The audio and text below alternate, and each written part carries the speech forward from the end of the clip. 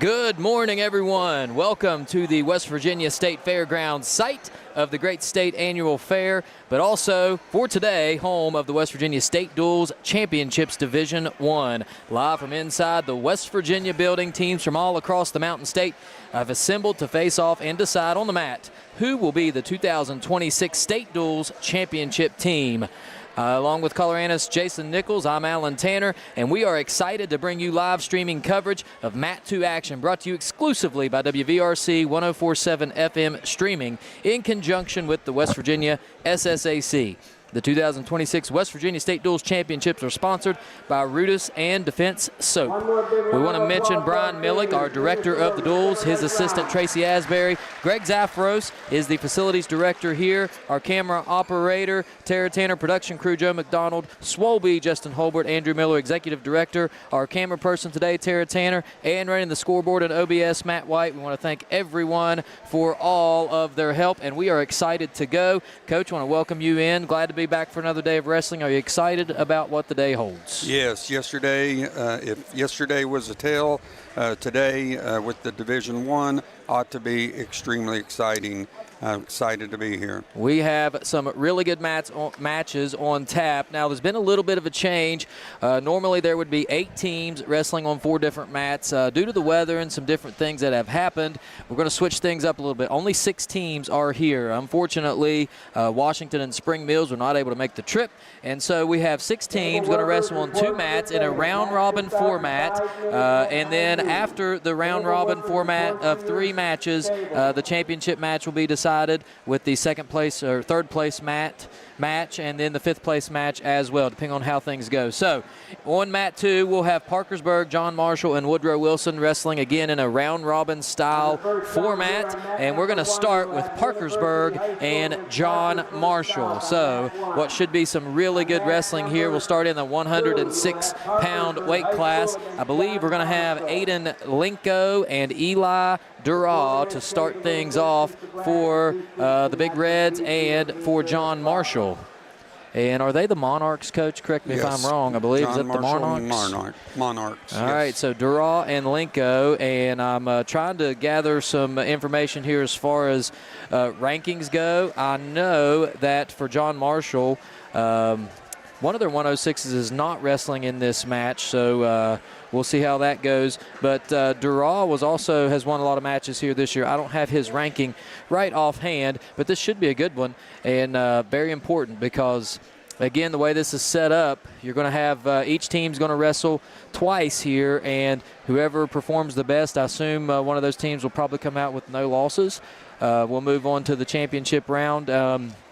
And we'll see how it goes. So it should be an exciting time here. We do have some sponsors. Before we get started here, as we're getting the official set up and some last-minute pictures taken, I want to thank all our sponsors. And, Coach, I know we have a few that we want to specifically mention. Let's see if we got time for that. Okay. First, we have iPacket. iPacket, born from the challenges faced by both car buyers and dealers in managing and accessing accurate information. iPacket delivers and complete and detailed vehicle documentation. This innovative solution places all the essential information that car buyers seek and dealers require directly at their fingertips, streamlining the process and enhancing accessibility. I did not know that. I'll be looking into iPacket. Absolutely. I like it. And then we have a very special sponsor here, the Tyler Sigler Memorial Scholarship Fund. Oh, yes. Tyler Sigler Memorial Scholarship was created to honor Tyler's legacy and to keep his memory alive by supporting student athletes who reflect the values he believed in. Tyler spent his high school years wrestling at Washington High School, where he graduated in 2014. He continued his wrestling career at Liberty University and was a member of the Liberty University National Wrestling Championship team. He was the assistant wrestling coach at Washington High School. We are grateful to everyone who has donated to the Tyler Sigler Memorial Scholarship. Thanks to your generosity, we were able to award bronze, silver, and gold scholarships to both the boys and the girls at this year's Tyler Sigler Elite Opener Tournament. Applicants were evaluated on academic achievement, volunteer activities, and an essay about what wrestling means to them. Wrestling teaches discipline, resilience, and mental toughness, and through their 500 to 750-word essays, wrestlers shared how the sport has impacted their personal growth and academic relationships and future goals.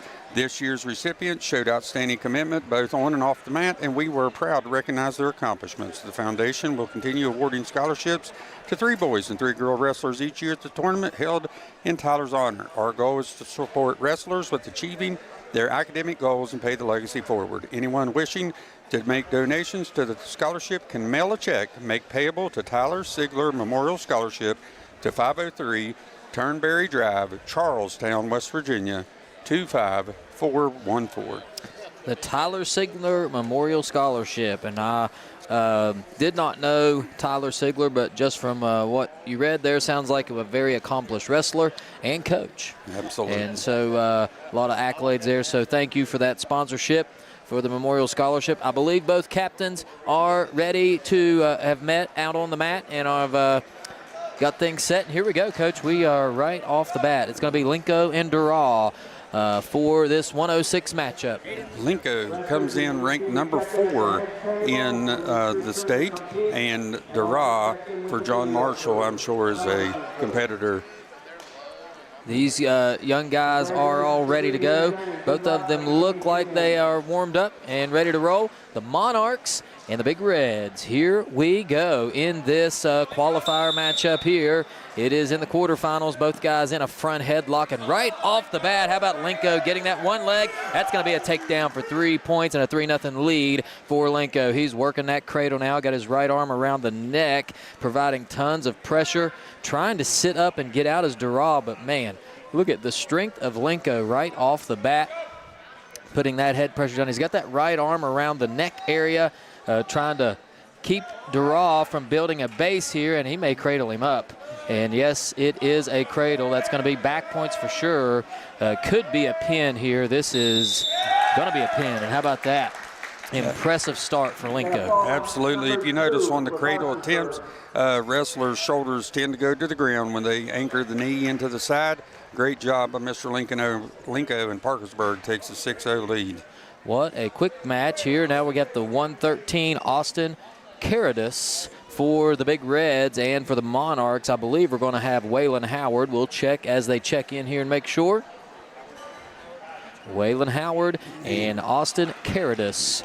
Caritas is ranked number 1 in the state. Waylon Howard for John Marshall here to see if he can upset young Mr. Caritas. Well, so Caritas, the number 1 ranked wrestler, this should be good. And for the Monarchs, if you're Waylon Howard, you got to be thinking offensively, I got to make a move, because you can't wait on one thing I've learned watching these matches this weekend. The ones who are really good at it are very offensive, very fast, and there you have it. Caritas has that single leg. He's going to raise it up. Now he lets it go as Howard fought out of there, and maybe we got an injury here as Caritas kind of stepped out, and I'm not sure what happened. He had the single leg in, and then he kind of just let it go and maybe got hit right in the face.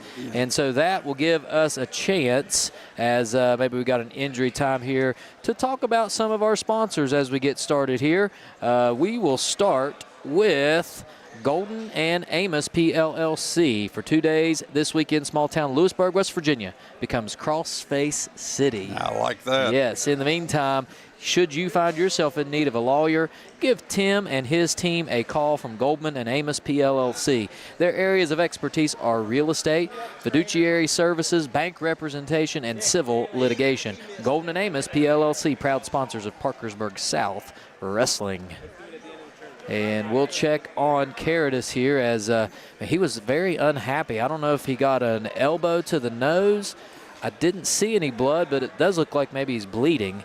So maybe blood time. And for those who may not know, each team is awarded so many minutes blood time. How many minutes is it, Coach? It's 5. 5 minutes, and that builds throughout the entire match, right? So, correct. So if he uses up 2 of those minutes here, then he'll have 3 minutes remaining. If you run out of blood time, you do forfeit the match. It is an injury default, absolutely. 6-point win. Yeah, that would be a big upset here for the Monarchs. I also want to mention, we talked about this yesterday, but Powell Electrical Service. Thanks to Ed Powell and Powell Electrical Service. Wrestler-owned, wrestler-operated, and with wrestler work ethic and integrity. Don't get shocked messing around with wires that bite. Call Ed. He'll get you right, and he'll do it safely. If you want it done to code and finished professionally on time, every time, you know who to call. Ed Powell. Ed Powell. Thanks, Ed. We appreciate all your support. Looks like young Mr. Austin Carradas, who, by the way, was second in the WSAZ tournament this year, has ended his blood time, and we're ready to get underway. All right, so Carradas back at it. Both guys neutral. Carradas and Howard. Howard looking to go on the offensive, and you saw what happens if you wait to make a move. I don't think you're going to get a mistake from Carradas with him being the #1 ranked wrestler, and there's a shot. Good sprawl by Howard to keep it at neutral. I don't know if he's going to be able to hold him off long. He's got a front headlock, unable to do anything with it. So that's 2 shots for Carradas. He's unable to connect to this point, and we're all knotted up at 0 here with about 1 minute and 10 seconds left in that first period. Both guys battling now for inside position, that front headlock and wrist control. Kind of a stalemated position here. Nothing happening to this point, and you can see how tense it has become. If you're not here, you can almost feel it in the air as both guys really looking for a victory. There's a shot by Howard. He's going to try to pull that right leg in. He's got him up in the air now. No control yet as Carradas grabs the wrist, the waist rather, and no control still to this point. And we are almost stalemated. What is Carradas going to do here? And it looks like Howard's losing control of that leg, and that could be trouble for Howard. Carradas has super tight control over that waist and that left leg of Howard. Howard tripods up now. Got to get his head up off the mat if he wants to get out of this position here.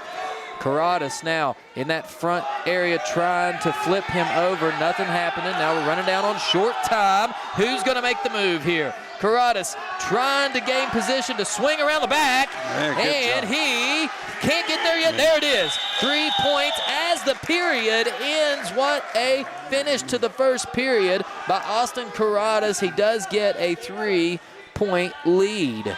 Yeah, Carradas did a great job moving there, and Howard, what an impressive first period. I know he's down 4-0 here, but Howard comes in unranked. Carradas ranked #1, and Howard is going at it. Almost finished a single leg. Carradas, obviously, with the experience and the opportunity, was able to get in there. Yep, it's actually 3-0, and Carradas with 3 points right at the buzzer. They did check the table. It was the points were awarded right before the time, so it's 3-0, and Carradas will be on top here. Howard elects to go to the bottom to start this second period. Now we're going to see Carradas go to work here, trying to get the legs in. Howard not allowing that to happen, keeping those knees closed. Going to try to build a base here. He's on his elbows. You see Carradas grabbing a hold of that right wrist, and without your use of your hands and your wrist, it's really hard to build a base here to get up off the mat. Both guys still fighting for position, and it looks like Carradas going for the cradle and nearly had it. Good job to roll out of it by Howard. Still fighting. Howard trying to grab the right leg of Carradas and spin out of it, but just unable to do so at this point as Carradas still controlling that head. Thought he was going to have a cradle for a moment, and now both guys are kind of stalemated. Howard in a decent position here if he can build back up on his base, but now this could be trouble. He lost the leg, and now Carradas going to work. You're going to see him put pressure down with his hips and try to force Howard on his back, and he is on his back. This could be trouble. He's got the leg pinned, and he's rolling over Howard, fighting relentlessly. What a battle from Waylon Howard here, not giving up. No back points awarded yet. We'll check and keep an eye on that as Carradas continues to put the pressure down. I believe a little bit of maybe blood. He may be bleeding again from his nose. I don't know if the official has saw it yet, or maybe I'm just not seeing that. So Carradas kind of looks up at the official and says, I don't have hold of anything, nothing illegal yet. He's got waist control now. He's got that waist locked with his right hand, and he'll continue to battle. Notice he's got that leg tied up, and we got short time here. Howard continuing to battle. Howard really needs to make a move here with being on the bottom is where you are most likely to score. He's over near the boundary. That is the end of the period, so no points. Not a bad job by Howard, but unfortunately he finds himself down 3-0. It's going to be tough here because I'm imagining Caritas will be down. Caritas is controlling wrist real good. Good job on Howard for constant action. So Howard impressive this match so far. Caritas to his feet immediately. Howard better break him down or he is going to get out of that. He's got the right leg hooked now. No, he doesn't have the right leg hooked, and there's going to be possibly a reversal. Caritas working for the reversal here. And you can see the strong legs of Caritas making it really tough for Howard to keep control. And this looks like we got trouble here for Howard, as Caritas now has a leg and a head, and he is going to try to roll him over. There's the reversal. 2 points for Caritas. It's 5-0. And now it's go time here if you're Waylon Howard. He's got to find a way to get up out of this. He's got 1 minute and 20 seconds to make something happen here offensively. And it's going to be tough to do because Caritas does a great job. He gets those legs in and then just starts turning. He's got good waist control. He's got a wing right now on that left side, and he's going to continue to crank on it. And Howard's going to have to get that arm free and get his head up off the mat. Again, really hard to get your head up when you don't have control of that arm. And he's going to, Howard actually, now he does get the right arm free. He didn't have either arm free there for a moment, and now he does have the right arm free, but man, that left arm is just tied completely up. Look at the strength of Caritas here as he just continues to push. Now he's going to push down on the head and crank on the right shoulder. You can see him relentlessly going to work. Now he's going to cradle him up here. I'll tell you what, Coach, how about the work of Howard on the bottom? He is not easy to pin. Yeah, if Howard has some real heart to him, he doesn't quit on the bottom, but he needs to find a way to score. He's got to get 2 takedowns to get this match. We're down to 10 seconds, so you know right now if you're the Monarchs, at least don't give up a major or a tech fall or a pin here, and do save yourself some points. As you can see, Caritas is kind of saying, well, I don't know what else to do here. He'll just stand up, and Caritas does get the win over Waylon Howard with a score of 5-0, and so that will give 14 points to the Big Reds of Parkersburg. And 3-team, right? Was it 5-0?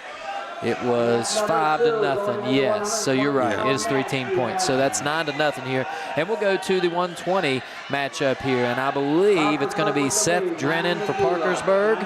We'll check and see. Seth Drennan and Nathan Hughes of John Marshall. Nathan Hughes of John Marshall. Nathan Hughes come in number 5 in the state. Seth Drennan, number 1 in the state. So we have a top 5 matchup between these 120 weight divisions. So I'm starting to see a pattern from Parkersburg, a lot of number 1 rated wrestlers, but this is not going to be easy because Nathan Hughes comes in at number 5. This could be a potential state tournament matchup that you'll see in about 3 weeks in Huntington. But how about battling it out here for a dual state championship? There's a shot by Parkersburg's Drennan, nothing doing. They'll battle it over there near the boundary now. Both guys acutely aware of where they're at here. Hughes tried to battle off Drennan now. Hughes is out of bounds, and Drennan just pushed him right out near the bleachers. They'll come back to the center circle and start one more time. Here we go, Drennan looking for an early entrance now, and Hughes had a shot there to kind of shuck him and go behind. Isn't able to do so. Now they'll continue to fight, and you'll notice Drennan has the right arm control here, and that's going to be trouble for Hughes if he doesn't find a way to get that arm loose. Battling near the boundary again. Now he does get the arm loose. There's a shot from Drennan. Good sprawl by Hughes, and it's out of bounds. Both guys will be neutral. They'll go back to the center circle. Coach, Drennan is the returning state champ at 106, and he placed 2nd at the WSAZs earlier this year. Now, the WSAZ is often, many say, I think most people would say, is a tougher tournament than the state tournament because you got kids from all over the state. There's Drennan, nearly had a takedown, out of bounds. Good job by Hughes. Yeah, you're right. To place 2nd in that tournament tells a lot, and he's moved up. He's gotten a lot bigger since last year, which naturally happens as you get older. There's a quick ankle pick by Drennan, and how about that? Just beat him off the whistle there, and Hughes goes down. It's 3-0, Seth Drennan. Now he'll work from the top. And here's where these good wrestlers really go to work and get comfortable. They work the younger weight class, I should say the lower weight classes, not necessarily the younger weight classes. The lower weight classes really, you'll see a lot of guys work those legs and get those legs in and go to work and make it really tough if you're on the bottom.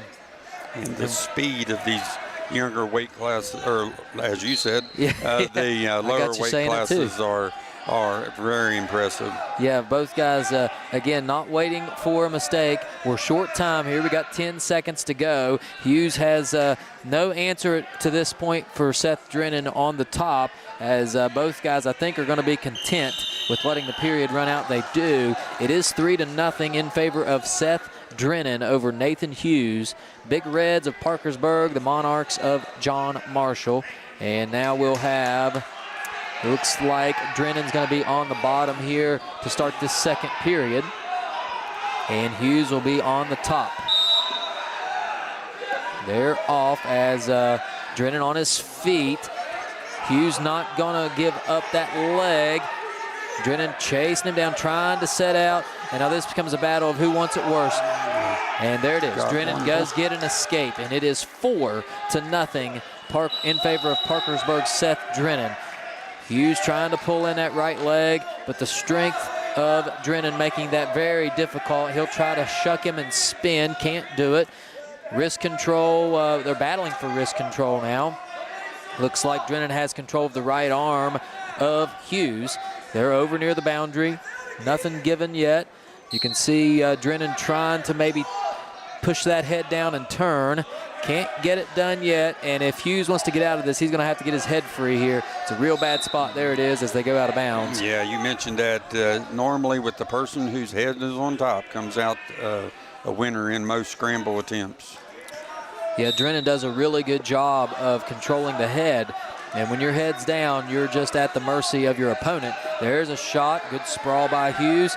Drennan is so quick on his feet, and a lot of times he'll go to shoot, and it's a level change reason. And check this out, Howard trying to sprawl out, maybe get his takedown of his own, as he has control of the head now on Drennan. Drennan trying to build back up a base here. They're right on the edge of the mat once again. Howard needs control of that right arm. If he gets his arm out here, he could have a shot, as he'll try to shuck and go. Now Drennan back to his feet, out of bounds. Hughes fell down for a moment. Crowd wanted maybe a takedown, aren't going to get it. And it's going to be neutral position here. 4-0 your score, 29 seconds remaining in the second period. Seth Drennan. It's evident that both of these wrestlers are top 5 in the state. Yeah, just a battle, and neither guy making it easy for the other. There's a double leg. Can't pull it in, though, as Howard wisely... Notice how he's aware of where he's at. He finds, when he gets himself in trouble, he does find the boundary and saves himself from giving up points there. Now, Howard going to take a shot here. Hughes trying to pull in that right leg. He's got good control of it here. But again, his head is down on the mat. We've got short time, and Drennan very wisely knows this and will kind of stalemate it here and look to get to the end of the period. There it is. There's the buzzer, and we'll head to the third period, the third and final period. Parkersburg's Seth Drennan up 4-0 on John Marshall's Nathan Hughes. Number 1, Seth Drennan. Number 5, Nathan Hughes. Hughes going to be on the bottom. This is really ideally where he wants to be in this position, trailing in the third period. Now Hughes going to try to sit, and you'll see Drennan breaks him down again with that right elbow. Now has the right wrist of Hughes locked up, and will try to pull and drag him down. Hughes trying to build a base here. He finally gets up to his knees. He's got to get his hands free if he wants to step over. Now Drennan rolls him back to the mat. He'll reach for that far side arm, and all right, here we go. Hughes is up to his feet. Now it's a scramble. Goes back down to the mat. Good job by Drennan to regain control there. No points awarded yet. We've still got 1:20 seconds on the clock. Hughes trying to build a base. Drennan does such an excellent job of breaking him down. Now he'll try to get his arm free here. We're nearing 1 minute remaining in the match. Yeah, Trent Hughes needs to stay long on the bottom, keep Drennan from getting the ball and chain there, hoping to find some tilts. Back to his feet is Hughes, looking to break loose. Now he turns, can't get there. They're right on the boundary again. Drennan back on top, has control of the leg, and he's got a right wrist as well. Two good points there to have. Now Hughes is in trouble here. He's got to find a way to get out of bounds, reset, do something because he's now down to about 32 seconds. He needs 4 points here. Hughes trying to escape, needs an escape and a takedown in a bad way. Drennan still has both feet in bounds. Now they'll stop it. And what do they call here? Out of bounds? Not sure what. Looked like both guys still had their. Drennan's both of his feet were inbounds. I don't know. They may have said stalemate, but I didn't see the signal. Okay, so well, either way, it does give Hughes a chance to regroup here. He's got 20 seconds. He's got to do something fast. He'll sit and turn again. He's up to his feet, but he cannot. Man, the waist control for Drennan is so good as he just makes it impossible. As we're running short on time and barring something crazy here, it looks like it's going to be a win for Seth Drennan. 4-0 your score, and there it is. That is the end of the match. 4-0 final, Drennan over Hughes, and another 3 team points for Parkersburg. Yeah, Parkersburg in this duel jumping out to, I believe, by my count, a 12-0 lead, which will bring us to the 126 weight division with the John Marshall having number 9, Clayton Piles Dugas, going up against number 3 rated wrestler C.J. Caritas, probably the brother, maybe cousin of Austin Caritas. Yep, C.J. Caritas, you say he's 3rd ranked? Number 3 in the state. Wow. Clayton Piles Dugas, Clayton Dugas, number 9 in the state. So another top 10 matchup here.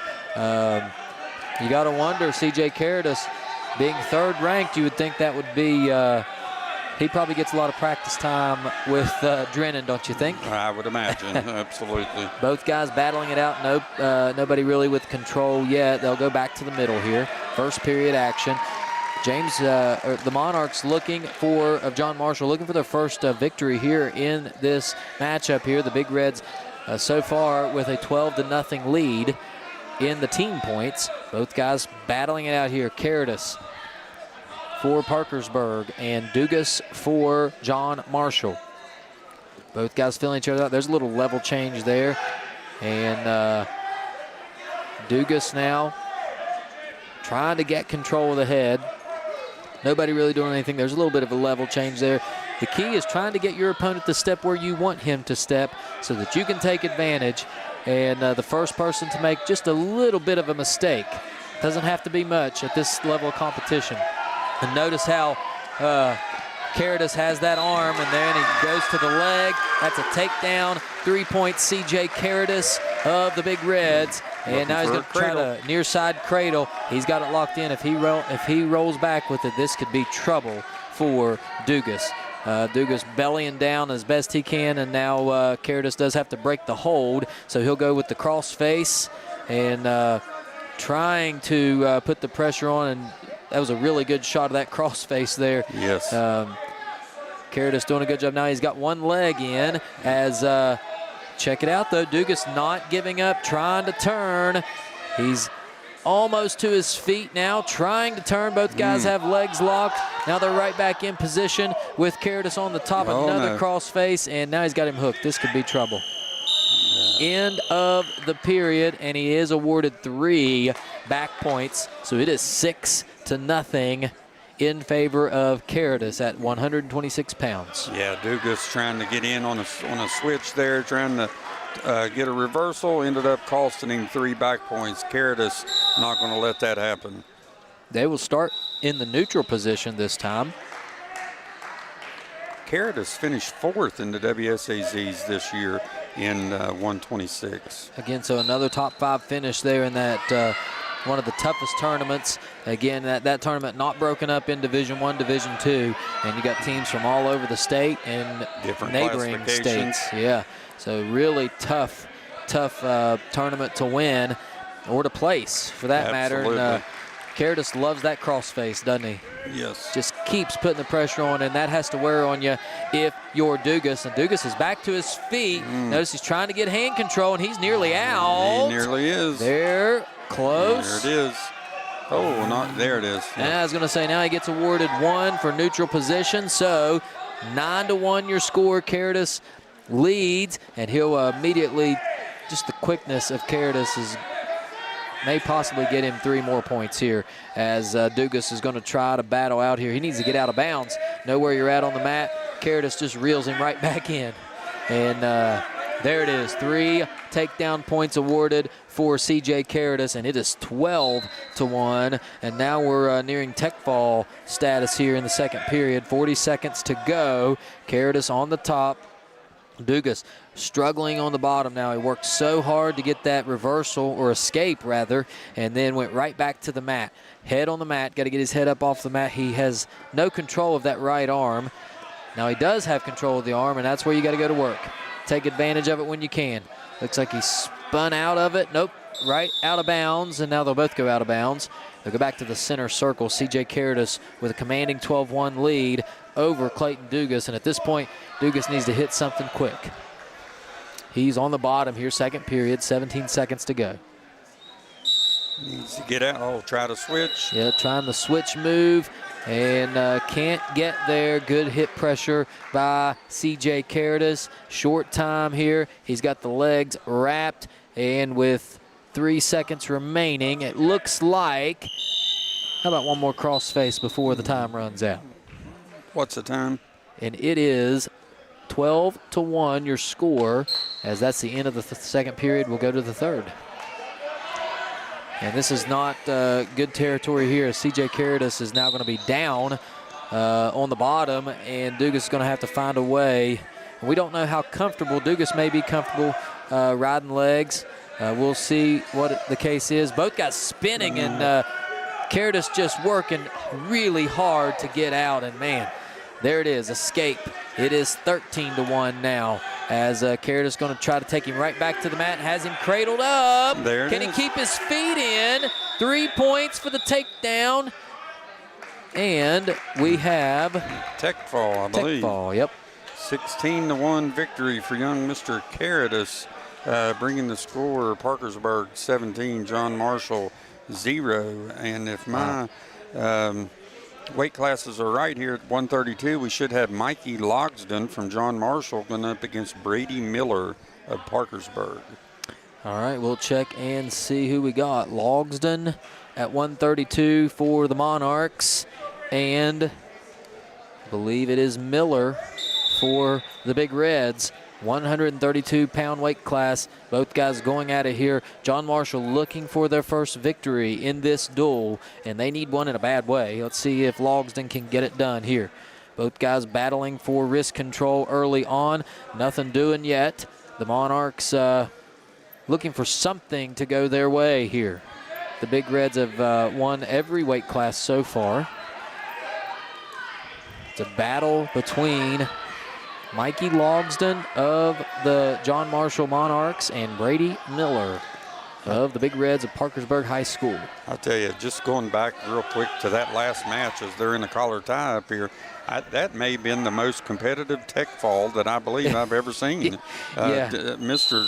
Dugas was, you know. He just relentlessly battled and battled and battled. And, Caritas a really good wrestler. And here we go. Logsden around the backside of Miller. Can't get control, however, and we're back to neutral here. No score, first period. We're under 1 minute to go. And they'll battle over here near the table, out of bounds, and they'll go back to the center circle. 0-0. Brady Miller of Parkersburg, Mikey Logsden of John Marshall. Both guys in a tie up here, head to head, literally forehead to forehead. No control yet. You can see trying to get inside positioning here and control of that wrist, and neither guy willing to give it up. They'll battle around in a circle now.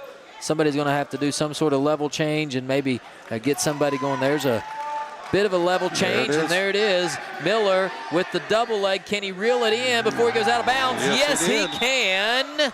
No, he cannot. No points. Neutral, and I knew it was close.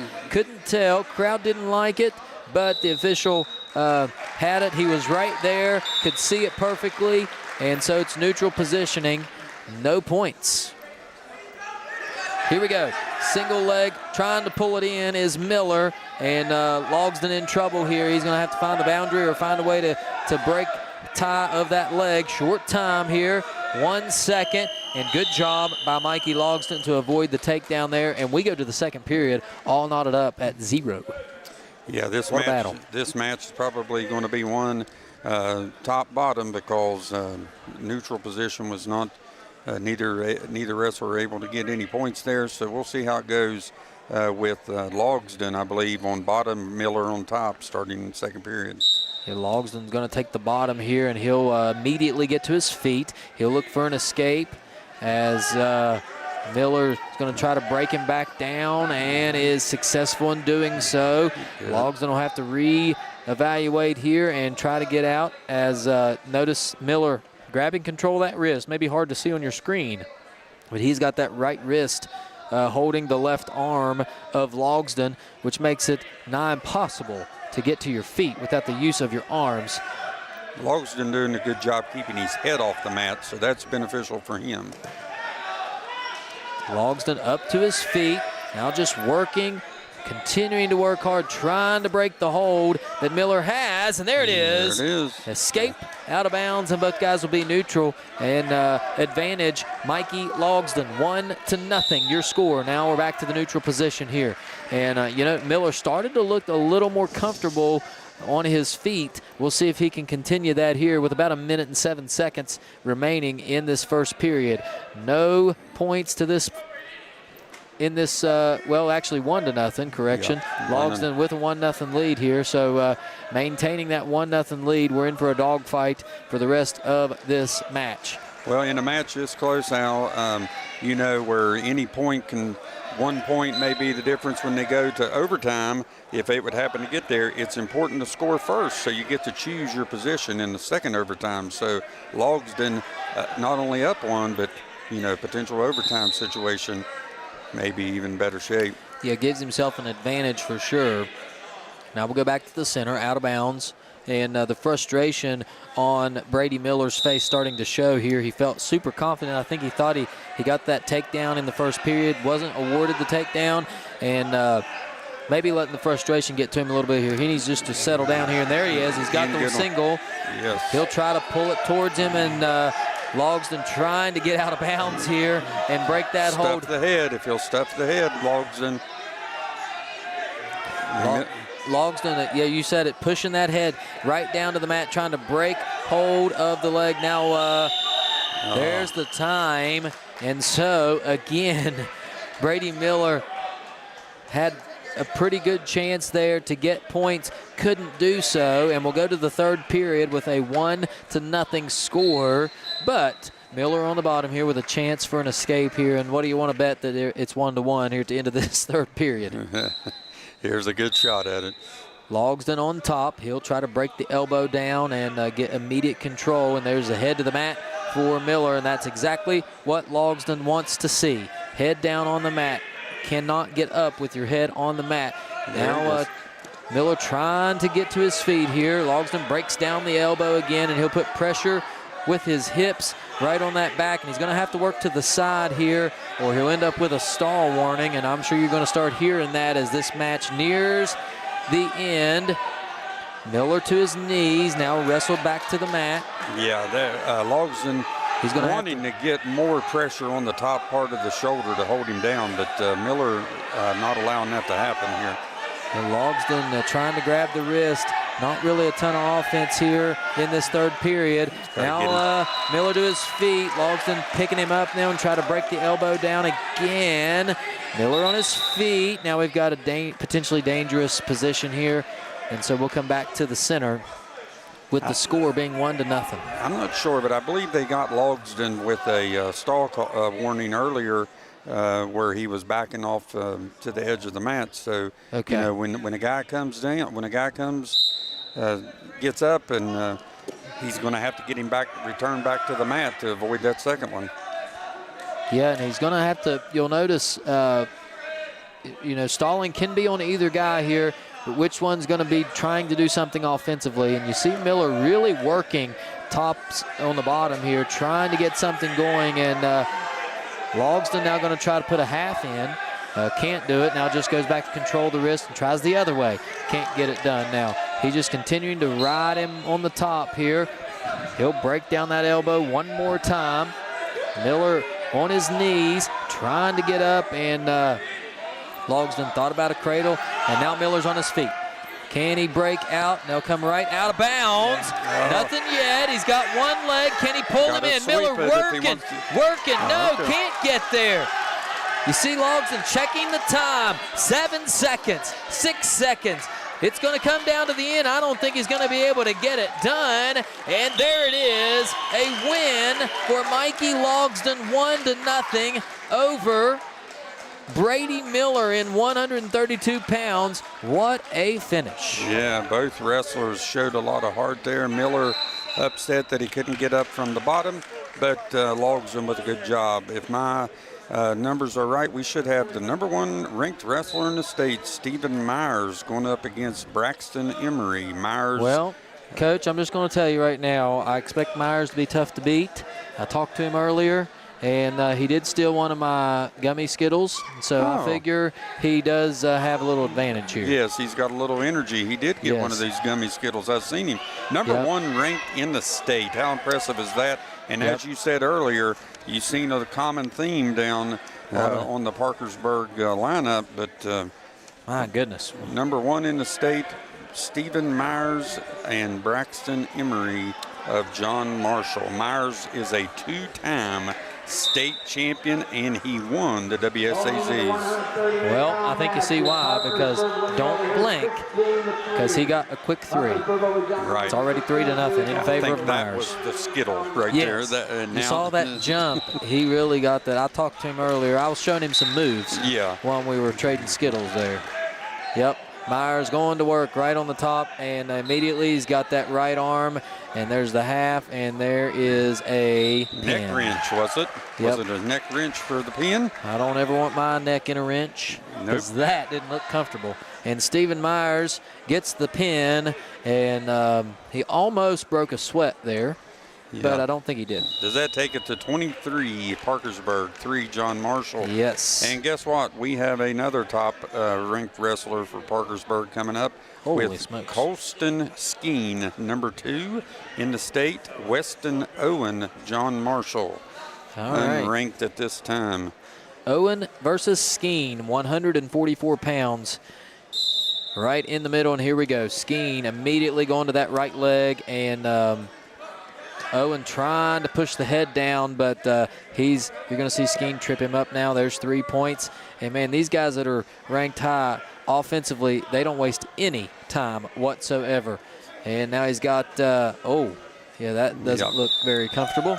Yes. That's a pin. Skeen, Al, showing why he is a state champ. He was the 126-pound state champion last year, and he was 4th this year at WSAZ. So Skeen obviously knows what he's doing. So who we got next? That brings us to 150. Caden McDonald, if my notes are right, the #2 ranked wrestler for Parkersburg. Bryant Morgan for John Marshall. All right, so Morgan versus McDonald. And John Marshall getting into the territory here. If they want to move on and try to get a team championship, they're going to have to find a way. And this could be trouble because he's almost cradled up already. McDonald now releases it. He does get 3 points for the takedown. And he's on top now. He'll go for a crossface. He'll pin that arm back behind. And now just lean on him with pressure. Nothing yet. You see McDonald doing a good job of keeping his arms free of McDonald. McDonald is back-to-back. Uh-oh, there's the cradle. Back-to-back third-place finishes in the state. He needs to get that knee in the side. Got the pin there. Parkersburg starting to jump way out in this duel. And guess what, Al? #1. #1, Dominic Way, Parkersburg. versus, I have Riley Williams at 157. Dominic Way, number 1, Parkersburg. Riley Williams, John Marshall. Well, that is correct. And Williams will try to last a little longer than his last two teammates here. We'll see if it can happen, as Dominic Way is already got 3 points and may have a pin right here, as he'll continue to push that shoulder down, and that's trouble. Hip pressure. There's the pin. Way, 138-pound state champion last year with a win. My heavens, Parkersburg. But look, watch here, Coach, at 165, the number 5 ranked wrestler, Kai Johnson, for John Marshall, going up against Braden Stevens. All right, so Kai Johnson, it ranked in his own right here, will face Stevens. Stevens, Parkersburg is the name I have. So here we go. We'll see if John Marshall can get on the board. At this point, they're just looking for anything positive here. They do have 3 team points, but need something to go their way here. And Stevens looking to continue the momentum for the Big Reds. Nothing doing yet. Both guys trying to maybe a little level change there. Get your opponent to step where you want them to step and then attack. There's a single leg up and under, and there it turns it into a double, and there's a takedown for Braden Stevens. Stevens with 3 points, and now he'll be on top, and he'll control this match, as Johnson is going to have to try to find a way to get up, and without the use of that right leg, going to be trouble. Here we go. It is, you hear some noise over there on mat 1. We got something going on over there, and we got a good one in our own right here, as we got a potentially dangerous situation. And so we'll come back to the middle. It is 3-0 in favor of Stevens. 3-0 in favor of Stevens. Stevens on the top now. He's got good waist control here. Will break down the elbow of Johnson and attempt to turn him. Johnson doing a good job here of working, but you see Stevens has that right arm pinned behind his back, and you are not going to be able to get up if you don't have the use of that right arm, as he will try to control it. Stevens, good waist pressure. Now really nothing happening for either guy. He's got a baseball bat grip on that right wrist here, 2 hands. Now he lets go of it, and he's got nothing really happening here. We'll see both guys just trying not to, Johnson trying not to go to his back. Stevens trying to put enough pressure on him to roll him here. He's got both hands on that arm behind his back. And now he'll hook the leg as well. Short time here, and we got another potentially dangerous move. And so we'll come back to the middle. Johnson down 3-0 here in the first period. Short time here, about 12 seconds to go before the end of the match. A quick roll and nearly an escape. Stevens trying to keep him right there. They go out of bounds. Stevens knew he was almost going to lose him and just chased him right out of bounds. I tell you, Johnson trying to get up, doing a good job keeping his head off the mat. Johnson trying to build a base to get to his feet. The strength of Stevens making that very tough. What's that, make it 3-0 Stevens? Yep. It is 3-0 Stevens. We'll start the second period, and it looks like it's going to be Johnson on the bottom. Our team scores sitting at 40-3 in favor of Parkersburg, so they're right now well on their way to victory. Stevens now has that back leg. Now he's going to crank that arm, and you notice that's a common theme. These Parkersburg wrestlers, they push that arm all the way behind their back, and there's nothing you can do when you don't have control of that arm. My arm hurts looking at that. Yeah, yes, and now Stevens will try to keep control, as Johnson not going to give up easily. He does have control of both arms here. Now he's on his knees, and it looks like Stevens going to be content with letting him up here, and they'll just go from the neutral position. So 3-1 your score.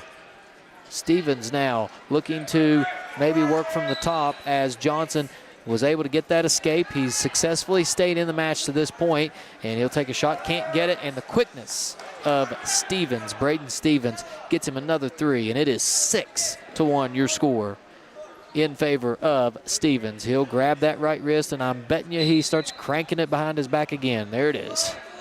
He'll crank it all the way back, put pressure on that shoulder, and there is nothing that Johnson's going to be able to do if he doesn't get hold of that arm. He will try to turn and build a base, but notice how Stevens not only has the left arm, or the right arm of Johnson, but he's also got control of that leg.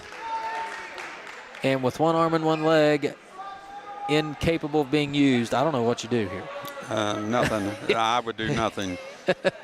Yeah, Stevens going to continue to push that arm back. Now he's just going to ride him on the top here. And we got short time, 11 seconds. And I'm wondering at what point that official right there monitoring it closely, someone has to make an offensive move. And we've wounding down the time. That is it. And it is 6-1. And looks like it goes choice to Stevens, and he's going to choose neutral. I'll tell you one thing, Al. Parker Woods is normally the 165 for Parkersburg. For Parkersburg, and you can see why Stevens is what he is, because Parker Woods, being a ranked wrestler, Stevens must be really getting some work in the mat room. My goodness.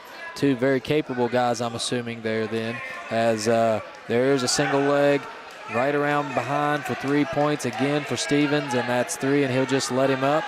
And we'll go right back to it here. It is 9-1 now. Stevens starting to exert his will right here. 9-2, correction, as he does allow an escape. And they're right on the boundary here as Stevens will. He gets that little glitch in movement from Johnson and attacks as they'll battle it right out of bounds here, and we'll go back to the center. Yeah, Johnson needs to avoid going straight back to the bounds line. It gets his back to the boundary there, and there's nearly nothing he can do as Stevens has him right where he needs him. Both guys battling from top position here. Looking for arm control. Stevens tries to pull his head down. Now he'll shoot for a single. He's got it, and he gets his head out. That's 3 more points. It's 12-2 now, and with 46 seconds to go, Johnson's in trouble here. He's got to find a way to make something happen. Stevens putting pressure on his back and his head, and he may end up giving him another point. Yes, he does. That's 1 escape point, 3-12, your score, and I believe Stevens is going to go back to work. And how about one more takedown?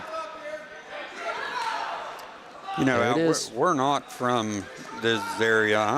I'm starting to wonder if this isn't Parker Woods. Well, again, another takedown by who we have as Braden Stevens. Right. I don't know. And he's going to continue to go to work again and crank that arm. And Kai Johnson puts up a good fight, but can't do anything else, and that is a major decision, was it not? Yes. So that should take it to 46-3, if my calculations are correct. And we'll check these next 2 guys here to see if we have the right names. I have 175, number 10 ranked Tyreek Glover of Parkersburg, and Samuel Goldbaugh of John Marshall. Goldbaugh and Glover. Glover ranked 10th in the state. All right, we're set to go. Getting everything ready at the table here as they'll check the names and make sure we got them right.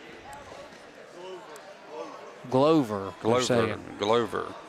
All right. Tyreek Glover, number 10, and Samuel Goldbaugh. All right, here we go. Parkersburg. How about that ankle pick right off the bat here for Glover? And he just immediately gets 3 points. They must not realize we have to get our scoreboard set up here before they get points. They immediately get the takedown. 3-0 your score. And Goldbaugh trying to get a reversal, can't do it. They'll go back to the center. Glover with an early 3-0 lead. 175-pound weight class. Here's where your linebackers come from. Yes, that's what I'm looking forward to. All right, there's an escape for Goldbaugh. It's 3-1 now, as Glover will try to, he's got his back right in that boundary area. Both guys fighting over towards the edge. Looking for inside position here. Nothing doing yet. There's a quick shot by Glover, and he's got one leg. He'll try to turn it into two, and he successfully does. That's 3 more points awarded for a takedown. Parkersburg High School. Tyreek Glover.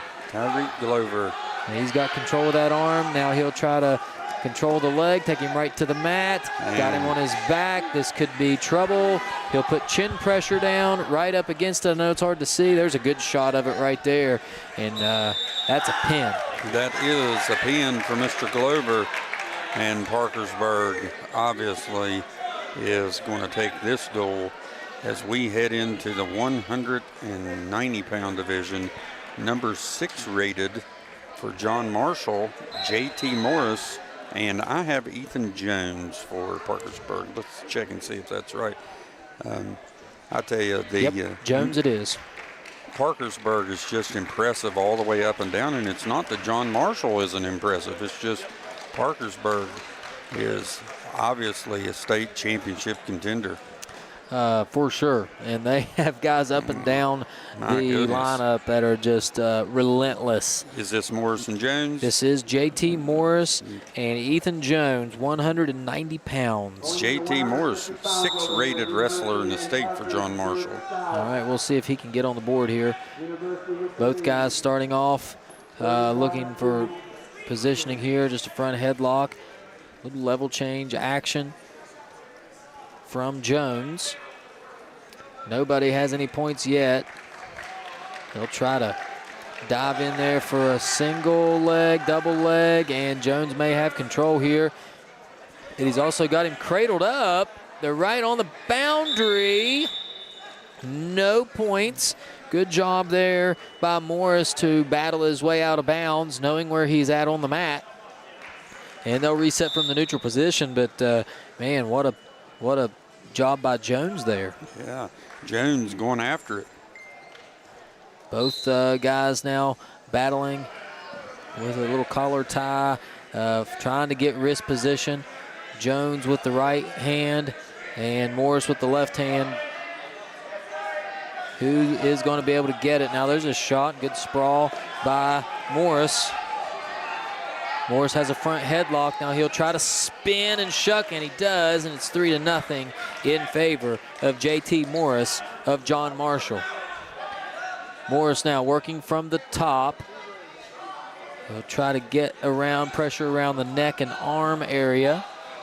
Looks like he has I can't tell what he has there, but maybe looking to set up a cradle.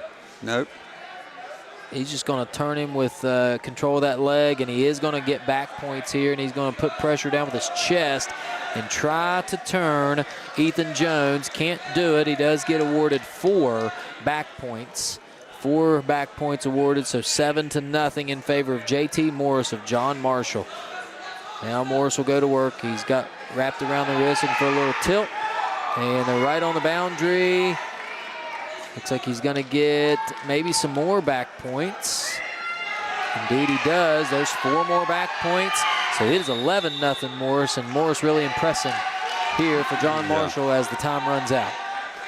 I tell you, Jones, you know, as we talked about earlier with Carrodus and Dugas, a very competitive match for Mr. Jones here, even though he's not up on the scoreboard. You are correct, 11-0, but very competitive. 2 really strong kids that are going at it, and Morris has the wing. Now he'll just roll him over for a little tilt. Can't get it to go. He'll go back 4 more back points, and I believe that is a tech fall. That will be a tech fall, and John Marshall will get 5 points there, bringing the total, I have it, 52-8. Is that what it is? I believe you're correct. 52-8. We should have, Al, the number 9 ranked wrestler Gavin Myers of John Marshall here in 2:15. going up against Adam Elder, the number 8 ranked wrestler. 8 versus 9. Elder. All right, so Myers and Elder. Yeah, these guys probably being close to each other have wrestled before. Here we go, 215 pounds. And how about the quickness from the big fellas? My heavens. And they'll, it looks like Elder looking for maybe a cradle. Yeah, right you don't normally cradle the 215s, but go for it, Mr. Elder. Yeah, a lot of times you'll see there's a near side cradle, and he got it wrapped up, and he may have a pin. He does have a pin. How about that? Adam Elder, quick pin. And Adam Elder thought he was wrestling me. Yeah, Gavin Myers looked a little uncomfortable there. Yeah.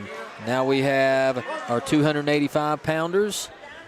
I have Levi Clegg of John Marshall and Zach Medina of Parkersburg. I believe that's who we have. And so Medina and Clegg will finish it off here for this duel. Both guys at 285-pound weight class battle it out here. And Parkersburg will be the team to move on, or to get a win here. I shouldn't say move on yet, because we don't know how it's going to play out. But they're going to get a victory over John Marshall, and Medina trying to finish it off here. But Clegg not going to go away easy, so we'll see what happens. These bigger weight classes, you'll see a lot of Greco-Roman style. They like to throw each other, do a lot of upper body things. It almost looks like nobody's doing anything, and then they get their feet in the right position, and then they'll throw the other, and you'll know it when it happens. As you see Medina trying to get that hook underneath the elbow. When he does, he'll just try to toss him. He's got inside position here, and Clegg better get those arms loose, because if he don't, this could be trouble. You see he's got hands locked there, trying to keep Medina from being able to flip him, and now we'll see Medina trying to turn him here. Can't get the body, and Clegg's going to try to reach out a leg and maybe trip. Oh. Medina's going to return the favor, and he will trip him, and there it is. But he might have flipped himself. No, we're still in neutral spot. How about that? And Clegg going for the cradle. Now he's got a front headlock. He let loose of the leg. They'll chase each other. Now we're just back to neutral. What a battle. Clegg and Medina. Clegg for John Marshall, looking to finish this duel off strong. Medina for Parkersburg, trying to continue the success they've had as a team. Medina had inside position there and almost flipped him over on himself, and you'll see that sometimes these guys will get that momentum going and they'll turn them too far and go right down to their back. Here's a little cowboy action here. And now Clegg has a leg, and this could be trouble for Medina, as Clegg just going to pull that leg towards him and keep pulling it towards him and see how much. Now he lets it go. Yeah. Short time here. Clegg has him locked around the chest. Will try to turn him. There it is. He's going to get awarded 3 points for Levi Clegg, and now he's got him on his back. This could be back points, and this could be trouble for a pin. Oh, did time save him? We'll check it. Yes, it did. 4 back points, so it's 7-0 Levi Clegg. And that's how the period ends. I tell you, Medina saved by the bell there. Yes. Man. What a finish. And, you know, it looked like Medina was in control of this match, and then suddenly Levi Clegg comes out right at the end and finds himself up 7-0. So we'll see what happens here. Now we've got each other down on the mat. Clegg's got tight waist here, as Medina builds back up to his feet, and the power of Levi Clegg just whips him back to the mat, breaks him down, and now he's got a cross face here, as he'll look to control the arm and put a power half in maybe. Can't get it yet, and now he'll go back to the cross face here. Good shot of that cross face, and nearly knocked the headgear of Medina right off his face. Yeah, Clegg is a little shorter than Medina, center of gravity a little lower. Both guys battling here, and you can see once you start to get tired, it becomes really tough in this position, as Clegg will put pressure down on the head and try to turn him, but man, Medina is so strong that he's not going anywhere unless he wants to. Now he builds up to his knees. Medina trying to get back to his base, as Clegg will try to roll him forward, can't get it done. And now Medina slowly building that base. He'll try to put one leg up. Now he's on his feet. Here we go. If he breaks the hold here, he'll have a an escape, and there it is. All right. 1 point escape for Zach Medina. Medina back in business. 7-1, and at this point, regardless of the score, you just don't know, because once these guys get battling here, second period, about 37 seconds left in the period, they'll start to flip each other over, and it just takes one roll to get a takedown and back points here. Both guys fighting now. Clegg's got one arm inside, Medina the other arm on the inside here. Nobody really has control yet. Right over towards us. Referee in our way. Yes, as there goes Medina down to a leg, but he flips him over on himself. Here is Medina. He's got him on his back and a pin. He got it. Medina back in business. What a finish. Zach Medina comes all the way back from 7-0 and gets the pin for Parkersburg. What a finish. I'll tell you, Clegg had the match where he wanted him. Medina says, I get out on the escape attempt, and was able to take him down and pin him. 64-8 is what I have, if my math is correct. Parkersburg. And Al, guess what? We get to watch them again. Ah, yes. So up next, Parkersburg will face off against Woodrow Wilson in this next matchup here. And in match number 2, following that will be John Marshall and Woodrow Wilson. So we'll get to see John Marshall will take a little break here, and then they'll come back for duel number 3. We'll take a quick break here and let both these teams get set up here. But before we do so, we want to again thank all of our sponsors, because without them, we would not be able to do this. And I know we have several places here that have sponsored, and we got some specific ones that I believe were even for team sponsors here, and one of those being iPacket. iPacket, born from challenges faced from both car buyers and dealers in managing and accessing accurate information. iPacket delivers complete and detailed vehicle documentation. This innovative solution places all the essential information that car buyers seek and dealers require directly at their fingertips, streamlining the process and enhancing accessibility. And also, Coach, did you know this? Peer Solutions Behavioral Health. If you or someone you know is battling addiction and wants a team to help overcome, don't hesitate. Reach out. Incredible reformation and recovery stories right here in Parkersburg. Thank you to Richard Walters and his team for all they do, not only for the community but statewide. We are appreciative of your generosity and support of this great event. Peer Solutions can help you get on the path and stay on the path to freedom from addiction.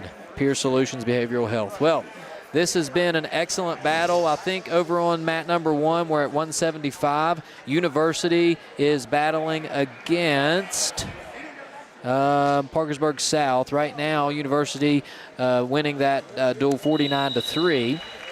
We will take a very quick break here, and when we come back, we will have, as we said, Parkersburg and who did I say it was? Parkersburg and Woodrow Wilson. Woodrow Wilson, that's correct. All right, we'll be right back. Stay tuned.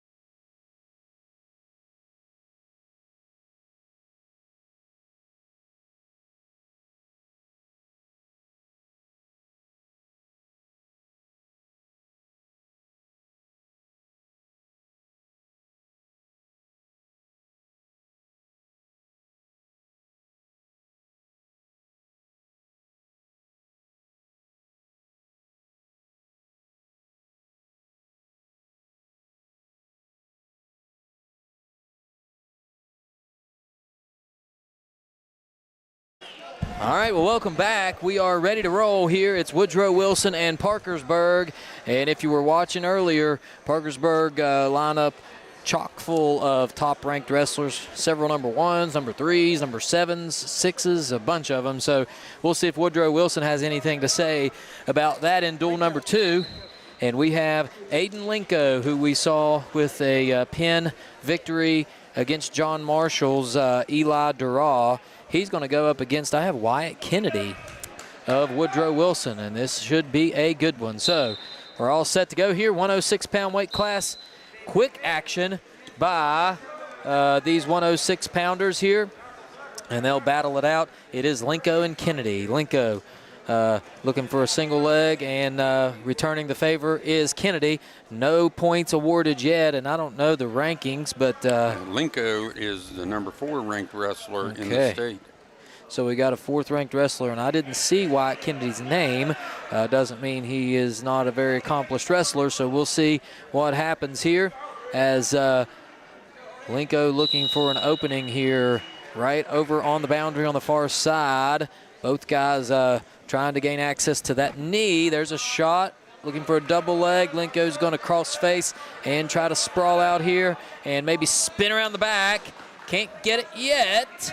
Right near the boundary, and there it is. Linko for 3, and he's going to try to cradle him up, put that head right into the rib cage, and he's got him again.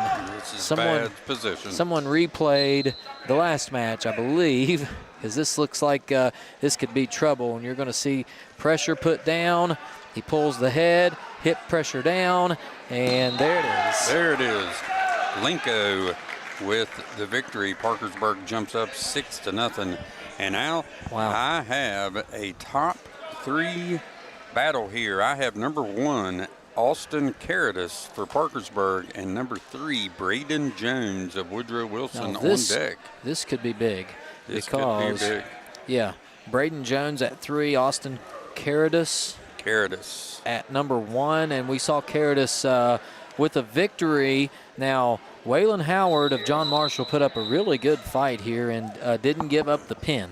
Right. And so it'll be interesting to see. And notice something about Jones. He's a different style of wrestler. He's very long and tall. Yes. And for 113 pounds, I imagine we will see he likes to ride legs and try to put moves in. I would think so.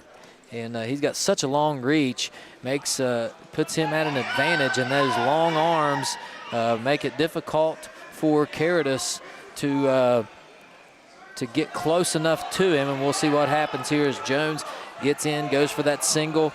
Caritas gonna try to sprawl out here and use the strength of his legs to try to battle out. And Caritas has an ankle here. Looks like he's got the left ankle of Jones, and they will try to find a way to take advantage. And now Jones has him picked up over his head, and he will see if he can roll him over here, but he can't get his head loose. If he gets his head out here, it's trouble for Caritas. Yeah. Jones, a runner-up last year in the state tournament. Impressive stuff. And Jones now is going to try to turn him, and there it is. He's got to get his leg out here, as Caritas still has control of that leg. And now Jones will grab around the neck here and will torque a little more as we're under 1 minute to go. No control yet. Both guys fighting hard here.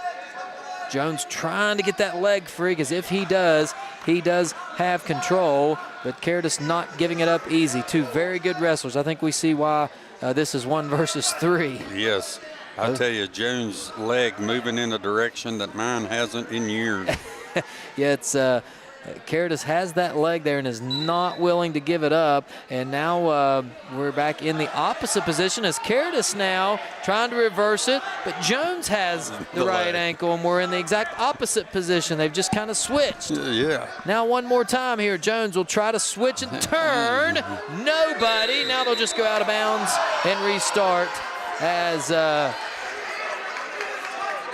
Parkersburg's head coach has a clarifying question for the official. He thought his one point of emphasis on the mat was elbow. Referee doesn't look like he's seen it, if that was the case. So we will have neutral position, nothing to nothing. Braden Jones of Woodrow Wilson and Austin Caritas of Parkersburg High School both going to battle now. And Jones trying to get out of there. That is time, and that's how the first period ends. All knotted up at nothing apiece. You would expect two top-ranked wrestlers to end the first period 0-0, and Jones looks like he will start on bottom in the match. We'll get underway here. Yeah, Jones, again, such a tall wrestler, and he is very difficult to do anything with because of his length.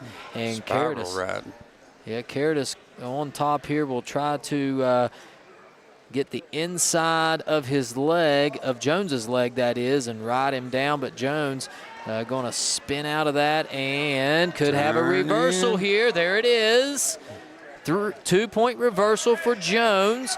And now looks like Caritas will try to get a reversal of his own as Jones has controlled legs. Now he has to let him go, and it's 1-point escape for Caritas, and now he'll go right to it and could end up with a takedown. Yes, he does. So Caritas with 3. And so it is, what is the score here? 5. I think it's 4-2? Should be 4-2. Yes, 4-2 your score, because we had an escape and a takedown for Caritas and then a reversal for Jones. That's correct. 4-2. Caritas has the arm. Now Jones back to his feet here, almost in a good position here to get an escape if he can break the hold of Caritas. Caritas will try to just pick him up and put him back down on the mat. Both guys going out of bounds here, and we'll come back to the center. It is 4-2 in favor of Austin Caritas over Braden Jones, and Jones will go back down to the bottom here with just under 50 seconds remaining in this second period. Jones on the bottom now. He will try to build a stance here as Caritas has that right leg of Jones and will try to pull that ankle along with the left wrist. Nothing happening so far. Now Caritas will try to control that left wrist one more time as Jones balls up on his knees here and will try to Granby roll right out of it. Can't do it. And Caritas continuing with control. Jones for a moment. Looks like he can almost get out of that, but can't quite find an escape as we are down to 10 seconds here. Jones looking over here, trying to figure out how much time he has, and I believe both guys are going to be content to let this one run out, and we will go to the third period with a 4-2 lead for Caritas. I believe that Mr. Caritas picking bottom, and I'm not sure that no, he's going to give him an escape. He doesn't want to be on bottom. I was going to say, I would not. I imagine Braden Jones very good from the top position with that length. And now we've got a injury. I'm not sure what happened there as Caritas maybe went over there and is pointing at his finger. Don't know if something happened, if it popped out of joint or what happened here. And so, I'll tell you what, let's take a moment here and thank some of our sponsors as we do this. How about Elite Land Acquisition? Elite Land Acquisition partners with developers nationwide to secure land from strategy to execution. Backed by decades of experience, Elite delivers when land is the missing piece. Call Adam Anderson at 304-210-3938. Elite Land Acquisition, a sponsor of this state duels tournament. We appreciate them in the university high school sponsorship there. Back into the action here. Looks like Mr. Caritas able to get his finger taped up. And they're back at it here as Jones gives up a takedown here. Caritas with 3 more. And so that takes our score to 8-2 as Caritas in control here of Jones. And we've got to be careful. Caritas will put himself on his back, trying to flip Jones here. Can't get it done. And now Jones will try to build back up, get an arm loose. And battling for position here. Both guys in the 113-pound weight class. Number 1, Austin Caritas. Number 3, Braden Jones. Battling it out. Jones trying to build a base. Caritas with that left leg. Now he'll drive the knee. Nothing doing here. You see Jones has control of the right leg of Caritas, and he'll try to get his head out and get a reversal of his own. And almost there, can't quite do it. And now I believe the finger wrap came off of Caritas' hand, and he'll be injured again. He's got something going on with that finger over there. I'm not sure what it is. I'll tell you one thing, Al. You'll notice all of these Parkersburg wrestlers, when they are on top, they will grab an arm, and they're holding on to it. Parkersburg doing a good job with that. Yep, and I'm not sure what's happening. They're going to wrap his entire hand at this point. Yeah. But something with a finger, and you can tell as soon as that wrap came off, he was in a lot of pain. Looks like they've got it taped up now and ready to go, as he's got something on his left hand there, his last two fingers, really giving him fits. So we'll reset here. 47 seconds to go in this match. It's 8-2, Caritas leads, and Jones is on top here where probably he wants to be, and he'll immediately get a leg in, and now he'll go for the banana split. He better get him back down. If he rolls back over and he can't get it, now he'll wrap the leg again, and can't get it in Watching leg yet. wrestlers is an impressive feat. Yes. Jones trying to stay in control here, but Caritas works so hard and does a great job of Still hasn't gotten it. he's got waist control here. Jones trying not to give it up. There is the reversal. So 2 points, Austin Caritas. He is in control now at 10-2.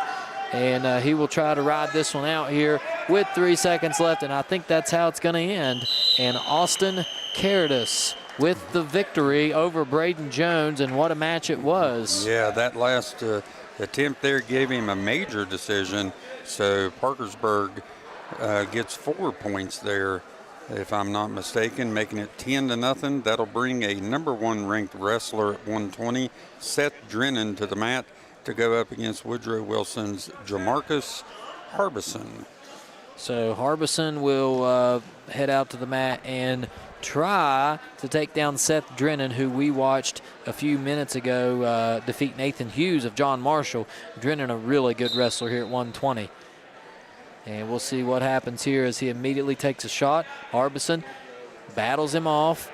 Now they're back to their feet right along the boundary here. Both guys looking for position. Now they're out of bounds. Neutral position. They'll go back to the middle. No control yet. And here we go. State champ Drennan. Yeah, Drennan was it at 106, I believe you said? Last year was a state champion? Yes, 106-pound state champion last year. So been well seasoned in wrestling in some tight matches here, and he gets a takedown of Harbison, and this could be trouble. Not only will he get 3 for the takedown, he may get back points here. We'll check and see. Yep, he gets 4 back points. It is 7-0 your score. Harbison trails, and he's on the bottom. He's got to find a way out now. Drennan really good in this position here.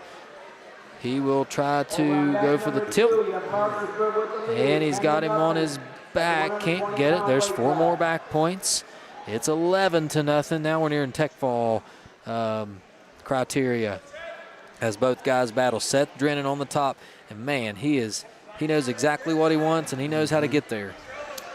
And if he can get the half in just a little bit deeper, he will get there. He is driving Harbison on the mat. He's got a leg, he's got a half in, can't get it. Harbison doing a good job of battling it off here, and he needs to find a way to stay alive and get some offense going here. There's the backside tilt. Nothing yet. 11-0 your score, 21 seconds. It's an eternity if you're Harbison, as he has to somehow stay alive here for the final 15 seconds. Short time. Drennan on top, leading 11-0, and he will maybe ride this one out here as they're right on the boundary, and that's the time. So Drennan doing what he does best early on, 11-0. And looks like it's going to be, we'll see who's down first here. I imagine. Who won it? I believe it's Red's choice. Oh, is it? He'll probably. Defer. It's going to defer. And so we got the official coming over.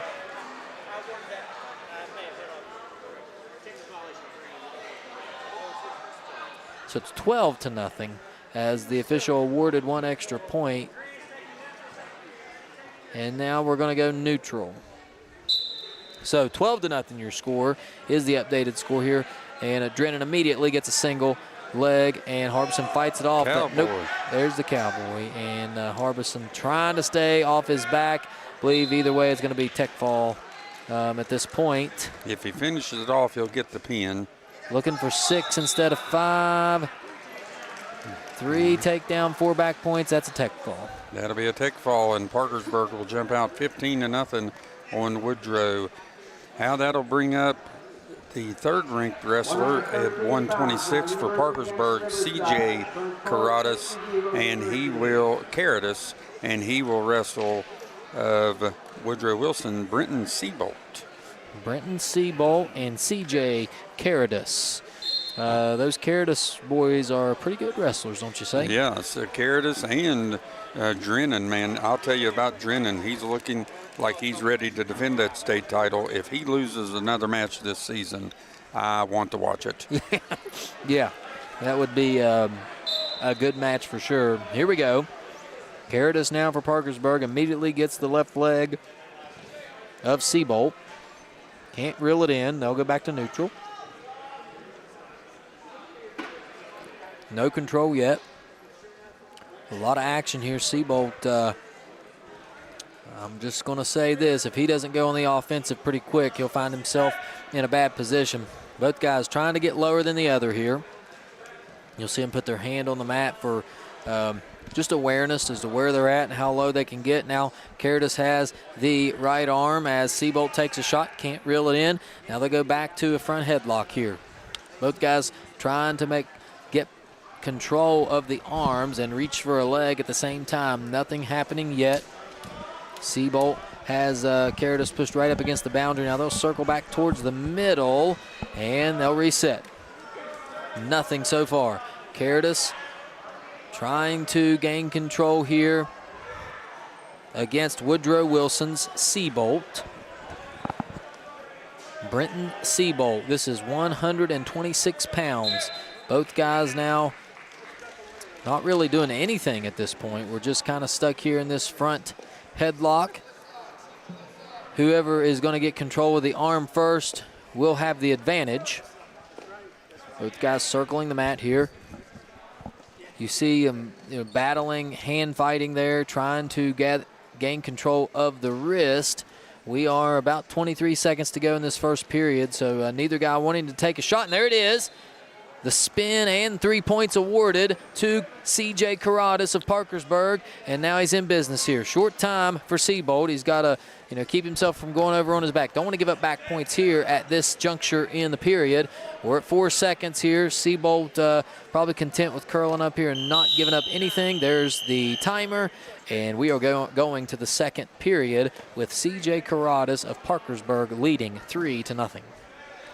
I tell you, Caradas relentless on his attacks, just great pressure all the time on Seabolt. There's the sit and turn, but Caradas able to control the leg of Seabolt and doesn't give him the escape. Now he's right back in control here on the side, providing that waist pressure. You are correct. And now he's going to try to cradle him here. As Seabolt's got to be careful. You get your head tucked in and you end up in a cradle. And that's what Seabolt is trying to go for, that far side cradle. And will he be able to get it? He does have it. And now this is trouble for Seabolt because he's going to get pinned. Very much trouble. Yes. 21-0. Parkersburg, wow. Big Reds up on top of the Flying Eagles of Woodrow Wilson. I have at 132 Brady Miller for Parkersburg, and Joseph Chandler is who I have. We'll check the check-in sheet, but I tell you, Parkersburg, man, they are an impressive match. I don't know. Chandler? Yep, it is Joseph Chandler at 132. And both these guys are tall. Yes. Very tall wrestlers here. And we'll see what happens here. Brady Miller, we saw him get a victory early on against no, wait, he was the one who got beat 1-0 by Mikey Logsdon. Yes. So he was really frustrated. He thought he should have been awarded 3 points over near the boundary, didn't get it, ended up losing 1-0. So he's coming out quick, and he is going to try to get a takedown right here on Chandler, right off the bat. And there it is, not wasting any time, not leaving it up for question. He's going to take 3 on Chandler, and now he's going to try to break the arm down and go for more here. Chandler doing a good job keeping his head up off the mat. Yep, and if you are not super familiar with the sport, that is one thing to watch for. Guys who have their head buried in the mat are not going to be able to get up off the mat. Obviously, with your head down in the mat, you can't stand up. And so that's what you'll see these top guys trying to put pressure on the head and keep their head buried in the mat. And there you see Miller thought about the cradle for a moment, wasn't there, and now he'll go back to the top. He'll break him down one more time here and try to find wrist control. He'll grab the opposite wrist, but again, Chandler doing a good job of not giving it up and making it easy. And now you see Chandler has lost control of his left arm, and Miller has that wing kind of hooked, and that creates trouble. Parkersburg, we've saw that a ton as they start cranking on that arm and pull it behind your back, and it is trouble. Parkersburg is, what I've noticed a common theme so far is when they are on top, they are hard to beat, and top is normally not where you score a lot of your points, so they definitely want to be good there, and they are. You can see here Miller has trying not to lose that wing, and he does lose it for a moment here, but now he's got the cradle, looking for the cradle. Now he's got the, oh, this is trouble because Chandler is on his back, saved by the bell again, but award 4 points to Brady Miller, and it is going to be 7-0 as we head to the second period. And boy, how impressed have you been with Parkersburg? Overly. Probably more impressed with Parkersburg than I thought I would be coming in. I know they are ranked, what are they, top, maybe even #1 in the state, or 2 or 3, somewhere in that range. And, you know, when you hear that, you're like, oh, they're good. And they are. They're better than I imagined. Yes, they were last year's dual team champions as well.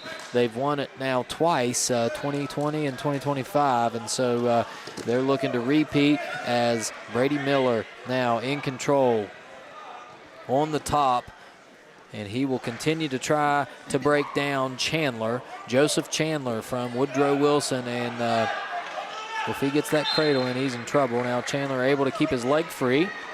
And so Miller will let go of that. Now look for the cross face, and uh-oh, this is trouble. He has got the leg hooked, he's got the arm in, and he has got him turned. Now he'll just put downward pressure with his hips, and he's definitely got back points here. A long ways to go if you're Chandler to try to stay off the mat. Yeah, it'll be hard to pin him in this situation, but back points is definitely, well, if he can extend. He is looking to extend it now, and boy, if you're Chandler here, you're really in a compromising position, and you got a long ways to go as Miller continues to put pressure down. Still can't get that that shoulder down, though. Now he's going to have to desert that move and try again. But we're not going to get any points out of that yet. No back points. He didn't have his shoulder on. There it is. 4 points now awarded to Miller. It is 11-0 in favor of Brady Miller. Now there's an escape by Chandler. 11-1. Both guys back to neutral here. And they'll do it one more time here. Both guys locking it up around the head. There's a single leg by Miller, and he's going to pull it in. No control yet, but he's going to raise that leg to the ceiling and drive, but the time was out. And it is 11-1. Chandler now in a hole, and he's going to have to try to maybe catch him into something here and try to get back in this thing. I tell you, good on Miller to not let the last match affect this one. He's had a great bounce-back performance here in this match. Agree, 100%.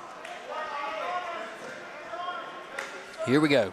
We got a collar tie here, and Miller will try to gain control of that right arm of Joseph. Both wrestlers spinning now near the boundary. No points yet. Now they'll come back to the middle. We got 1:43 to go in this match. Miller in control here, but this can be dangerous if you're Miller. You know, you've dominated this match, but it just takes one move to find yourself on your back and in real trouble. Yeah, we've seen that with Medina, which is more common at heavyweights. Medina and Plague in the last match, but I'm not looking for Mr. Miller to do anything, put himself in a compromising situation. He has control again, and he gets awarded another takedown. So 14-1 your score, and now we're nearing tech fall criteria as we got 1 minute and 10 seconds to go in this match. 132 pounds. Now he's got. I'd like to get the pin here, Mr. Miller would. It's going to be over one way or the other, back points or a pin. We'll just see what it comes to as Miller going to escape. Gets 4 points for the back points, and that is a tech fall. That will give us the tech fall, and that'll take the team score Parkersburg up commandingly, 26-0. Now I have a #1 ranked wrestler in the state coming up, and that is Stephen Myers, just in case you didn't know, and at 138, and he's going to go up against, I believe, Heath Maddox from Woodrow Wilson. Heath Maddox. Matkins. Yep. Heath Matkins and Myers. Matkins we saw and Myers for about 12 seconds. Yes. Here just a moment ago. Yeah, we haven't seen a lot of him, even though he did wrestle once. And immediately he goes right to work. And, he's got Matkins in a, what I would call, compromising position here. And he's going to crank the arm. He's going to get that wing. He's going to get actually both. And he's going to start cranking it behind his back until he forces Matkins on his back. Matkins doing a good job here. He's back to his feet now. He's not going to give up easy, but the relentless effort from Myers now is going to make it really hard. It's 7-0 here early on in favor of Myers. Myers now will drive his head into the mat, and he's got Matkins in a tough spot here. Now he'll put the foot right around the head. Nothing doing yet. So they'll reset here. Another 3 points for Myers. It's 10-0 right off the bat, and we still have over 1 minute to go in the first period.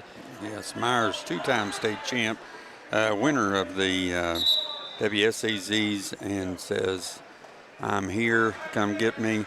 And Myers, what an impressive young man. He's going to be on top here, 10-0. We are at exactly 1 minute. We've got a caution on Myers. And so he'll have to reset here. He does. He's going to break down Matkins here, and Matkins in real trouble. Yes, got the half in. Pressure down. Another pin for Stephen Myers. And to all those young wrestlers out there, a half is your friend.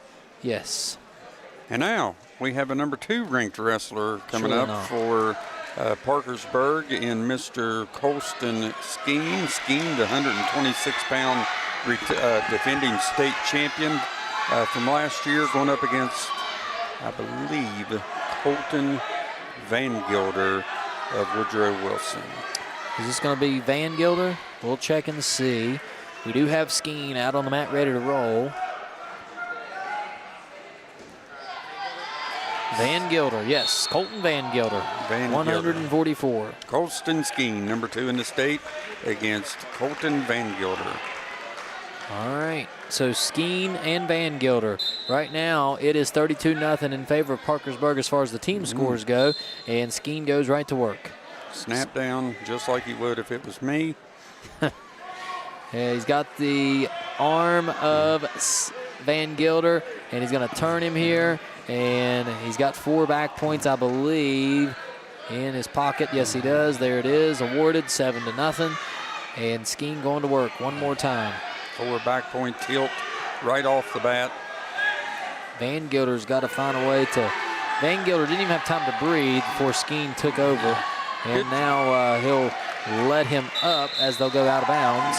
Got an escape out of it, I believe. Did a good job getting his head off the mat. Did he get an escape? Yes, they awarded him 1 point escape, but his headgear is wrapped around his neck. What move was that causes your headgear to be wrapped around your neck? That was incredible. Yeah. And he'll get it readjusted here. And Van Gilder has a chance to catch his breath. And now they'll go right back at it. There's the ankle pick. And 3 more points for Skeen. And it is 10-1 already. As Skeen puts that head right into the armpit. And now he'll turn him. Can't get it to go. Good job by Van Gilder to avoid that one. And Skeen will try again. How about a half this time? Right half is over. Your friend. And he's got him pinned. Yep. So, no surprise there, Colston Skeen with another pin. He is 2-0 on the day. He defeated Weston Owen here previously of John Marshall. And we have a top 10 matchup coming here. We have Caden McDonald going back-to-back third-place finishes at the States for Parkersburg, and Ian Webb, the 7th-ranked wrestler for Woodrow Wilson. All right, so Woodrow Wilson looking to get on the board. Where was McDonald ranked? McDonald is ranked 2nd in the state currently. Okay. Should have known. How did I not know that? I don't know. So, again, this is the 7th wrestler we've seen from Parkersburg in the top 3 so far. Caden McDonald this time at 150, and Ian Webb at number 7 in his own right, so this could be a really good one. Both guys battling here for position. Webb in a good spot here, has control of the arm, and now he kind of gives it up to McDonald. Both guys battling right here in front of our camera. Nothing happening yet. Now they'll reset here and go back to the center circle. Both guys trying to get the other to flinch just for a moment so they can get an opening here. McDonald shoots, going for the double leg. Has good position here. Now he's going to try to wrap him up. No. Nice job by Webb to battle out of that one, and now we're at neutral again. So 1 minute to go in the first period. No score. This is we've got a dogfight on our hands. Yeah. McDonald. No correction. Webb up and under and gets the takedown. So we've got Webb on top here, 3-0. He says, hold on just a moment. And for 150 pounds, Ian Webb battling right back here.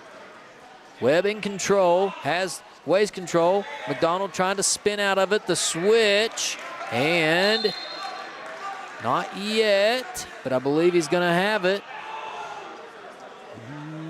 McDonald has a leg. There it is. There's the escape. So back to 3-1 your score. McDonald back to neutral now where he wants to be here.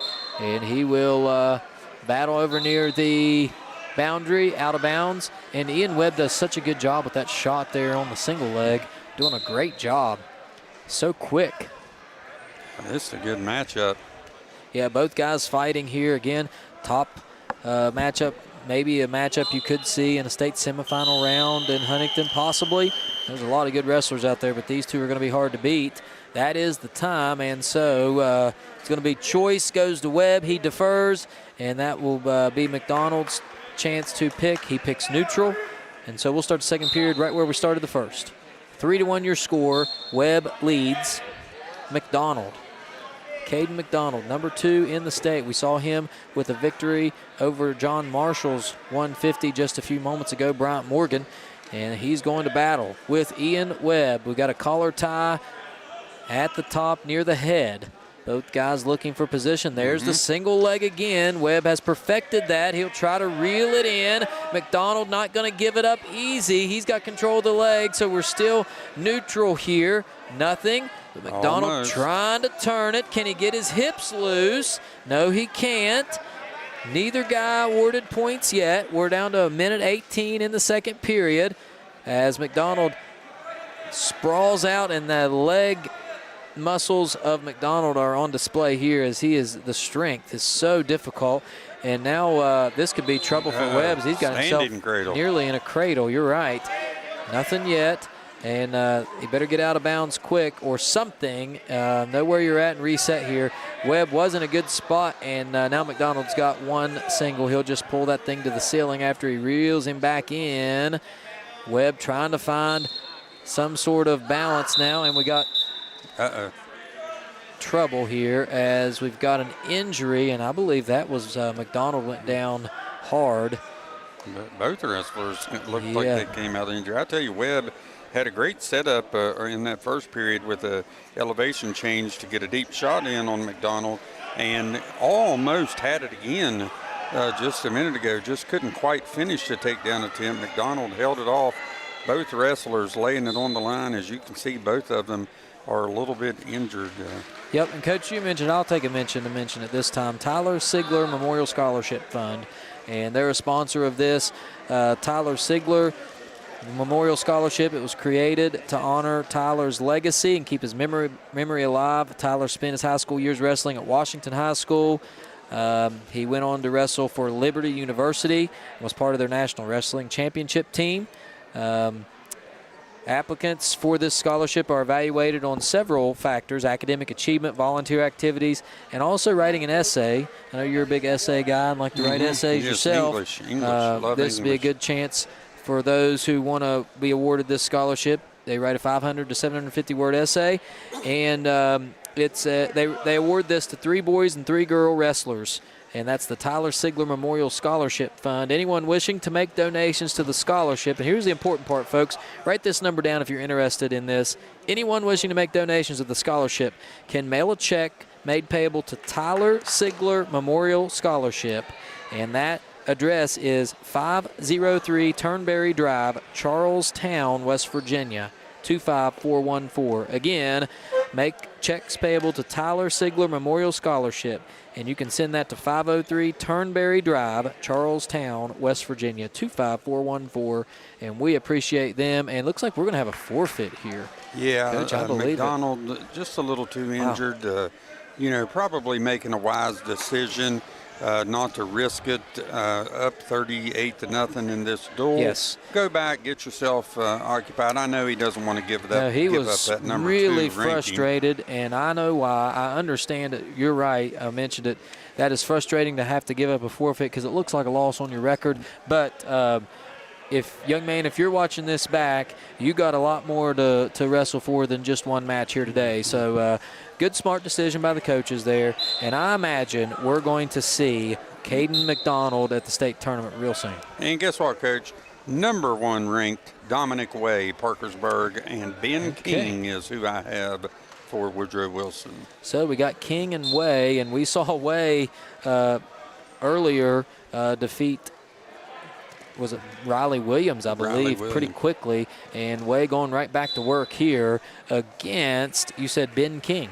Yeah, Way, a returning state champion at 138. He is going up quite a bit to 157, but, I'm sure he's prepped himself all off season for that.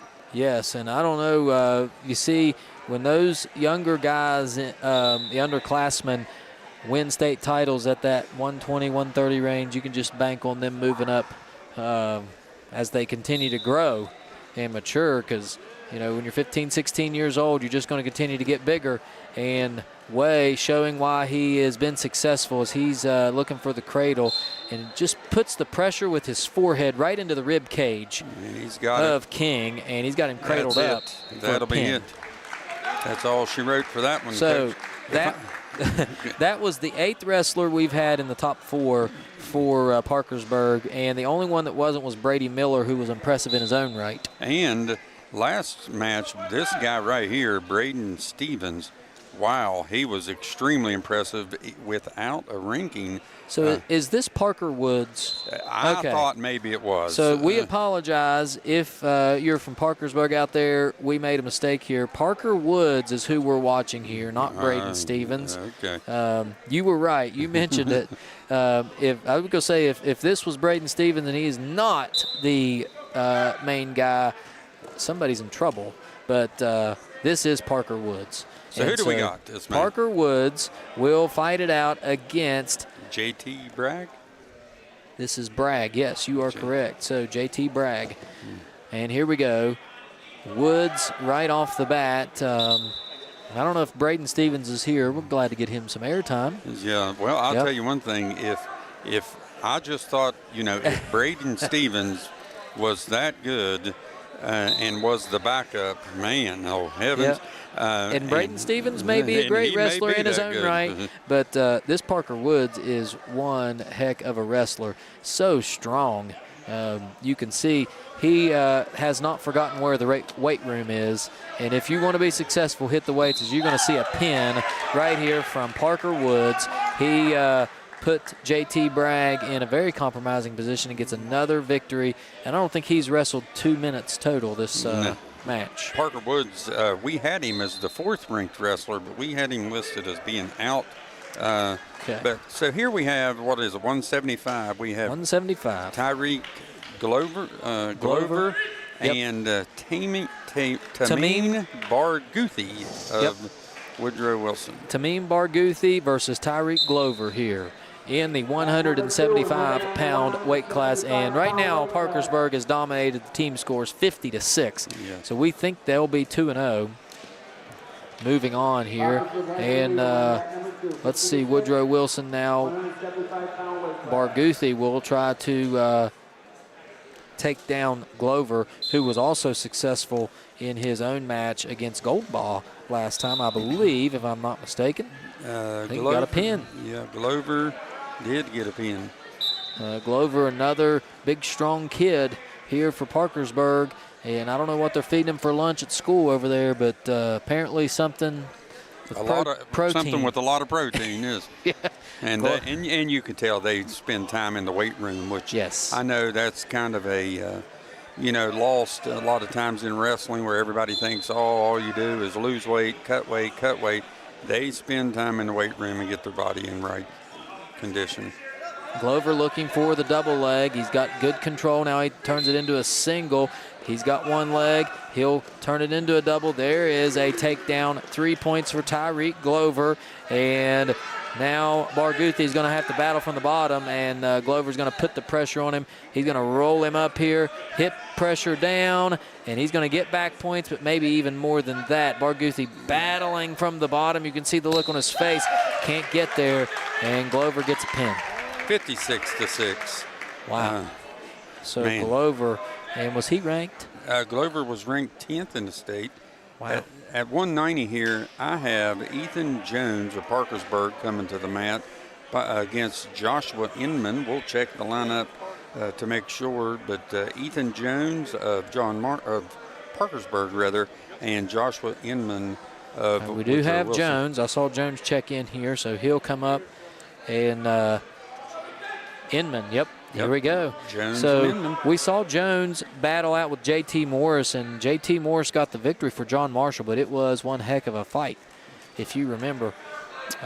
So this should be a good one here, Jones and Inman. Collar tie here, both guys fighting for wrist control right off the bat, first period. Jones and Inman. Jones from Parkersburg, Inman from Woodrow Wilson. A little level change there, both guys. Now there's a single leg shot by Inman. Jones doing a good job across face and trying to battle back around. Look at the leg strength there as he straightens out the leg, and he's going to get 3 points. Takedown for Ethan Jones, 3-0 your score, and now he's in control, and I bet you're going to see him yank on that arm, and he's got control of it now, and he'll continue to put pressure down as Inman's got to find a way to battle back to his feet. Jones doing a good job of breaking him down, and now will pull on that arm, and they get wrist control. A lot of times they'll have a 2-on-1. They'll have both hands on one wrist, and they'll just pull on it so hard that it's impossible to stand up. And you can see Inman trying to get maybe get to the boundary here and reset for a moment, and he is able to do so. So with about 50 seconds remaining in the period, it's 3-0. Little update, looks like University is ahead of Riverside, by the way, over on the other mat. So University, I believe, is on their way to 2 wins. Yeah, I believe they beat Parkersburg South earlier. I didn't quite get the final score, but I do believe they did win. Here we go. Now Jones on top, Inman on the bottom. Jones, of course, no surprise here, has control of the left wrist of Inman and will continue to put forehead pressure. And you'll see Inman's head right in the mat, and that is where Jones wants him. Now Inman will try to build a base here as Jones cranks on that right wrist of Inman, pulls it across his body and tries to turn him. Nothing happening yet. Inman tries to get to his feet, has one wrist loose now, and will try to go for his second and get to his feet. Both guys battling here. A lot of good pressure by Jones as he continues to ride the top here. And that is how the period ends. It is 3-0 in favor of Ethan Jones. Both guys now will come back to their feet. Inman will defer, and the choice is going to be to Jones. He's going to take the neutral position. And so we'll start the second period with both gentlemen on their feet. Looking for control here. Inman has the right wrist of Jones. Thought about a shot, didn't like it. They'll reset. Collar tie for both guys now. Looking to make a move here. Jones has Inman backed up against the boundary. Now he's got control of the head, and there's that control we talk about. His head's down. This is no good for Inman as Jones will try to pair it with a leg and get a cradle here from the standing position, and he got it. Yeah, gets the takedown, didn't get the cradle. Inman was able to get his head loose, and now watch Jones just reel him back in and take him down to the mat as he will try to put some offensive move there right on that boundary over there. 1:15 to go in this second period. 6-0 your score in favor of Jones. Jones now on the side. Now he's got one leg hooked, and he will pull on the wrist, as you can't see it from your screen, but he's got him in a pinning combination, and he finishes it with a pin, and Ethan Jones with the win. Ethan Jones with the win, and we have Adam Elder, the number 8 ranked wrestler in the state at 215 for Parkersburg. And we're not quite sure exactly who Woodrow Wilson will be sending up here. It's either going to be Tripp Stifler or Keegan Avery. We will find out right here as Elder steps out onto the mat. And it's Stifler.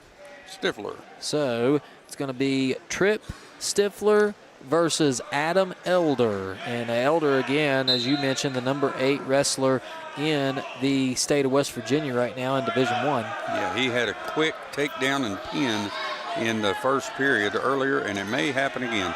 Yeah, he's got a takedown there, and he's got the arm and the head wrapped. He'll squeeze it tight, and he'll have a pin, and that's number 2 on the day for Adam Elder, the number 8 rated wrestler at 215 in Division I. Yeah, Adam Elder has had about 22 seconds of mat time today. Made the trip from Parkersburg to Lewisburg for 22 seconds of wrestling. We have Zach Medina, who got that dramatic come from behind win over Levi Clegg earlier in the day, going up against Tamarian West. Tamarian West of Woodrow Wilson. I'm going to say something. Zach Medina, he just has a look on his face like he doesn't care what the score is. He doesn't care how big you are, and he's giving up some size here to West. He's going to make it a battle. And West much taller, but both guys battling up top. Again, I've mentioned it before. These bigger weight classes, a lot of times the wrestling happens with the upper body, and it will look like nothing's happening until one or the other gets their opponent in the position they want, and then one goes to the mat. And a lot of times, if they roll too far, a takedown could turn into being on your back. I wonder if Tamarian, he's in his left tackle stance. He does look like a good left tackle. Wouldn't mind having him protecting the quarterback, huh? Tamarian West and Medina, Zach Medina, battling it out here at the 285-pound weight class. Both very big, strong kids. They're looking for control here. Nobody really has inside positioning yet. Looks like West does have his right arm on the inside as they'll try to hook. Medina trying to, he's going to have a hard time turning West here. He's such a big kid. And West is going to try to cowboy Medina, and there it is. Uh-oh, this is trouble. West puts that weight now down on Medina, but he can't get high. it. So we get 4 back points, and so that's 7, and then give an escape to Medina, so that's 7-1 your score now. Medina's been in this situation down 7-1, Yeah. and he was able to come back and get a win, so no problem for him. Yeah, he is not worried necessarily about the score, as you can see West trying to get in the position to just throw Medina down to the mat. Both guys now will come back towards the center of the mat here. You've got West for Woodrow Wilson and Medina of the Parkersburg High School Big Reds.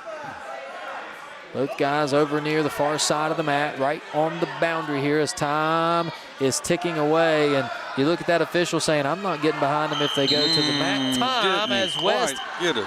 Yeah, West didn't quite get that takedown in time. And so it's 7-1. We'll go to the second period. It's going to be a neutral position for both guys here as West chose neutral. No surprise there. And they'll try it one more time here. West wants to duck that head and just throw him like a cowboy almost. We'll see what happens here, as Medina is not going to give up easy. West gets him in that spot right there. Right where he has him. Grabs the opposite wrist, trips him up with the leg. Both guys trying to trip the other. And we'll see what happens. Whoever gets the advantage here will find themselves in a good spot. West now backing up. Medina has him right up against our table, and I don't really like him being right here against us. I'm not interested. Let's get him back towards the center if you don't mind. Not too interested in those big fellas falling right on top of us. All right, here we go. West has control. Medina trying to flip him is no control yet. And now West gonna, Medina had him for a moment but couldn't finish, ran out of gas, and West comes out on top. It's 10-1. Now Medina has to go to work with the big fella right on top of him, and man, this becomes a struggle. Yeah, Medina with his head up. West probably wants to get his head down towards the mat if he can. Probably these wrestlers aren't used to wrestling a ton on the mat. Yeah, it looks like West trying to, maybe looking for a half. Trying to chop the arm and pull it in and suck him back. Now he'll pull him back as Medina trying to get back, and this could be trouble if West gets that hip pressure down. And it is trouble. He's going to get back points for sure, and he may have more than that as he'll continue to put pressure and sink the hips. And Medina trying to stay off his back here. Again, we're just in the second period. We've got short time, 15 seconds remaining. And Medina not worried about the score at this point, but it ain't going to matter because that's a pin. And it is victory to Tamarian West. Tamarian West. If my calculations are correct, Parkersburg will win the duel 68-12. Yes. Be 2-0. Woodrow Wilson 0-1 in this round robin with John Marshall. So that should bring us to what, Woodrow Wilson, Beckley Woodrow Wilson, and John Marshall? Yes. So what's going to happen here for the third match on mat 2 is Parkersburg will move on and they'll wrestle in mat 1 for the championship. And we will have Woodrow Wilson and John Marshall will wrestle right here for the right to face the second place team from the other mat, and that'll be decides who gets third place. So we'll see what happens here. Some good matches. But while we have a moment here, how about we thank some of our sponsors and Indoor Air Incorporated out of Independence. And they, I know Independence wasn't wrestling today, but Indoor Air was one of our sponsors. Call Jeff Varney from Indoor Air for all your heating and cooling needs at 304-890-2212. Indoor Air Incorporated, proud supporter of Independence Patriot Wrestling. And we have an eye packet out of Parkersburg, born from the challenges faced by both car buyers and dealers in managing and accessing accurate information. Eye packet delivers complete and detailed vehicle documentation. This innovative solution places all the essential information that car buyers seek and dealers require directly at their fingertips, streamlining the process and enhancing accessibility. And don't forget about Goldman and Amos, PLLC. For 2 days this weekend, small town Lewisburg, West Virginia becomes, we've already seen it, Crossface City. Absolutely. In the meantime, should you find yourself in need of a lawyer, won't you give Tim and his team a call? Their areas of expertise are real estate, fiduciary services, bank representation, and civil litigation. Golden and Amos PLLC, proud sponsors of Parkersburg South Wrestling. And is there one more? We didn't have one for John Marshall, but how about Cass Cable, the Mid-Ohio Valley's leader in high school sports coverage, recently expanded to the Kanawha Valley. Special thanks to Roni Burt and Brian Guthrie for helping bring wrestling broadcasts to life. If you're in need of an internet or cable TV provider or even phone service, why don't you give Jim Carotis a call over at Cass. They got you covered, be it commercial or residential. Not the biggest, but definitely the best. And now I just want to make one more mention of the Tyler Sigler Memorial Scholarship. Anyone wishing to make donations to the scholarship can mail a check payable to Tyler Sigler Memorial Scholarship to 503 Turnberry Drive, Charlestown, West Virginia, 25414. All right, well, we'll take a very quick break. We'll get the rosters reset here for Beckley and John Marshall, and when we come back, we'll have the final match of this round robin before we get to the third place match here on mat number 2. Thanks again. This is a production of WVRC 104.7 FM streaming. Appreciate all the sponsors of the tournament here. Want to thank Matt White, who's running the computer and all the scoreboard and probably has the toughest job here. Appreciate his help. Appreciate my wife Tara Tanner, who is on the camera. And Coach, I'm glad you're with me here today, and this has been fun. Absolutely. We'll be right back right after this.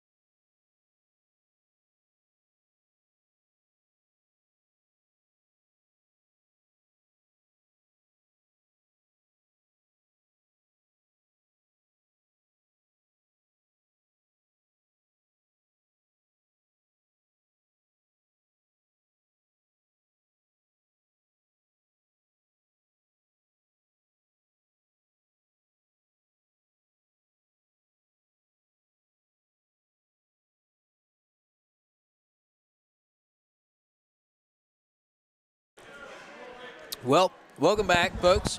We are live here, and we're going to get right to it. Beckley, Woodrow Wilson, and John Marshall restart at 1:06. And I believe we're going to have Wyatt Kennedy and Milo Ward. So, Coach, here's Milo Ward. We mentioned he is a top-ranked wrestler for John Marshall. He was out the first match. Yeah, Ward was out the first match. I'll get his ranking here. I have it written down somewhere. Yeah, he was a very highly touted wrestler. Eli Duraw was the 106 here for the last match. So we'll see the difference here and see what Ward has for Wyatt Kennedy from Woodrow Wilson. Yeah, Ward, again, if you didn't hear me, was ranked 6th in the state currently. All right, so Ward number 6, he's got 3 points right off the bat with a takedown. And he has Wyatt Kennedy in the position he wants, and very close to, if Kennedy doesn't fight this off, it could be short time, as Ward now in total control here, torquing on the neck as he's got the leg hooked. Can't finish it, and so he'll have to reset here. He'll try to break Kennedy down again. Kennedy's going to have to get his head up off the mat if he wants to break this hold, and Ward has the wing, and he'll ride him back. Can't get it to go. 3 more back points awarded to Milo Ward, and it is 6-0 right off the bat. Now he's got a leg They'll try to battle, and Kennedy really struggling here to get any offense going as he's just trying to ward off any attack, any and all attacks by Milo Ward. Nothing happening yet to this point. Ward up 6-0 here early on, fighting it over near the boundary of the mat. Kennedy going to try to sit out. We got short time here. We're down to 10 seconds remaining in the period.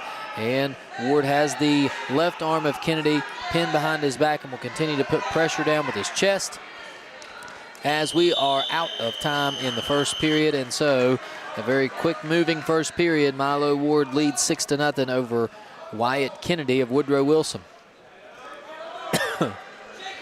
Now looks like it's going to be Ward choosing to go from the neutral position here to start the second period. And so here we go. Ward with a little level change there and a shot. Good defense by Kennedy. And now Kennedy's going to have a leg in. Now he gets a single leg, but good sprawl by Ward to try to avoid the points. Ward, no points yet. Kennedy does have that left leg of Milo Ward and will try to reel him in. Ward not willing to give it up yet, and now he does. So there's 3 points awarded to Wyatt Kennedy. So not giving up so easily is Wyatt Kennedy at 6-3, and we got ourselves a battle.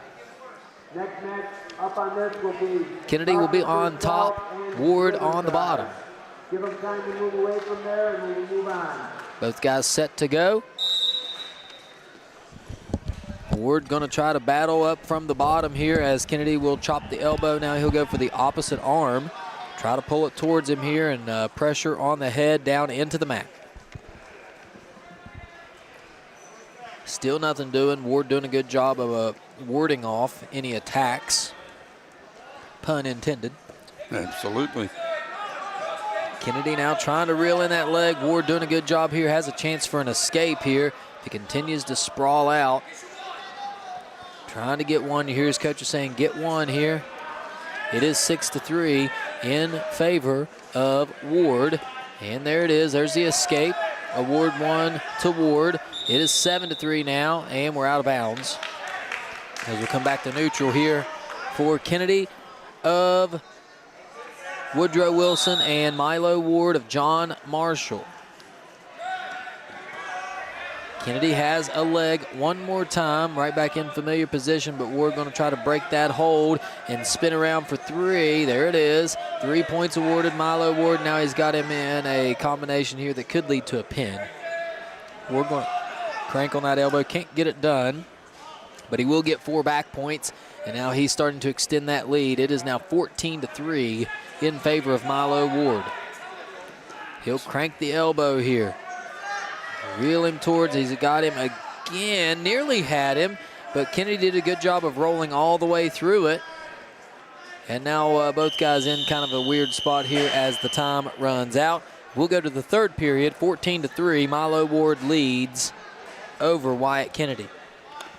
Yeah, Ward, I believe he's a little injured. You can see he's even shaken up a little bit, even up 14-3, taking a little injury time out.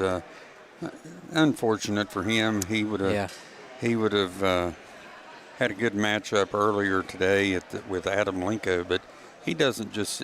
Seems like he's just a little off, even though he's up 14-3. Yeah, you see he's struggling there, and he was grabbing at maybe his ribs. He was laboring somehow, and he puts the mouthpiece back in. I think he's going to try to give it a go here. We'll see what happens, as he is really struggling here injury-wise. He'll step back in. It's neutral to start this third period. Oh, he's quick. Yeah, he's trying to put the pressure on Kennedy here to probably keep from re-aggravating that injury. Both guys in a collar tie here, just tied up around the head area. Nothing happening yet. They're right near the boundary. There is a shot by Kennedy, and Ward going to try to sprawl out of it here. Give him a cross face, and no points. We'll go back to neutral. Kennedy and Ward. Milo Ward up big here, but Kennedy going to continue to provide pressure. And now he goes for the takedown. Can't get it as Ward's going to hook under the armpit area and try to sprawl out of it and maybe shuck him and go around him from behind. Puts his pressure from his chin right on that shoulder to keep the head of Kennedy pinned on the mat. Now both guys still fighting for position. Nobody has it yet, still neutral. Still looking for points here. Not sure what Ward's plan is as he's looking over near the area of his coaches, and now Kennedy does have a leg, and now they're back in this position where they're, I don't know what kind of position you call that. I don't know either. It's not good for either. I think Ward is just trying to not aggravate any injury any further. Yeah. He's just a little frustrated, it seems, with whatever's hurting on him, and he'd like to get out of here if he could. I agree, as he's going to continue to battle it out here with Wyatt Kennedy. Ward trying to find a way to get through the rest of this match here. He's going to battle over near the boundary. Out of bounds, they'll go back to the center. We have about 16 seconds left. Ward is leading 14-3 in this matchup. Ward wrestling a very technical, sound match. Has a leg. Can't get it to go. Now Kennedy's going to turn him right on top of him. And there is 3 points again for Milo Ward. And that is how it ends. So it's a major decision. Major decision. 14-point win. Yeah, so we had John Marshall opening up 4-0 on Beckley Woodrow Wilson. We call him Beckley. Yep. I'm not sure. Now it's going to go to 113, and we have Brady Jones, who is the number 3 ranked wrestler for Woodrow Wilson in the state. He will face off against who I'm assuming to be Waylon Howard. Looking over there, and I believe that is correct. So we got Jones for Woodrow Wilson and Howard for John Marshall. Ready to go. And Braden Jones had a really good match last time against the number 1 rated Caritas. Didn't come out with the victory, but we see why he's ranked in the top 3. Absolutely. Real tall, lanky wrestler, loves to wrestle legs, it appears. We'll see how Howard is able to handle that this round. Both guys getting a feel for each other, a little batting each other on top of the head here. Jones took a little bit of a shot, couldn't finish it. Now Howard has control here, but can't finish it. Back to neutral. Both guys still battling here. There's a shot. Fought off well by Jones. Now Jones will take a shot and grab one leg. Can't pull it in, however. Now he's going to try to pull it in as Howard puts the crossface on him. And now it's a battle of wills as Jones has to release one arm, now releases both. And Howard in a good position here to maybe get a point. And can't do it yet. Jones has that control of that leg again. Now Jones will try to reel it in, and he may have 3, and he does. So give Woodrow Wilson's Brady Jones 3 points. Now he wants to use that length to his advantage. Braden Jones has control here, up 3-0, first period. We're down to about 40 seconds remaining. They will continue to battle it out here as Jones has the arm of Howard, and we'll try to crank it back. Yeah, the knee right in the back. Look at that. Ouch. Yeah, he's going to bend him in ways that I wouldn't want to be bent. That's called the ball and chain into a tilt, I believe. And he's got him in a cradle now. And this is a bad situation. Maybe time will save Howard. And Howard able to get back to his belly. And so he's able to control it for right now, but that's 4 back points awarded to Braden Jones. And he has a commanding 7-0 lead. As you can see Howard holding that rib cage. Yeah. That's right where about that knee was, right in the side of the rib cage there. And we're going to check and see if he's okay. It's going to be neutral position. I'm going to give him a point to go neutral. We'll check and see. We're waiting on the scores table here to get the score right. You can see Howard laboring here in his breathing even, as we'll have time for a moment to get things right. So they're going to battle it out from neutral position. So I believe he just chose neutral, so no points awarded. Oh, okay. And immediately, Jones goes to the single leg, and he has him wrapped up, looking for a cradle. Now he'll put the pressure in that rib cage. Now he'll just go back to the top. It's 3 points. It's 10-0, Braden Jones of Woodrow Wilson. Howard trying to battle him off here. Jones trying to put the cradle in, and those long arms makes it so easy, or much easier. I shouldn't say so easy, but much easier than normal for him to pull that together. Howard able to get out of it. It's an escape. 10-1 now your score as he takes a shot. He'll try to get his head up and get control over Jones. Jones is going to maintain that hold of that leg to try to keep from giving up a point. No points awarded yet. If Howard can get his leg out, he will have the takedown here. Both guys still fighting, and look at the strength of Jones. Has him right up onto his back, and that's trouble for Howard. 3 points to Braden Jones, and what looked like a compromising position for himself ends up in a takedown. 3 points, 2 more points. I believe that's a tech fall. Did he get the tech fall? Yeah, the ref signaled tech fall, so we're trying to keep up with the point total there on that, but it is a tech fall. And so Braden Jones, no surprise there, at number 3, gets another victory, or a victory.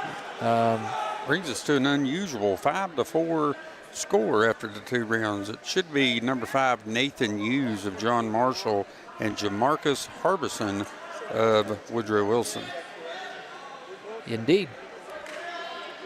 After two matches, looks like the score, if my math is correct, 5-4 with the major decision with Milo Ward and the tech fall of Braden Jones. 5-4, Woodrow Wilson.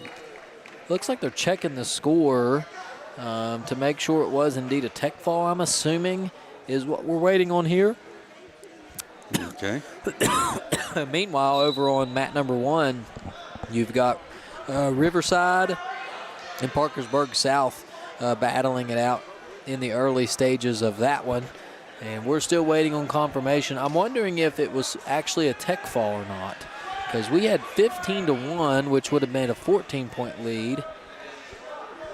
So they're looking at the score here to see, because I wondered myself, I thought it was 15-1, and then the referee signaled tech fall. Well, if so, then there's time remaining in that match.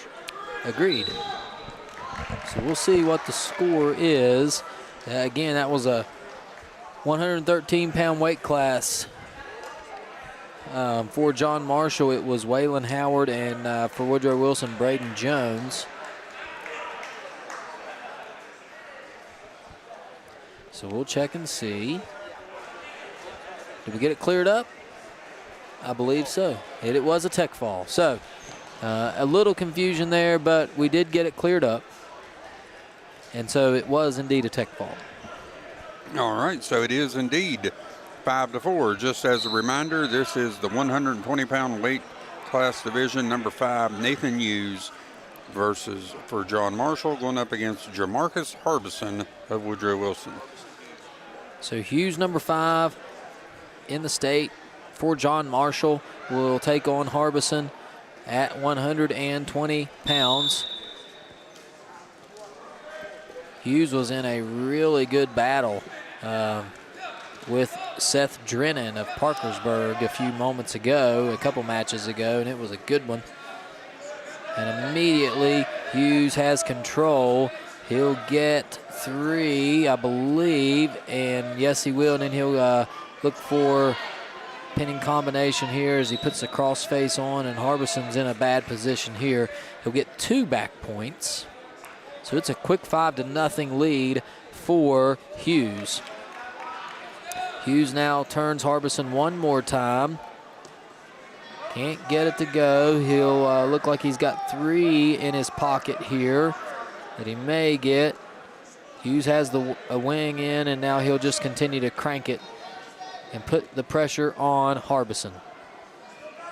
Doing an excellent job offensively here. There it is, 3 more back points for Nathan Hughes, and it is 8-0 as Harbison continues to struggle, and now he's really in a bad spot here. So he's got, Hughes has him right where he wants him. He's got total control of that arm. Now he loses it for a moment. Now he'll go to the legs. There's another 4 for Hughes, and so it's quickly 12-0. So we're closing in on maybe tech fall time. Tech fall time. Yep. That's a little alliteration for you folks out there wondering. Tech fall time. Hughes going to crank on that left arm again, and head pressure down, hip pressure down. He'll walk it forward and try to roll him over. There it is. He's got him. It's going to be one or the other here. His time is short. Got him on his back. Still nothing. Harbison rolling from one side to the other. He's got no time left. There's 4 back points, and I believe that is a tech fall. That is the tech fall for 16-0. Nathan Hughes with the victory.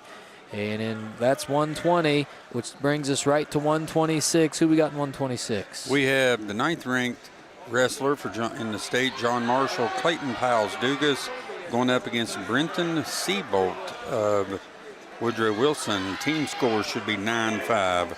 So we got a tight one here. We got Seabolt checking in with us. And I think that is, I remember Clayton Dugas. That is him. So we are all ready to go here. 126 pounds, Dugas and Seabolt. Dugas from John Marshall, Seabolt from Woodrow Wilson. Some early action here. There's a double leg takedown. Not yet. Spoke too soon. No control. Now Dugas trying to take control. He had the head for a moment, but Seabolt did a good job of coming out of it. Now we'll just be neutral here. No score. First period. 126 pounds. It is Dugas of John Marshall and Seabolt of Woodrow Wilson. There's a shot. Nothing doing. Back to their feet. Both wrestlers circling that inner circle, looking for an opening here in this matchup. Seabolt now looking still. Man, the quickness of both those guys to spin out of that immediately makes it really tough. If you remember, Dugas was the one I mentioned was the most impressive tech fall defeat I'd ever seen in my life. Yeah, just a tough kid. Both these guys are pretty tall as well, and so it's really strength on strength here. Both they kind of match up well against each other, so this will be interesting to see what happens. No score here as we're under a minute to go. Now a shot from Seabolt, and Dugas trying to sprawl out of it. Who's going to get the point? Cross face from there it is. Dugas, and he is awarded 3. So 3-0 Clayton Dugas over Brenton Seabolt here in the first period. He's got a tight waist. Now he'll try to turn him. He's chopped the left elbow. Nothing yet. Seabolt trying to switch out of it. Now they'll roll out of bounds and come back to the center. 24 seconds in the first period remains. And Dugas with a 3-0 lead over Seabolt. Dugas will be on top, Seabolt on the bottom here.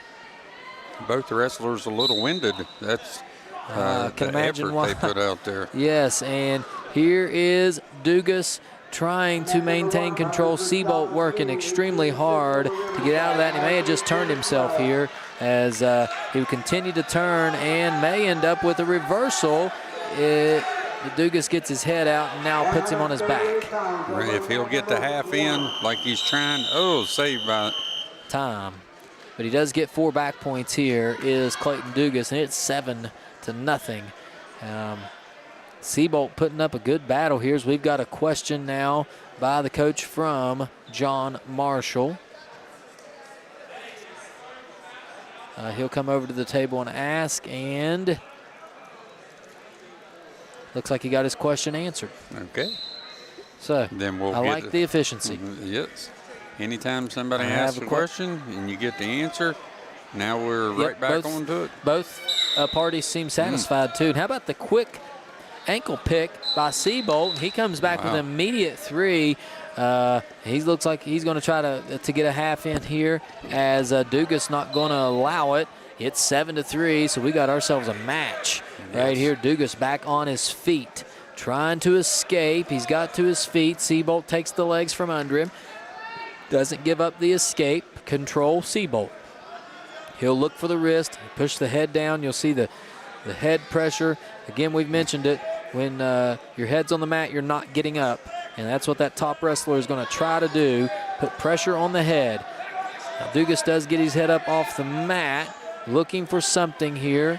He'll try to control the wrist and stand up to his feet. Almost has an escape. We'll try to turn it to a reversal, but Seabolt has control of the leg. There it is. Almost. There it is. There's a reversal. 2 points. Clayton Dugas. It's 9-3 now. And this is trouble. Dugas has Seabolt turned, has pressure on the shoulders. Boy, he is really close, and there's a lot of time remaining here for Seabolt. He is in trouble now. Yes. And not anymore because he just got pinned.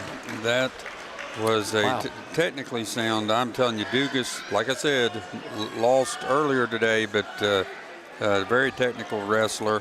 Brings the team score 15-5. I have Mikey Logsdon at 132 for John Marshall, coming up to face Joseph Chandler. Mikey Logsdon, I believe he... Logsdon had a 1-0 battle with, 1-0 battle with Brady Miller.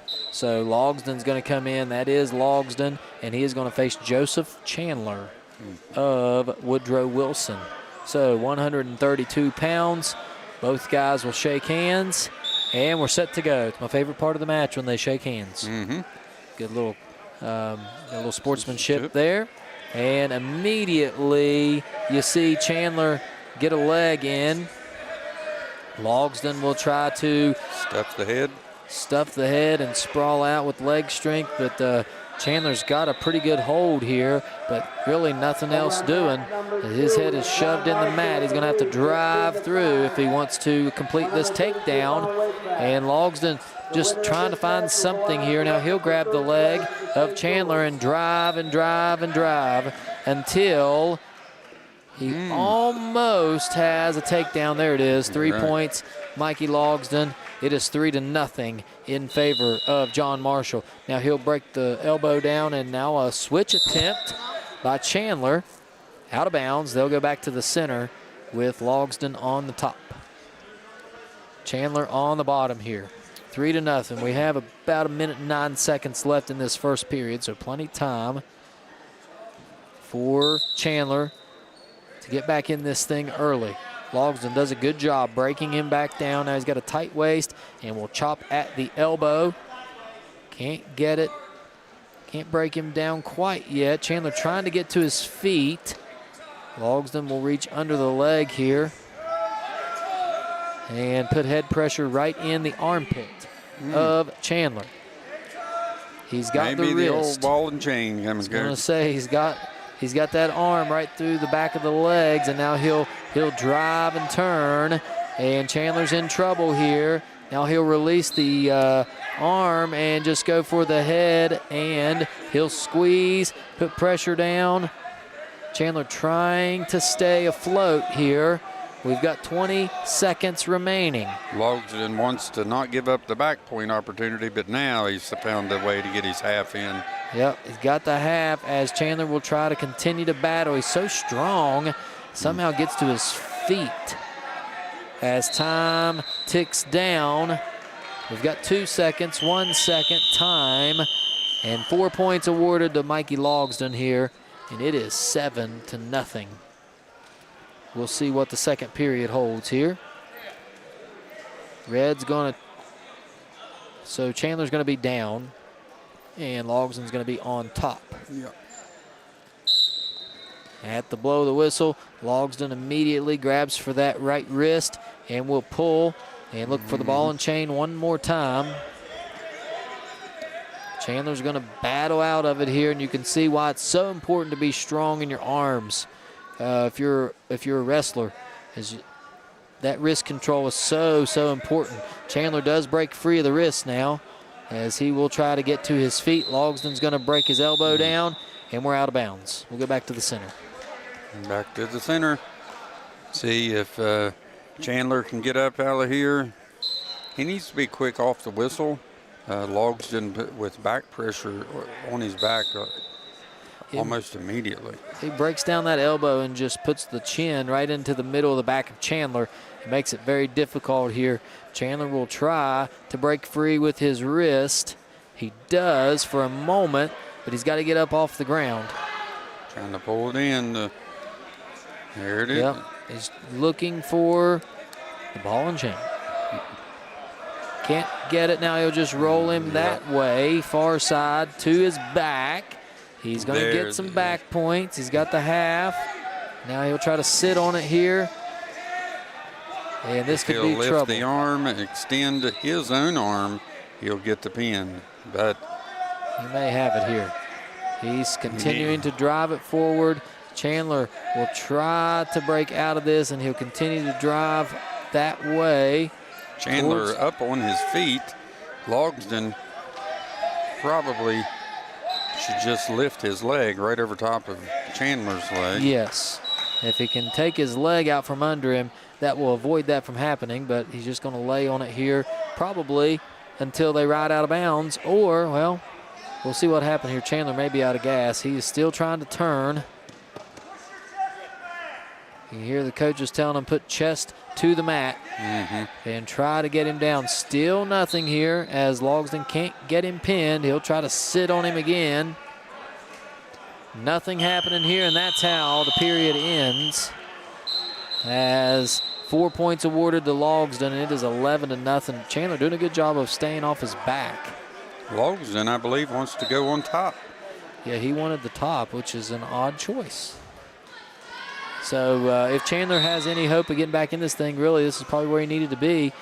And Logsdon wants that move. He loves that same move. He'll try to grab that wrist and pull it right through the back of his legs. We've seen it. Logsdon continues to relentlessly pursue the same move as Chandler will try to pull his wrist out of there. Trying to turn. Will post up with that left arm and try to continue to turn. He does get back to his feet, and he's got an escape. And it's 11-1. Chandler looking for some sort of takedown here. He needs something with only a minute and a half remaining here, and he's down 10. That shot attempt no good. And Logsdon will try to gain control, drives him right to the mat, and this could be trouble. Right back on his back is Chandler. Logsdon in total control. 3-point takedown. It is 14-1, and this is probably going to be a tech fall or a pin, one way or the other. As Logsdon, now for team point-wise, John Marshall's probably hoping for a pin here. Absolutely. To get the 6 instead of the 5, but either way, it's going to be a victory for Logsdon as he is 45 seconds away. And there it is. 4 back points, tech fall awarded, Mikey Logsdon the winner. If I believe it is 20-5 now. John Marshall up on Beckley Woodrow Wilson. And that'll bring us to the 138-pound weight class division with Braxton Emery of John Marshall and Heath Matkins.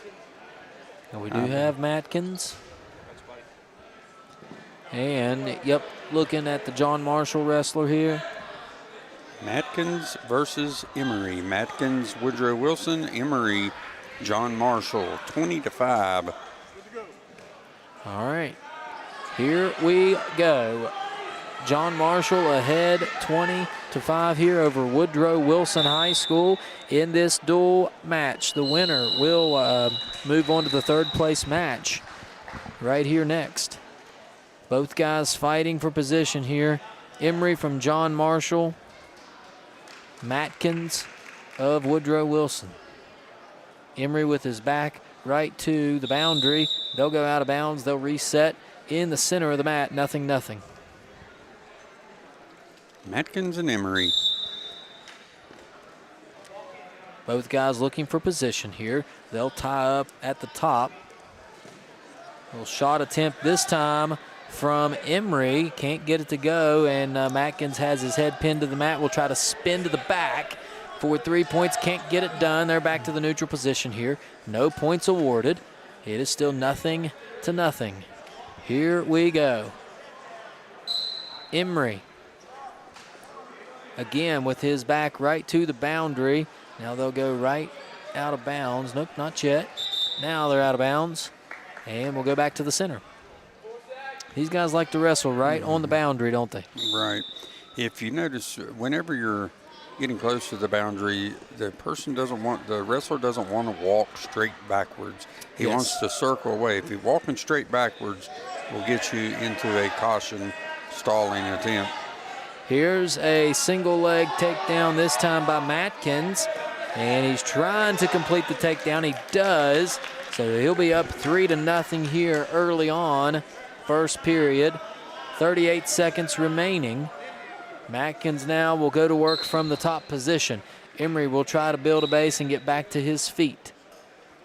Matkins hooks the leg. Can't get that to go, so he'll go for an arm bar here and try to pull it right behind his back as Emery doing a good job of protecting that elbow. And he'll battle up one leg. Now he gets to his feet as Matkins is going to try to keep him from getting a point here. We got short time. Emery looking for an escape point here. Matkins has one leg. We got 1 second, and he's not going to get there. So Matkins will maintain a 3-0 lead as we head to the second period. A good job there. I thought Emery was going to build a little comeback there and get a point before the second period. Couldn't do it. Yeah, just wasn't able to get out. It is Emery on top, Matkins on the bottom. Emery looking for that banana split, and he has it. A quick banana split, and this might be one of the most painful moves I've ever seen. As he's got Emery, has Matkins right where he wants him. He's going to get back points for sure here, and he's instead going to get a pin. How about that? Braxton Emery down early, gets a pin off the banana split move. You don't see that one too often. No, you don't. You know, just one of those things that just happened by the way it was positioned. So that'll bring us into the 144 weight class division. Weston Owen, John Marshall, Colton Van Gilder, Woodrow Wilson. Woodrow Wilson looking to get on the board here if they want to come back in this. They found themselves down, what, 26-5? 26-5, and we are at the 144-pound weight division. So we still have half the lineup to go, but you don't want to dig yourself any deeper of a hole. And this may be, is this an EJ? Yes. This is okay. Keelan and EJ going to step in this time. We saw Van Gilder last time, so Keelan and EJ will wrestle against Weston Owen here. So we had a little switch up on us. Sometimes they do that to us. They'll switch guys around. And EJ at 144 gets a quick takedown here. And it is 3-0. Well, nope, not yet. Now they'll give him 3. So an EJ gets 3 over Weston Owen. And now he'll go to work. And EJ very tall. We didn't see him the last match. No. But he is super tall. Again, one of those guys that I'm assuming probably likes to wrestle legs. And EJ may have gotten away with locking hands. Referee didn't quite see it. Looked like to me he had locked hands, but he'll continue wrestling from on top here. And EJ on top of Weston Owen in the 144-pound weight class here. Now he'll got her back to us. Really kind of hard to see what's happening. Maybe looking for a cradle. As he's got his, EJ has the left arm around the leg and the right arm around the neck. Now he'll release that and try for something else here. As he's got his arm hooked, now maybe got a half in. Yeah, he needs to get wrist control on top. Get him down if he wants to put the half in. Now EJ has the head again, but check it out. Weston Owen trying to get his head out. There's a reversal. So give 2 points to Weston Owen. It's 3-2 in favor of an EJ here. Owen now trying to hold down an EJ, and EJ trying desperately for an escape. He has sit out. Now he'll try to turn. If he can get his head out, he'll have an escape of his own, or a reversal of his own. No control yet. And we may just get it. How much time? And we're out of time. Man, that was close.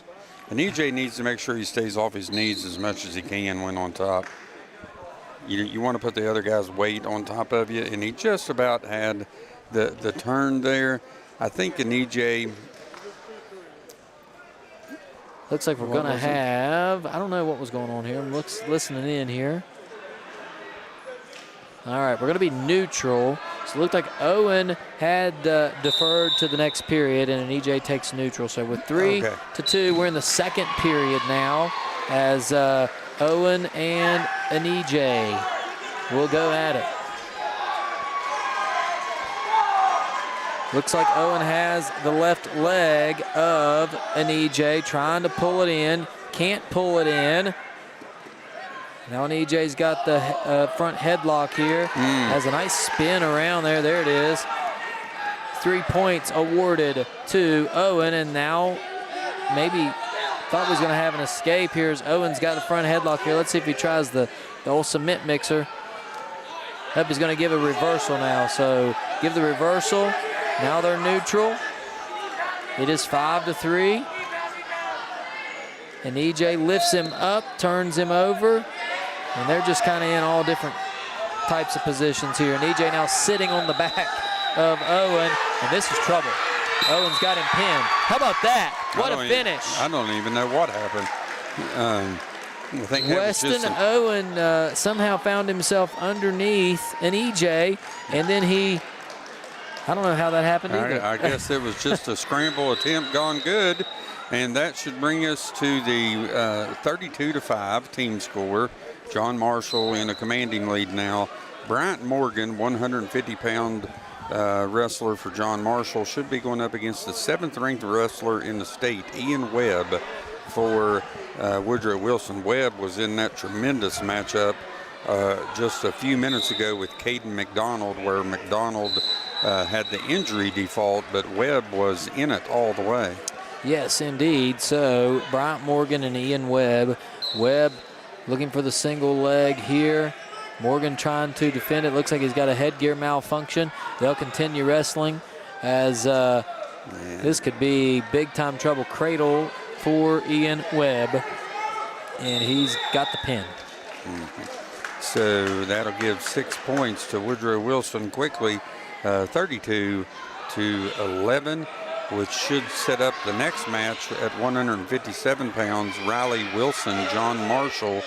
Ben King is the name I have coming out to wrestle. This doesn't look like Ben from earlier today. We'll see who this is. Is this Kai Johnson? Minor. So we have, I don't know if I have that name, Coach. Would be Minor from John Marshall instead of Riley Williams, going up against Ben King of Woodrow Wilson. All right, so we got Minor and King battling it out. Minor of John Marshall, King of Woodrow Wilson. And I don't believe we know Minor's first name. We didn't see him earlier on, so we'll see what he has in store. Minor looking for the takedown here, but has to give it up. In Ben King will take the early 3-0 lead here. So King in control. He's got the wrist, and now he'll go for that left ankle and try to turn him here and walk him forward. Nothing doing yet. Still got control of that wrist. Minor trying to get back to his feet. Needs to keep his head off the mat if he wants to do so here. He is to his feet. Now he turns around, and that's going to be an escape. And so it's 3-1. Minor back in the game here. King will shoot. Try to pull in the single leg. Good job sprawling there by Minor. Can't get it to go. And now Minor has the front headlock here. And we'll try to turn King as King's going to continue to shoot for that leg. Minor, strong kid now, looking for the cement mixer. Can't find it. And so that gives King, he just kind of falls down and gives King the takedown. It's 6-1. And Ben King will go back to work one more time. He'll put pressure in the left shoulder, grab the wrist, and go for the tilt. And he nearly had him. Frontside tilt, couldn't get it to go. Now he'll try it one more time here. He'll control the wrist, work his hips to the side. Now he's going to go to a leg, and there is the whistle, and that's the end of the first period. Ben King leads 6-1 over Jacob Miner. Miner looks a little injured. He's holding his back there. Hopefully he is okay. King's going to take the down position here to start the second period. Miner on the top. King going to try to immediately get to his feet and break hold of the lock that Miner has around his waist. Miner's going to pick him up first, however, and try to bring him back to the mat. He is successful in doing so, so he'll maintain control here in the second period. 157-pound weight class. Jacob Miner trailing by 2. They're out of bounds. I'll go back to the center, and he continues to hold his right side lower back area like he's really laboring it.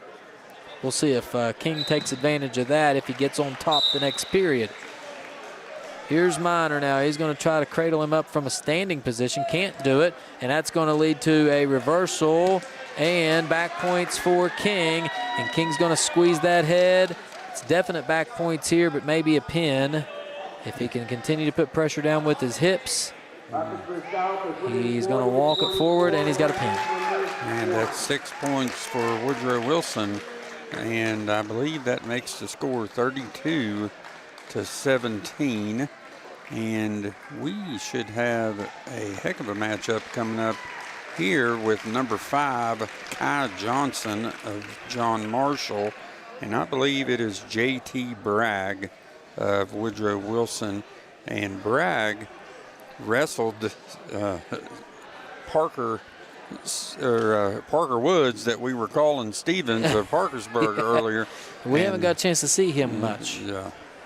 So we got J.T. Bragg and indeed Kai Johnson. So Kai Johnson of John Marshall is ranked number 5 in the state here. So we'll see what happens. Bragg goes to his knees. Johnson gets around for, not yet, but close to a takedown here. He does get awarded the takedown, so 3-0. Your score, Johnson leads, 165 pounds. Now he's got a half in here, and he'll try to crank it over. Bragg in trouble here. Yep, there it is. He's going to crank it forward and sit down on him.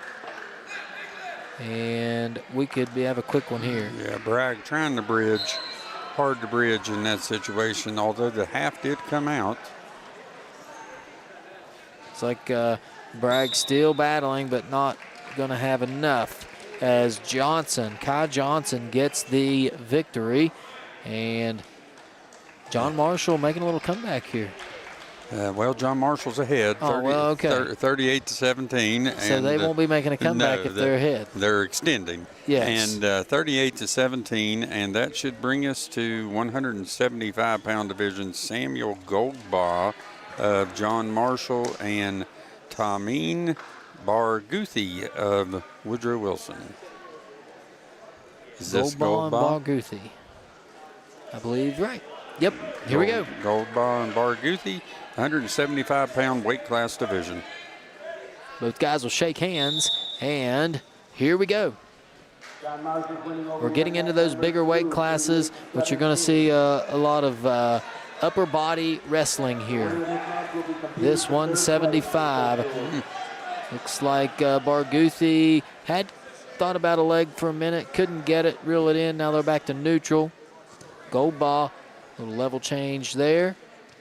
And he'll grab a front headlock here. Nothing doing here. Both guys wrestling over towards the edge of the mat, trying to get a feel for each other. A lot of head fighting. Now there's a single leg by Barghouti, but he can't reel it in.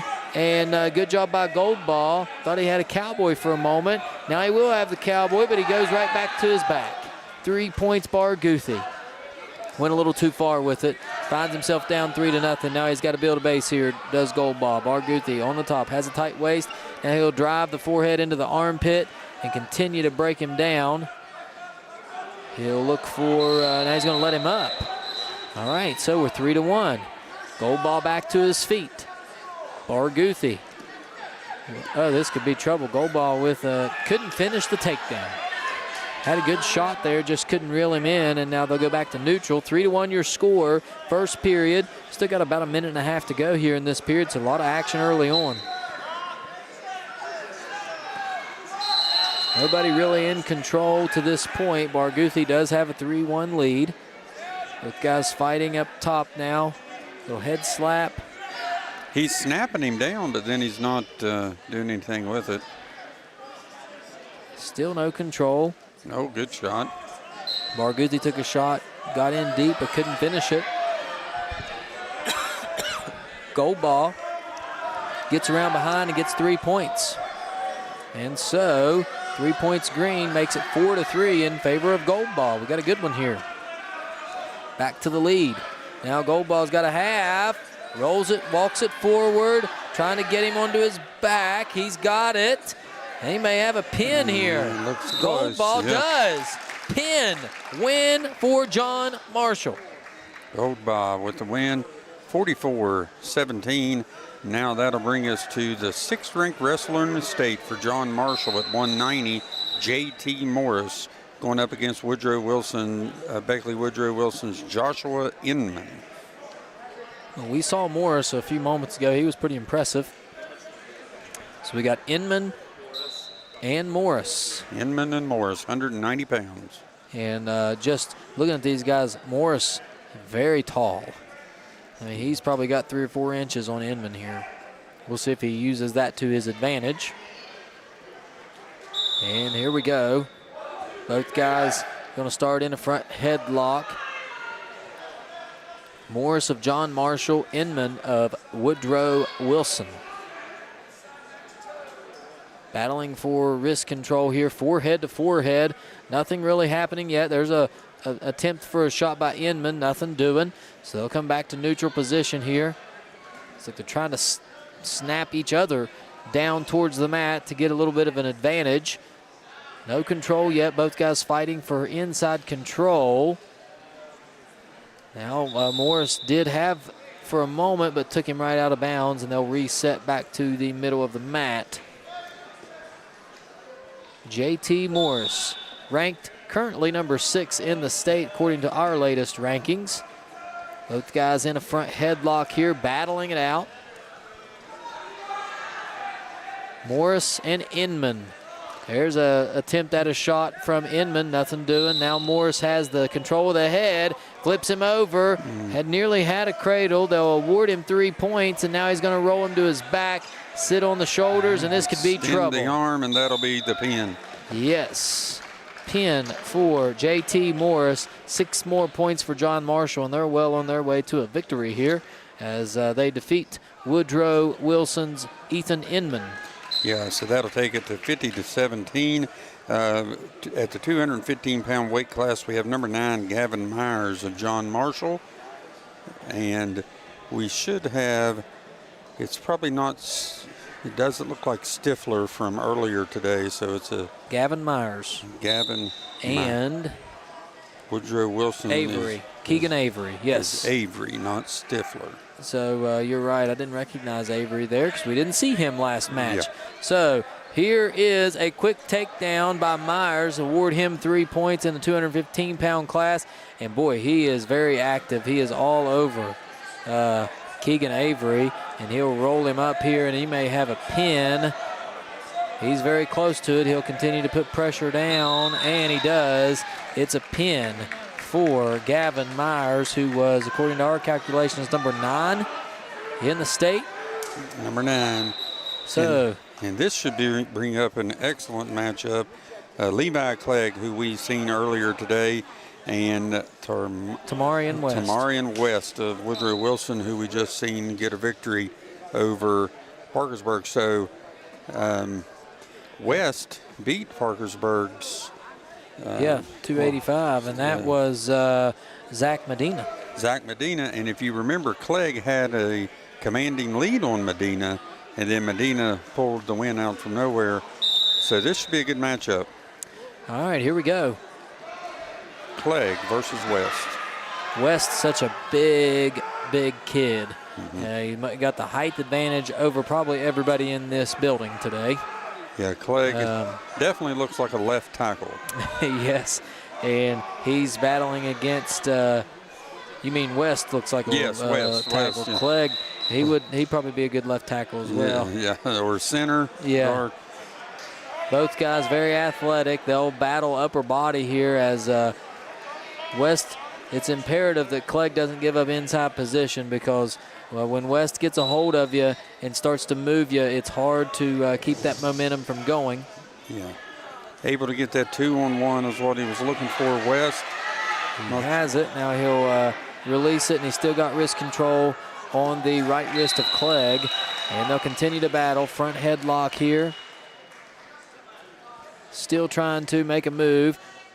Thought he had it for a moment. Looking for a slide by there. Didn't quite get it.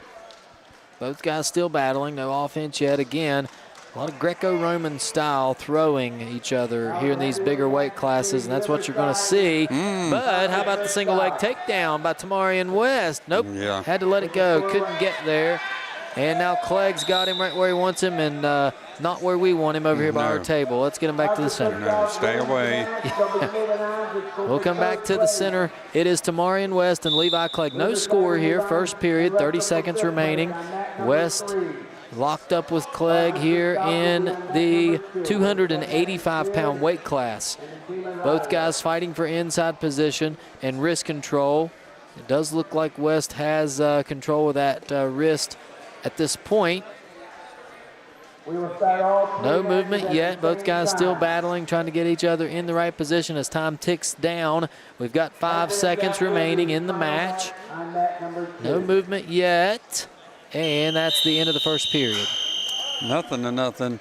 Very technically sound match. Both wrestlers going for different things there in the first period, but neither one able to gain control. So we'll start on bottom, which is a dangerous situation for Mr. Clegg because West weighed on him.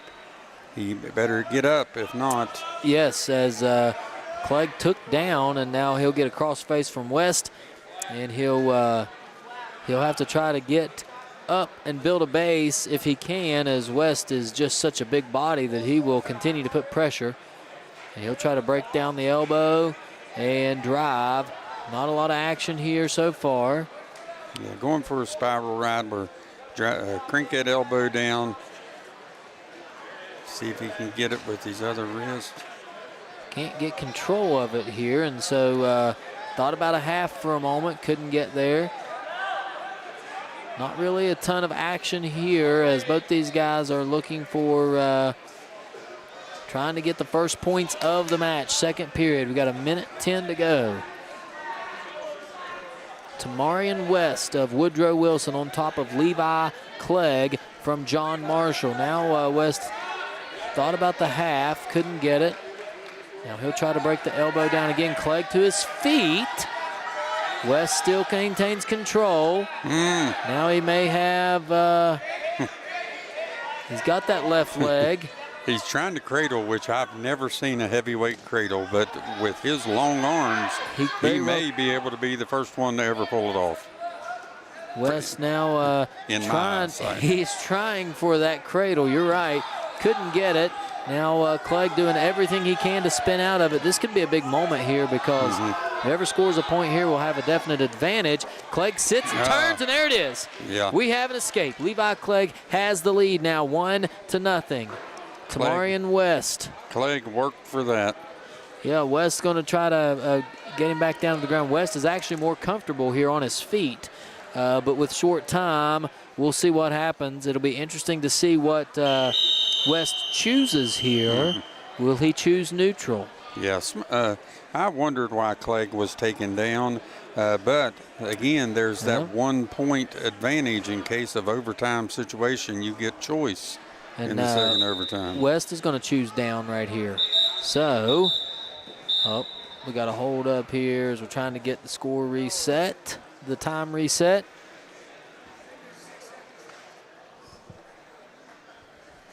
All right, I think we're ready to roll. West on the bottom here trying to tie things up.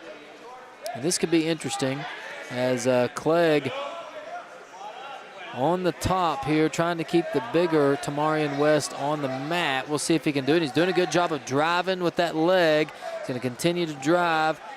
West not going to be easy to turn. And now West is going to try to build a base here and get back to his feet. Watch West. He's going to try to clamp down and hip heist over. Uh-oh, this could be trouble. And this is what I was afraid of if I was Clegg, as West gets the reversal and now is right on top of Levi Clegg. And all that weight's going to bury him into the mat here. It's 2-1 in favor of Tamarian West. And he's going to really put the pressure on him. He's going to get back points here for certain. We'll see if he can finish it with a pin. He does. Winner, Tamarian West. Good fight by Levi Clegg, just couldn't finish it off there. No, West, a very impressive wrestler. I'm surprised he's not ranked. 56-23 is the tally I have, I believe, to end the duel. And that should put us into the third place. Yeah, so we're going to have here the first place matchup, which will be on mat 1, is going to be Parkersburg and University. On mat 2, it's going to be John Marshall and Riverside. Parkersburg South and John Marshall. And then mat 3 camera is going to be up and running here for this next one. That's going to be Riverside and Woodrow Wilson. So if you're wanting to watch those two teams, click over on the mat 3 camera and it'll be ready to go. We're going to take a quick break and we're going to get started here in just a moment. Again, mat 2 action right here with myself and Coach Nichols, and that is going to be John Marshall and Parkersburg South. Should be a good one for third place in the West Virginia State Duels. We'll be right back.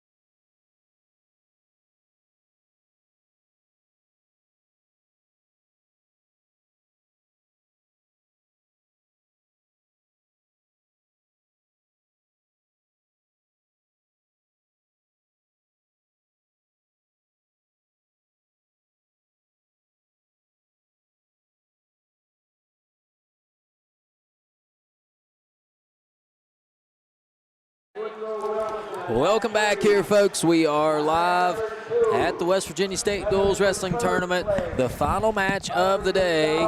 If you're watching, this is for third place. And we have John Marshall, the Monarchs of John Marshall High School, taking on the Patriots of Parkersburg South High School. And this should be a good one. We've saw John Marshall now twice. And if you've been tuning into our mat, and now we're going to get a chance to see Parkersburg South, who has a load of ranked wrestlers, and it should be a good one here. You're going to see Austin Conley, top 10. Braden Karstens, top 10. Jordan Dirth, top 10. He's actually top 5. Ryan Layton, top 10. Colton Hill, a top 5 wrestler. Aiden King, a top 5 wrestler. 144's Jansen Dirth, top 10. Asa Yost is a top 3 wrestler. Ledger Corwin, Nathan Murphy, ranked 3rd. Drake Lowry, I'm not sure of his. He's in for Zane Reeder, who's another top 10 wrestler. Jesse Adams at 190, the number 1 ranked wrestler in the state. Justice Drain, top 5 wrestler, and Charles Williams at the heavyweight, a top 10 wrestler. So a lot of good wrestlers. And then John Marshall's got some of their own here. We've got Milo Ward. We saw him. I'm not sure if we'll see him or Eli Dura. We'll find out here. It looks like it's going to be Milo Ward, who is a top 10 wrestler in his own right, number 6. And we could start off the match, Coach, with a 6 versus 8, Ward versus Conley, and this will be a good one. Absolutely. Ward came in a little injured earlier in the previous matchup, but was able to battle through it. I believe he got a major decision. He got a major decision, and it'll be Conley. So here we go. A good one here, Parkersburg South and John Marshall. Conley versus Ward here early on. This is for third place. Ward's trying to snap his head down there and get the early takedown. Can't do it. Now both guys will battle. They'll circle around the mat here, right up close to where we are sitting here in this 106-pound weight class. Let's see what we got here. Milo Ward, Austin Conley. Now Ward with the snap down and gets around behind. That's 3-0 in favor of Ward. And right off the bat, no surprise there, we see Ward getting some early points. And now he'll go to work from behind here. He's got pressure around the waist, and now he'll try to break down the right arm as Conley tries to break free. Can't do it. They'll go out of bounds, and we'll go back to the center circle and reset. Ward up 3-0 on Conley of Parkersburg South. Ward will battle on top here, and he will step in. Immediately waist pressure and break down the elbow. Conley's going to try to get to his feet. You see Ward take the right ankle away, and now will drive his head right into the back or in the neck area of Austin Conley. Yeah, Ward doing a good job keeping him down here. He's got control of the wrist, and looks like Conley going to try to get up out of there. Yeah, you see Ward going after that wrist and trying to pull that wrist towards him, and Conley doing a good job of keeping the wrist free, and Ward just goes for the back ankle there and drives his head right into the mat. Nothing doing yet, and so it remains 3-0. Here we got less than 30 seconds to go in the first period. Ward on top here, Austin Conley on the bottom. This is number 8 versus number 6, Ward being number 6. Both guys now fighting. Ward takes a glance over at the clock to check the status of the time. There's 10 seconds left. He'll continue to provide pressure on the back. Now he grabs the elbow, and I think that's how we're going to end. Indeed it is. 3-0 your score after one period. Point advantage to Milo Ward. Yeah, Ward with great forward pressure there all throughout that first period. So who won the coin toss? Well, it looks like I missed it. I was looking over to the side there for a minute. Sorry about that. But Milo Ward's going to be on top. So I'm going to say that Conley chose the bottom here. It looks like we're going to stop. I'm not sure what happened. Maybe were they out of bounds? Not quite sure. I want to thank all our listeners out there, by the way. We appreciate you tuning in. We hope that you've enjoyed this state duels tournament. Here we go. Ward now cranking, got pressure underneath the chin and the waist. Now he'll drive with his feet and try to turn Conley, who is trying to maintain position on his knees there. But again, with his head in the mat, it's really hard to do anything. With your head in the mat, you're not going to get up off the mat that way. Now both guys kind of possibly in a stalemate here. We'll see who flinches Conley first. coming out the back. Yeah, Ward a little high, but he does have the arm here, and it's going to be hard for Conley to break free because, and there it is. Oh. Well, I thought was going to be for a moment, but Ward did a good job of pivoting there and getting back into position. Conley has a chance here for an escape. If he can get his head out, he will have a reversal. There it is. 2 points awarded to Austin Conley, and that tightens things up a little bit more. It's 3-2 in favor of Ward as he's going to try to sit and turn here with the switch. Can't do it. Now he'll get to his feet. Conley picks him up and takes him right to the mat. But Ward relentlessly trying to turn, and he gets it right before going out of bounds. And so give 2 points back to Milo Ward, and I've been really impressed by Ward here. Yeah. He is a really good wrestler. Yeah, Ward, as soon as he hit the ground, he went for that switch and was able to connect with it and opened up his lead. And he likes being on top. He does enjoy the top, and with a lead, that's where you want to be. Now he's going to pick the ankle and drive to the mat. With 28 seconds to go here in the second period, Conley in the driver's seat at the moment. Now he'll continue to try to grab the wrist. He's got excellent waist pressure. You'll see him trying to pull the wrist across. Can't get it there. And Conley trying to build a base here. Immediately, as soon as he gets to his feet, Ward breaks him back down, and they go right to the mat. We got short time here. There's 5 seconds remaining in the match as both guys go out of bounds. It's going to be back to the center here for only 3 seconds. Looks like it's going to be shaping up to have a good one here to finish. As it's going to be 5-2, and barring something crazy, that's how we're going to start the third period. And there it is, time. So we'll go to the third period with Ward leading Conley by a score of 5-2. And looks like Conley will start on top and see if Ward can get out from underneath. So with a lead, Ward will go to the bottom, which is right where he wants to be. Conley, though, going to try to find a pinning combination here, or at least earn some back points, as there's the switch, and there's the reversal. And now Conley in the driver's seat as he earns 2 points with a 5-point lead here. In control, on top, where he's very comfortable for this last minute and 40 seconds. Both guys wrestling near the boundary. Go ahead, Coach. I was just going to say, Ward, he's been very aggressive when on this whole entire match, and looks like his shoulder or whatever was bothering him is healed up a little bit, and he's on top here and where he likes to be.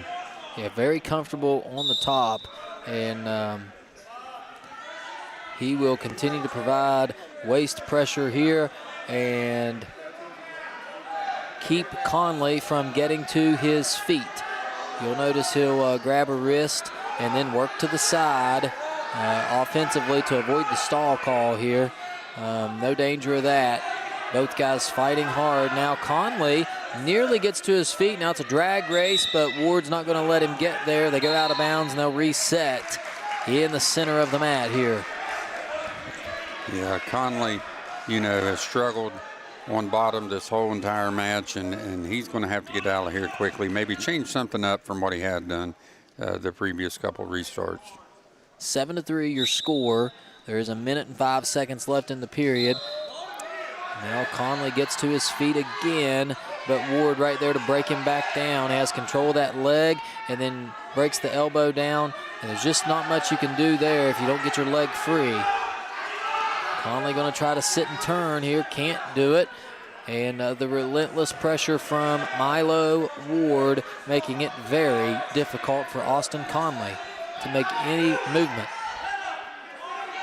Ward continuing to put pressure on. He takes a glance over here at the clock and continues to go to work. He's saying, how much longer do I got to hold on? Ward now has a leg and will drive to the mat. Not a lot happening here as Conley needs to make a move quick. We got 17 seconds remaining in this match. I'd say Conley would love to get out for one more shot attempt, but I'm not sure he's going to be able to do it. Yep, we're down to 5 seconds here, and that's going to be how this one will end. Milo Ward with the victory over Austin Conley. And give 3 points to John Marshall to start this duel. And that'll get us to 113. Who we got coming up? Well, we should have Braden Karstens of Parkersburg South coming in ranked number 8 versus Waylon Howard of John Marshall. John Marshall, Karstens, number 8, Parkersburg South. All right, so here we go. It is Karstens and Howard. Third place matchup coming up. You may hear the sound coming through our live stream because the number 1 and number 2 team in the state is duking it out on the next mat over. Pretty impressive stuff.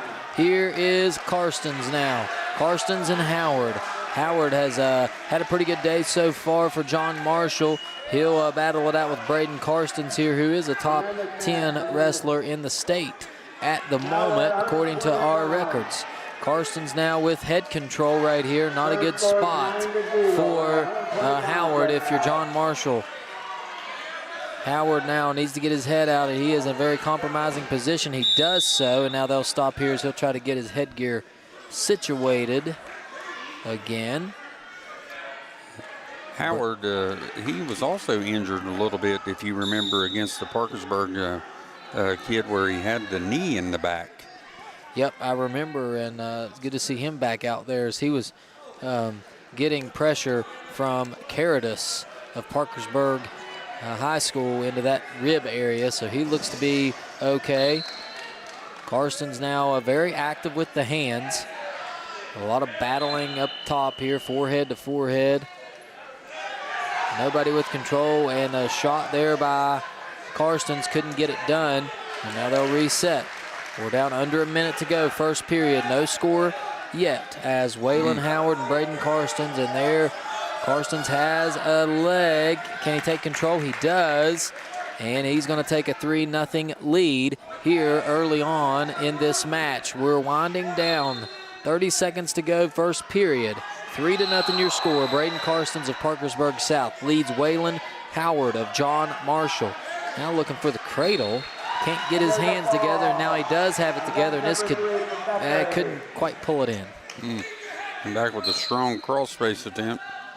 Indeed it was, and now check out Howard's got wrist control here, and he'll try to roll it all the way through. Can't quite get enough momentum. Now he's going to have to go back to his belly, and that's how the period will end. So we'll move to the second. It's 3-0 in favor of Karstens of Parkersburg South. Looks like Karstens deferred his choice to Howard.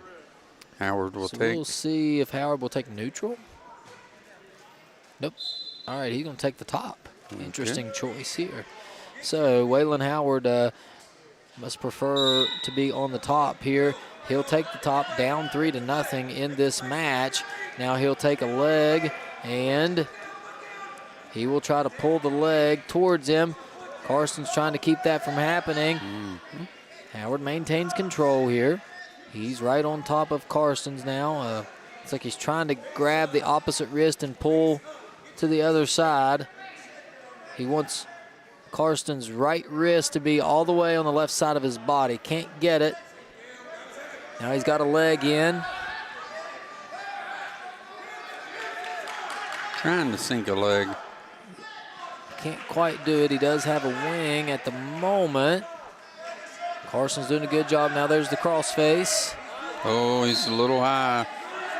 Look for Karstens to try to shake him off and come out the back door here. And he's got the head. This could be trouble.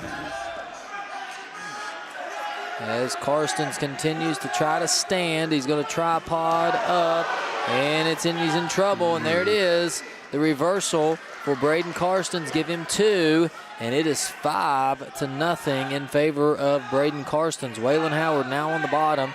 Does have a chance to score here. We've got 40 seconds remaining, and Karstens going for the cradle. Trying to cradle him up. Far side cradle, can't do it, so he'll go back to the drawing board here. Trying to get wrist control here, and looks like maybe Will Howard thought he might be bleeding. Everything's good. Tough position to be in here as Braden Karstens. Real strong with the tight waist. Yeah, he's got waist control for sure as we near the end of the period.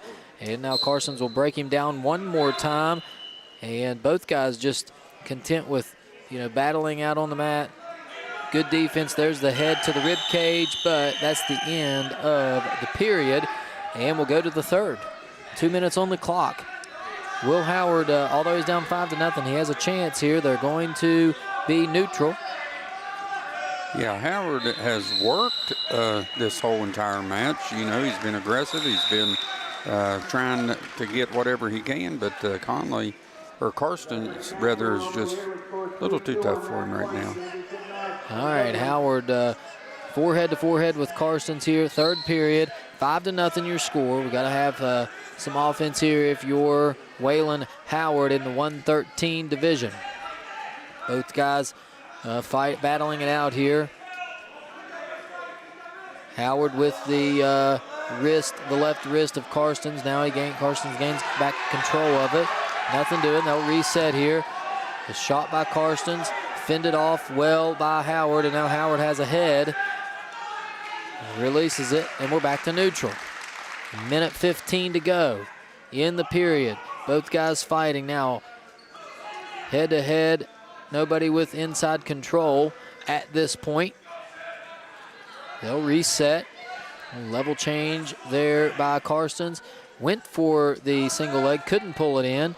Now both guys battling, and Howard's got to do something here if he wants to get back in this match. We're under a minute to go. He's down 5. He has to find an opening here. Not careless, but at some point you got to go. Yeah, he's going to have to get a shot attempt for a takedown, and he just hasn't been able to find his opening. He has control of the hand. Now lets it go. Still no attempt. Waylon Howard down 5-0. And Braden Karstens has to be saying to himself, I'll take the offense if you don't, as he leads. Now they'll go out of bounds. And so with 25 seconds to go, Waylon Howard is going to have to find a way to make some hay here, so to speak. Find some offense. Can't wait around too long. 20 seconds on the clock. 5-0 your score. Karstens in control of the match from the neutral position. There is a attempt but by Karstens, and he's got control of the head here. And now Howard's in real trouble as he's not in a position to score. That's where the time will run out. And your final score, Braden Karstens of Parkersburg South 5, Waylon Howard nothing, and that's how it ends.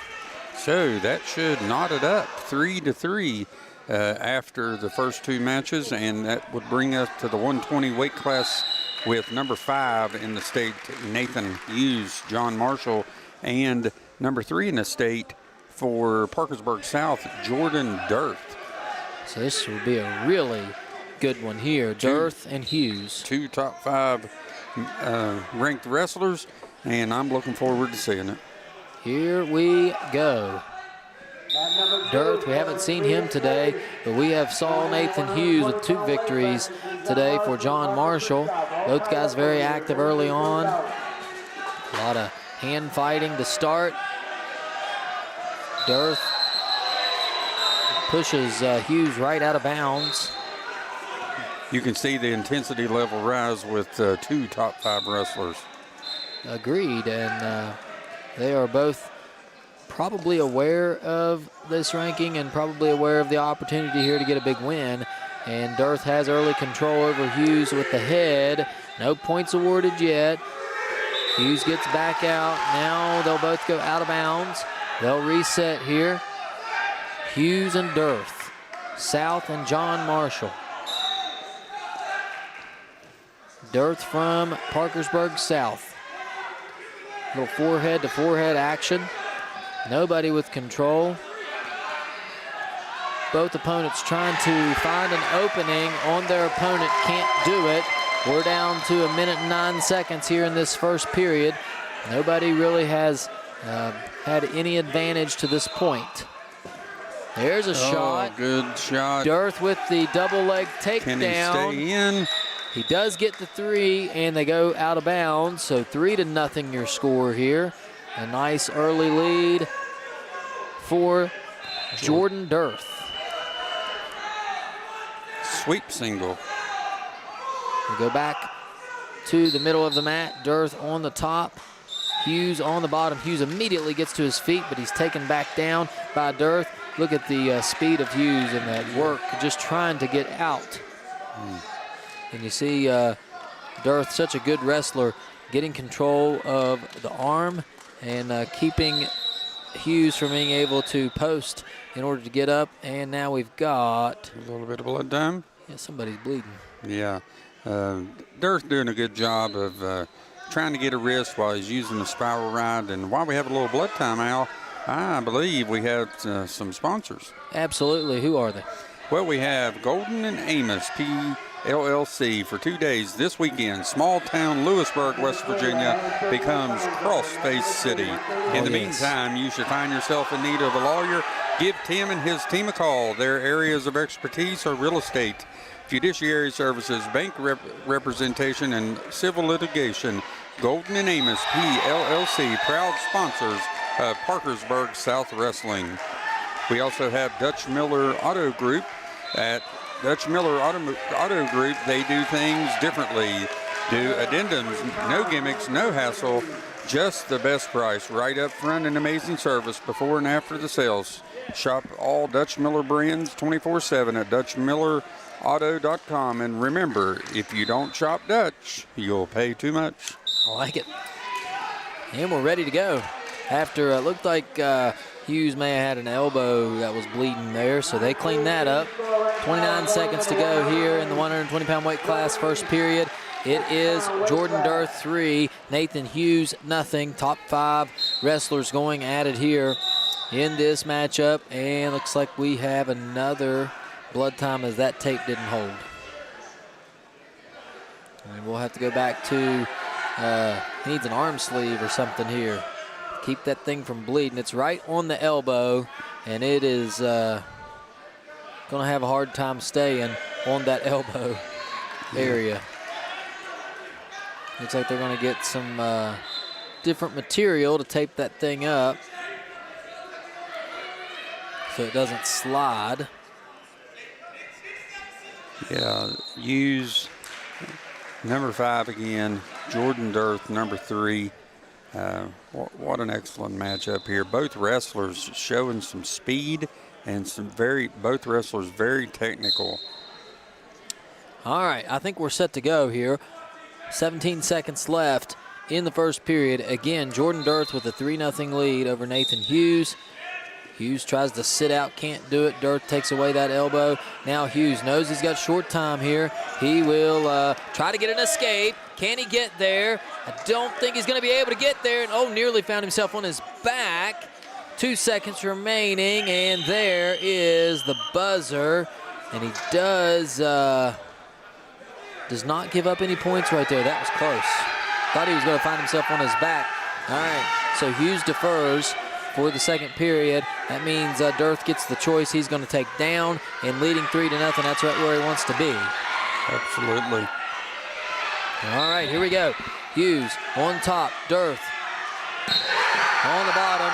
He's going to come out of there. He does get an escape. 1 point, Jordan Dearth. He's now up 4-0, and they're back neutral now. Both guys battling. We got a front headlock by both guys. Now they'll reset here. 4-0 your score. Dearth with control. Now there's a single leg, and he's got him down here. Control of the head and the neck. 3 points. Jordan Dearth, he's in control now. On top, waist control.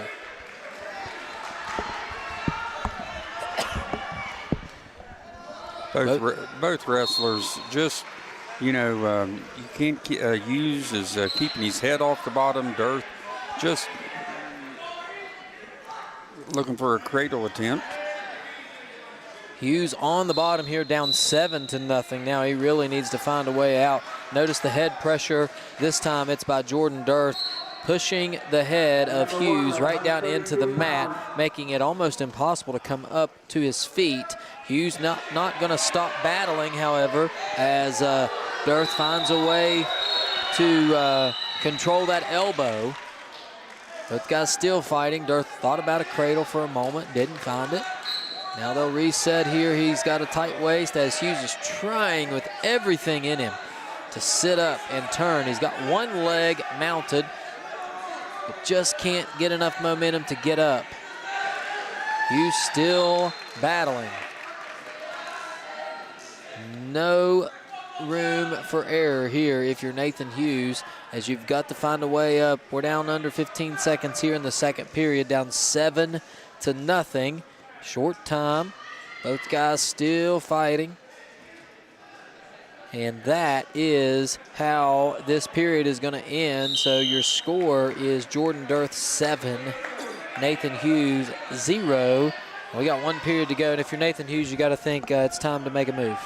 Coach, both of these wrestlers, as fast as they've been moving, as much as they've been moving, as much energy as they've been putting out there, they're hardly breathing hard. You can tell that they are in very good physical shape. And, Hughes is down right now, but, he is a top 5 wrestler in the state. And let's see what he can do. 120-pound weight class, Nathan Hughes on top this time. Jordan Dearth on the bottom. That's kind of where he wants to be here. 2 minutes to go in the third period. 7-0 your score. Hughes battling Dearth, trying to find a combination that can get him some back points awarded. That's not it. That's an escape. 1 point Jordan Dearth, and it is 8-0. And now if you're Nathan Hughes, you got to be thinking some sort of takedown pin combination here. Yeah. Right now we're in major decision, for the chance to win third place in the West Virginia duels. This 4 points is big for Parkersburg South. I got to be honest, it was a decent shot at it there for Hughes, but it was a good job by Dearth of knowing where he was at on the mat and was able to get out of bounds before giving up anything here. So we'll reset here, 1:10 to go.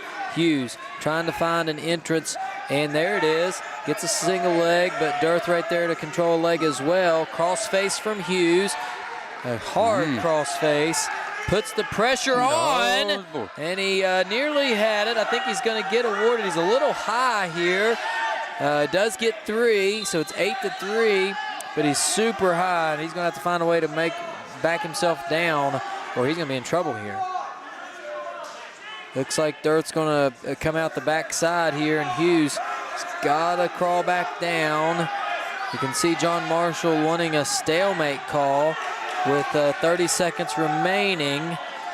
No call yet. There it is. There's a reversal, and that's going to be trouble. Dearth gets the reversal, and it is 10-3, and he'll just let him up 10-4, and they'll go out of bounds and restart. So, 6-point advantage. Hughes, 18 seconds left to do something. I imagine he'll take a quick shot here. Looking for a cowboy. He lost the head. Thought he had it for a moment, and you can't blame him. He's going to give up 3 there, but you have to do something in that situation. And Dearth continuing to put his head right down on the back of the head of Nathan Hughes as time runs out, and Jordan Dearth will get the victory over Nathan Hughes.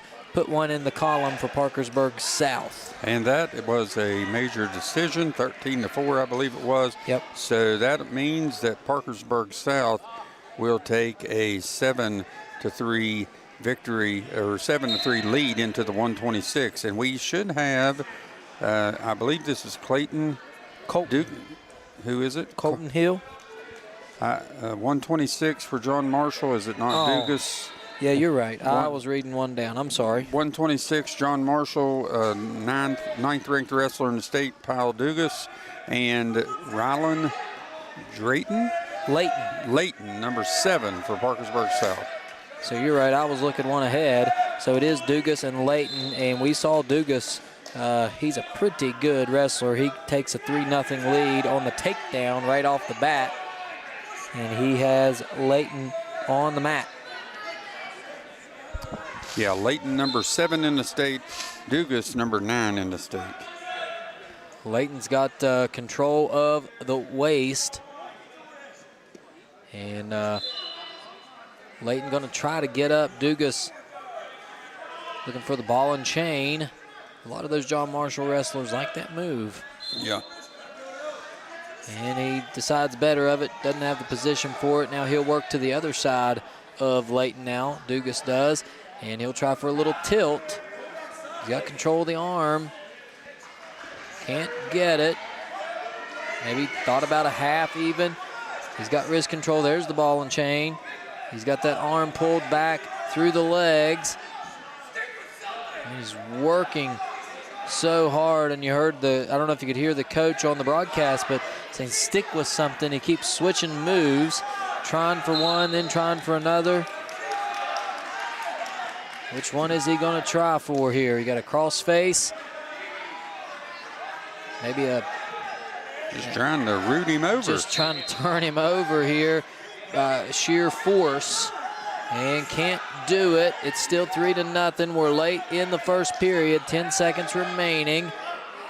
Dugas trying, and now Layton finds a way to his feet, taken back down. That's how the first period will end. I'm not going to give him any points. It is 3-0 in favor of Dugas. Let's see what's going on here.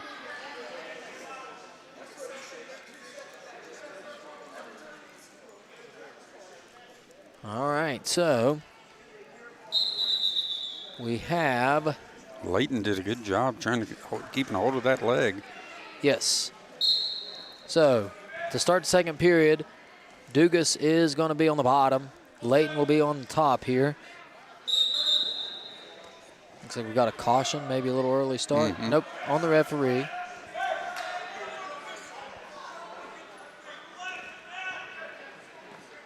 They'll restart here. Both guys maybe start a little early.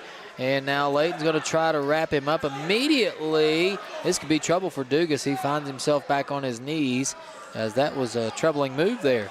Layton almost had him on his back. Now they'll try to reset here. Layton on top again, trailing 3-0 here. He has, looks like he has a wrist.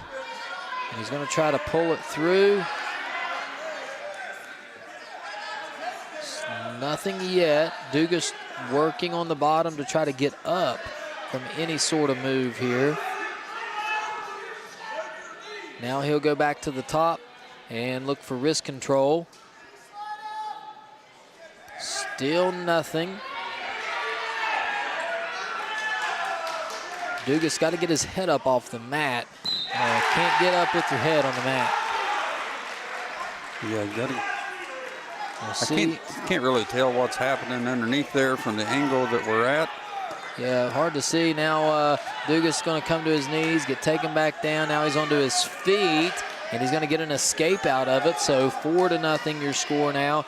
And both guys will battle from the neutral position. Ryan Layton and Clayton Dugas, 126 pounds in this third place match. Now Layton trying to pull in a single leg. Can he get it? No control yet. Now he does get control. And so it's 4-3. Here we go. Layton going to put pressure right on the head and try to go up front for a front headlock. He's going to give up the back and try to go for maybe a head whizzer or a cement mixer, as some call it. No, now he goes back around to the back side. He's got wrist control here. So he'll try to pull it through maybe for a ball and chain.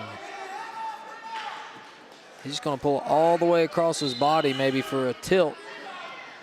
Not sure what exactly he's trying to do here. We got 32 seconds remaining in the period. Not a lot of action here. 4-3 your score. Dugas does have a lead. This is shaping up to be a good match here. in the duels right now. It is it 7-3? 7-3. Parkersburg South on top here at 126. There's an escape, and so it's 5-3 now in favor of Dugas as Layton will try to pull in a double leg here. This could be big with the three-point takedown. There it is. And so he takes the lead as time expires. And so they are going to award him the three. It's going to be neutral to start this third period. So with a 6-5 lead, it is Ryan Layton trying to come back from behind with a victory. And now we've got a question here from the official. And looks like John Marshall's coach is saying maybe the clock had stopped at one point. And they're saying as time expired, the point was awarded, but the clock stopped at one point. And so they're saying maybe it would have been out of time.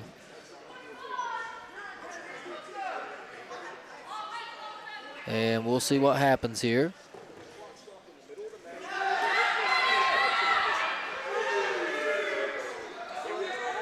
I think that, are they checking the score at 6-5? Well, they're saying, John Marshall's coach is saying the clock had stopped at one point in the middle of the match, and then it continued later on, and the last takedown there that gave Layton the lead happened as clock expired. So I think he was trying to make the point that maybe that shouldn't count.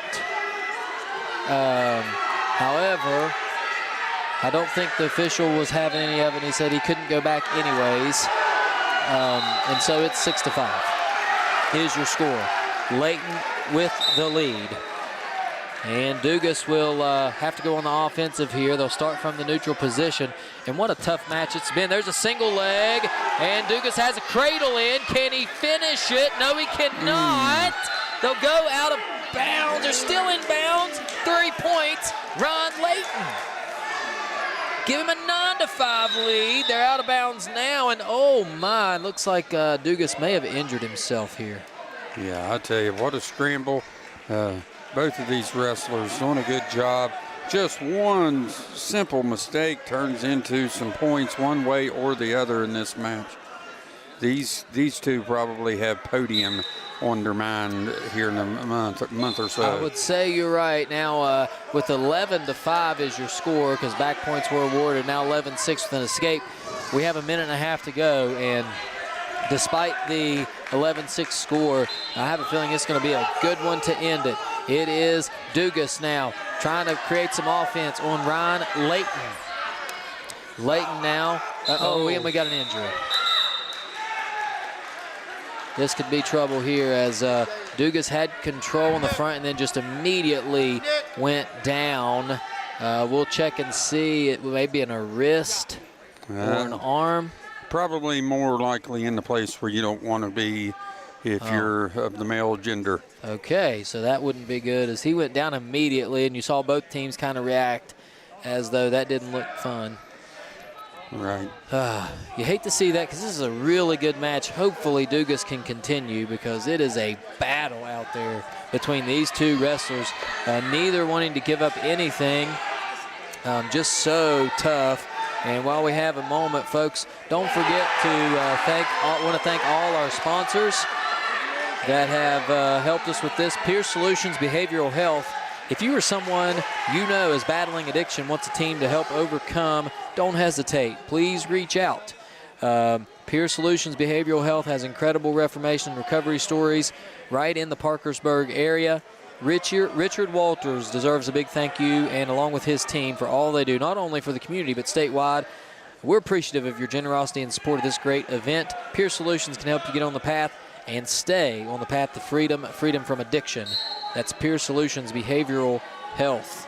And also, don't forget about the scholarship fund from Tyler Sigler. And we'll talk about that in a minute because I think Dugas is ready to go. Yeah. All right, so to reset, we got a minute 12 remaining. 11-6 your score. Both guys fighting. Dugas now, we have a bullfight on our hands. Dugas with the takedown. Is he going to get it? Yes, he is. That's 3 points. It's 11-9. Dugas going to find a way to turn him here. He's got waist control. He'll break the elbow, and, man, he is all over it. Here we go. 50 seconds remaining in this match. Clayton Dugas on top. He's going to let Layton up now and try for a takedown. It is 12-9, and they'll reset here. A takedown would tie it with 40 seconds remaining. Dugas looks very comfortable from the neutral position. Layton trying to hold on here. He's kind of gave up offense to Dugas here in this match. Now there goes Dugas. They've got a front headlock here. Nothing. No control yet. Both guys in the neutral position. We're down to 20 seconds remaining here, under 20 seconds. Both guys fighting. Now they'll go right to the out-of-bounds line. Nowhere to go. There it is. It is. Takedown. We're tied. Dugas ties it up. Can he roll him over to his back? Short time. 4 seconds. 3 seconds. 2 seconds. He's getting the points. 12-12. Give him 3 back points. Winner of this match, Clayton Dugas. What a comeback. Wow, what a finish. What heart for both wrestlers. Clayton Kyle Dugas over Rylan Layton, and both wrestlers deserve to be applauded there. So that would make it 7-6, and we're just only on the 132-pound weight class with Mikey Logsdon, who we've seen win some close matches today, and the third-ranked wrestler in the state for Parkersburg South, Colton Hill. So Colton Hill for Parkersburg South will take on Mikey Logsdon. What a finish in that last. Oh, what do we have? Okay, it's a forfeit. Logsdon gets a forfeit. He won't be happy about that. He wants to wrestle. No, I didn't. Okay, so we'll figure out what's going on here as should have Braxton Emery of John Marshall and Aiden King. If we'll check the. Both wrestlers are going to come up to the scores table here. Man, what a comeback there for Dugas. Yes, and we'll get their names. Make sure their names are right. Man, what an event this has been now this week. I've had what a pleasure it's been to be here with you and to see this event here in Lewisburg. We are excited for sure, and it is indeed Braxton Emery and Aiden King. Aiden King, according to our records, top 5. Is that right? Yeah, Aiden King, number 5 in the state and on top. He gets a quick takedown here, and he's going to provide all the pressure. And notice he takes the legs out from under Braxton Emery and gets a quick pin. Makes quick work of Braxton Emery and gives 6 points to Parkersburg South. So that forfeit, all for naught, because Parker South back on top. Yep, 1 point advantage. And here we're going to have Owen, Weston Owen, and who we got? Jansen Dirth, Parkersburg South, number 8 wrestler in the state. Park South up 13-12. Any relation, I wonder, to Jordan Dirth, who we just watched in a battle? I would imagine. Both guys now look very similar. Weston Owen for John Marshall, looking to keep them in the fight here. And Dirth looks like he's going to get a cradle right off the bat. No points awarded yet because he hasn't got to get that leg out, but he is already shaping up for the cradle right off the bat. Now he has to let it go. Nope, he's going to go back to it. If he can get his leg out of there, he'll have a takedown. He's going to try to walk it forward. Owen, lost control of the leg. There's the takedown. There's the cradle. There, this is big time trouble. 3-0. He's going to earn back points for certain. Yeah. Now he'll have to get the hips down and maybe take the leg out from, there it is. He's going to take the leg from Owen. Yes. There's the pin, and that is 6 points. Parkersburg South as Jansen Dirth, number 8, gets a victory, and we'll move on. And that should take us to the 150-pound weight class, where I have initially Bryant Morgan of John Marshall and Asa Yost, number 3 ranked in the state from Parkersburg South. Yost, Parkersburg South, Bryant Morgan, John Marshall. Here we go, and we have confirmed those are the wrestlers, and immediately Yost goes for the cradle. Wow. And, yep, he may make short work of Morgan. No, Morgan's able to back out of it. It is a takedown and 2 back points, so 5-0, and an escape awarded to Morgan, so 5-1 your score. We'll go back to the neutral position. Oh, and, Morgan with the shot. Yeah, Morgan took a shot, but he gave up control. Now standing cradle by Yost. He's got it, and this is trouble. Not able to pull it in. Now he's going to go one more time. The strength of Yost on display here as he has Morgan right where he wants him. He'll drive it forward. Can't quite get Morgan turned. Now he'll try again. He's going to walk it forward. You'll see him keep moving his feet forward. And Yost not able to get it. He is going to get awarded 4 back points. And Morgan is going to belly down here to try to avoid it. But guess what? Not for long, because there's the cradle again. But he may have went too far. Now he's able to maintain control there. Good job by Yost not to lose it. And he's going to go right back to it. You think he likes that cradle? I think he does. And he's, look at that, keeping one foot in to maintain it. He keeps 1 foot inside the circle here. Can he keep it in? Got a toe in still. Morgan is trying to keep it in. Oh, no. Now they're saying out of bounds. And he had a toe in for the longest time.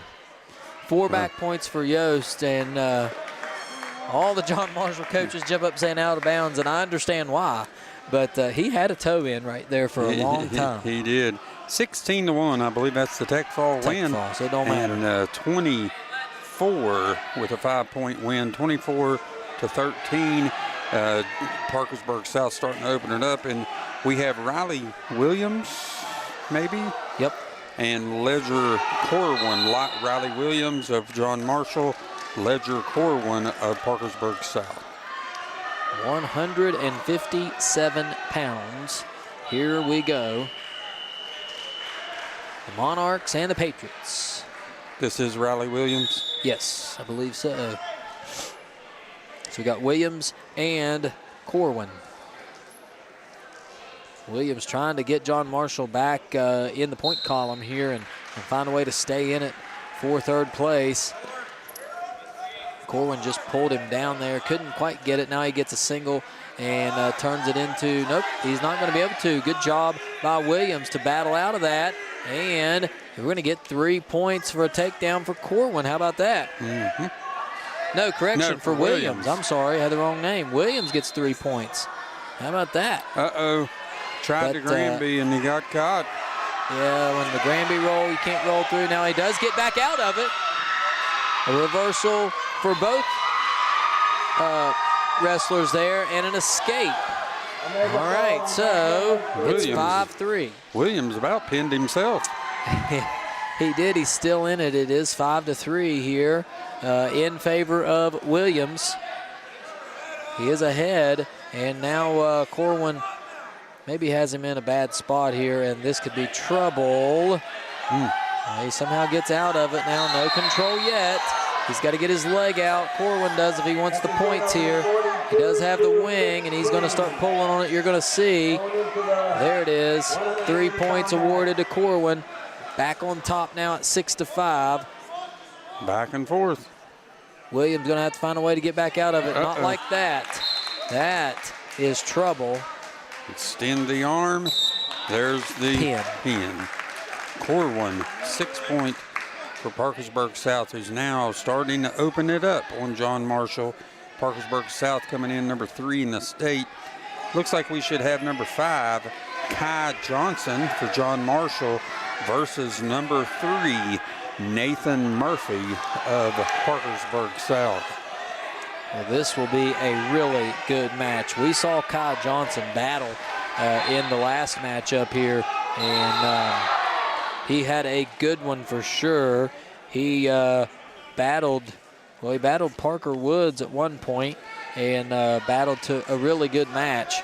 And then against Woodrow Wilson, You saw Kai Johnson go up against JT Bragg and got a victory. So this will be a good one here. You've got Johnson and Lawfrey. Correction, it's Lawfrey. Lowry. Drake Lowry. Okay, so we'll get our names right here. 165? Yeah. Oh, okay. They told me Murphy was. I thought, yeah, I had it wrong too, because I thought Murphy was 165 and Lowry was 175. So I don't know. Either way, it is a battle here, and I know Kai Johnson is a pretty good wrestler. Johnson with the shot on the Parkersburg South wrestler here. No control yet. Johnson almost has a takedown. Now they will award him a takedown. It's 3-0. He's got control of both legs. And they will, looks like we got hands locked. So give a point to red. Correct me if I'm wrong, that's a locking of hands. Locking of hands, yeah. Giving the opponent a point, right? Right. Yeah, it looks like we got blood time. Injury time, maybe. Yeah, somebody's bleeding. He's got blood on his arm. Kai Johnson. And we need to check, because I have, I thought Drake Lowry was 175, so I'm not sure who's going to be the 175 here, but we'll figure it out. In the meantime, how about Elite Land Acquisition? I want to thank you for your sponsorship. Elite Land Acquisition partners with developers nationwide to secure land from strategy to execution. Backed by decades of experience, Elite delivers when land is the missing piece. Call Adam Anderson at 304-210-3938. Elite Land Acquisition. Also, Golden and Amos. Golden and Amos. For 2 days this weekend, small town Lewisburg, West Virginia becomes Cross-Face City. In the meantime, you should find yourself in need of a lawyer. Give Tim and his team a call. Their areas of expertise are real estate, fiduciary services, bank representation, and civil litigation. Golden and Amos, PPLC, proud sponsors of Parkersburg South Wrestling. All right, so. It is Lowry. Okay, so I don't know. Maybe they're bumping Murphy up, or maybe taking Murphy completely out of the lineup for this duel. Or Lowry fighting with Kai Johnson, and Kai Johnson going to tape his head up. Right. Must have had a scrape or something, bleeding. So an immediate escape by Lowry now. And Johnson's got a front headlock here. Now they're back to neutral. 3-1 your score. Johnson leads.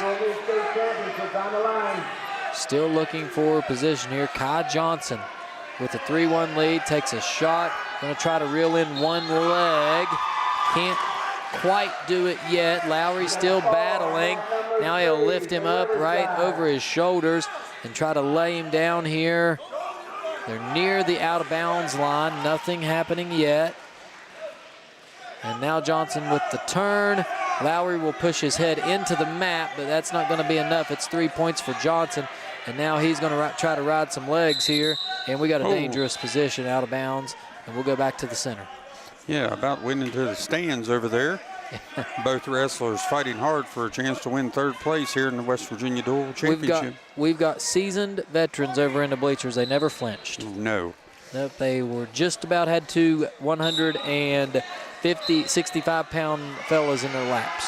Meanwhile, when those wrestlers from Parkersburg South, or Beckley Woodrow Wilson, and those heavyweights came at me, I about ran completely out of the building. There is Johnson trying for a takedown.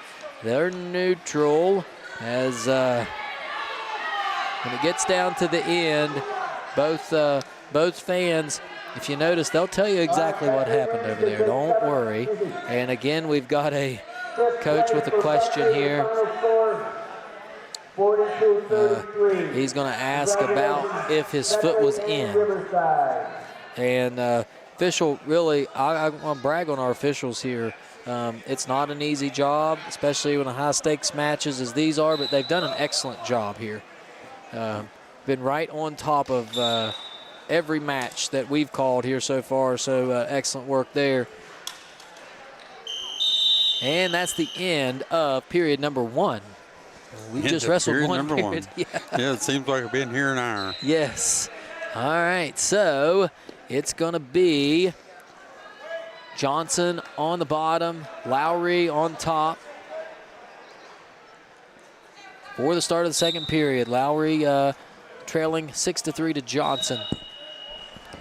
Johnson gets up to his feet. Now he's slammed back to the mat. And he's got a switch and a reversal there. Great move, Johnson. And you see he puts those legs in, immediately goes for the head, and he likes this combination right here as he will try to torque that arm around the head. Can't get it. Now he'll put the other arm pressure on it and just try to turn with sheer force, and Lowry's in a compromising position. He'll try to avoid it by getting to his knees. Nothing doing yet. Pulled him back on top of him. He did, and this is trouble as Lowry with the reversal, and Johnson gonna try to stay off his back here. Here we go. And Johnson able to belly down, but a reversal for 2. And it's an 8-7 lead. Lowry now in control. Still trailing 8-7. Johnson really put himself in a tough position there. And with 50 seconds remaining, somebody's going to have to do something. It doesn't look like Johnson is moving a lot here. We'll see if that results in a stall. There's a cross face from Lowry. Now Johnson grabs that right leg of Lowry as Lowry grabs the right ankle. Now Johnson has him flipped up almost. If he gets his head out, he has a shot for a reversal here. Got to get his head out. Now he'll pick him up and turn. There it is. Nearly has almost 2. There it is. Cover the hip. There it is. Reversal for 2. And they're out of bounds. So 10-7 your score, 12 seconds in the second period. And Johnson is ahead of Lowry. We still have another period to go after this one. How about that? Yes. Yes. What a battle. Yeah, this one's been going on since about 2. It's 4:11 right now. They're going to reset the time here to, I believe, 12 seconds.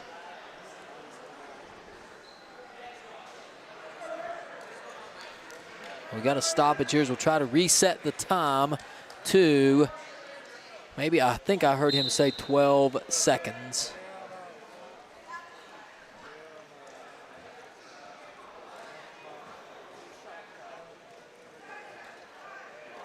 Having some trouble with that clock. 12 seconds. And there we got it. And now we'll reset and start for this last 12 seconds of this match. In the second period, Johnson leading 10-7. And there's an escape in 12 seconds there by Lowry, so make it 10-8. If you're Johnson, you would like to have not given that up right before the end of that period. Yeah, they're out of bounds, so we'll go for last 5 seconds here. And there's the time. So let's move on to the third period of action here, as we're going to have Lowry on the bottom where he wants to be, Johnson on top, leading 10-8, 165 pounds. What a match. Absolutely. Both wrestlers wrestling hard, going back and forth. Johnson now on top has control of the waist and the arm. Now will grab for the right ankle and drive towards trying to pick the ankle. He's got left leg sank in pretty good. Now giving a cross face and just tries to pull him down. Can't get it to go quite yet, and Lowry really's got to find a way to get a reversal here, or at least an escape to get back in this thing. There's the wing, and he's going to try to drive the half Nelson all the way over, and I don't think that's going to be that easy, because we've seen Lowry here as a very tough kid. Not going to give it up. Right on the boundary here. And this is where trouble happens as Johnson continues to keep that leg sank in there, and we'll try to pull him back down. There it is. Both wrestlers right on the edge. Still have a knee in. Now they're out of bounds, and they'll go back to the center. Yeah, have a reset here. Lowry still on bottom. Johnson still on top. 165 pounds. 8-10 is your score. Lawfrey on the bottom, trailing by 2 to Kai Johnson. Johnson now. He likes to sink those legs in. He's got one in, and now he'll try to keep control of the wrist and put the head right down into the mat. Lowry trying to battle his way up, but he can't seem to get any momentum, and now Johnson trying to turn him there with the half. Can't do it. We'll switch to the other side here and go for a crossface, and now has him down and can't get it to stick. So 20 seconds remaining here. Johnson with a 2-point advantage. We'll now push the head right down in. That's 2 points now awarded to Green. So Johnson gets 12 for 2 back points there. And he's sitting pretty here, barring no major mistake. Turned him. Then he just pins him. Then he just says, we're done with this. Been here long enough. Couldn't quite see it from my vantage point. The official was right in front, but he turned him quickly. And right at the end of that match, Kai Johnson with the victory. Yeah, that takes us to 30-18, Parkersburg South on top.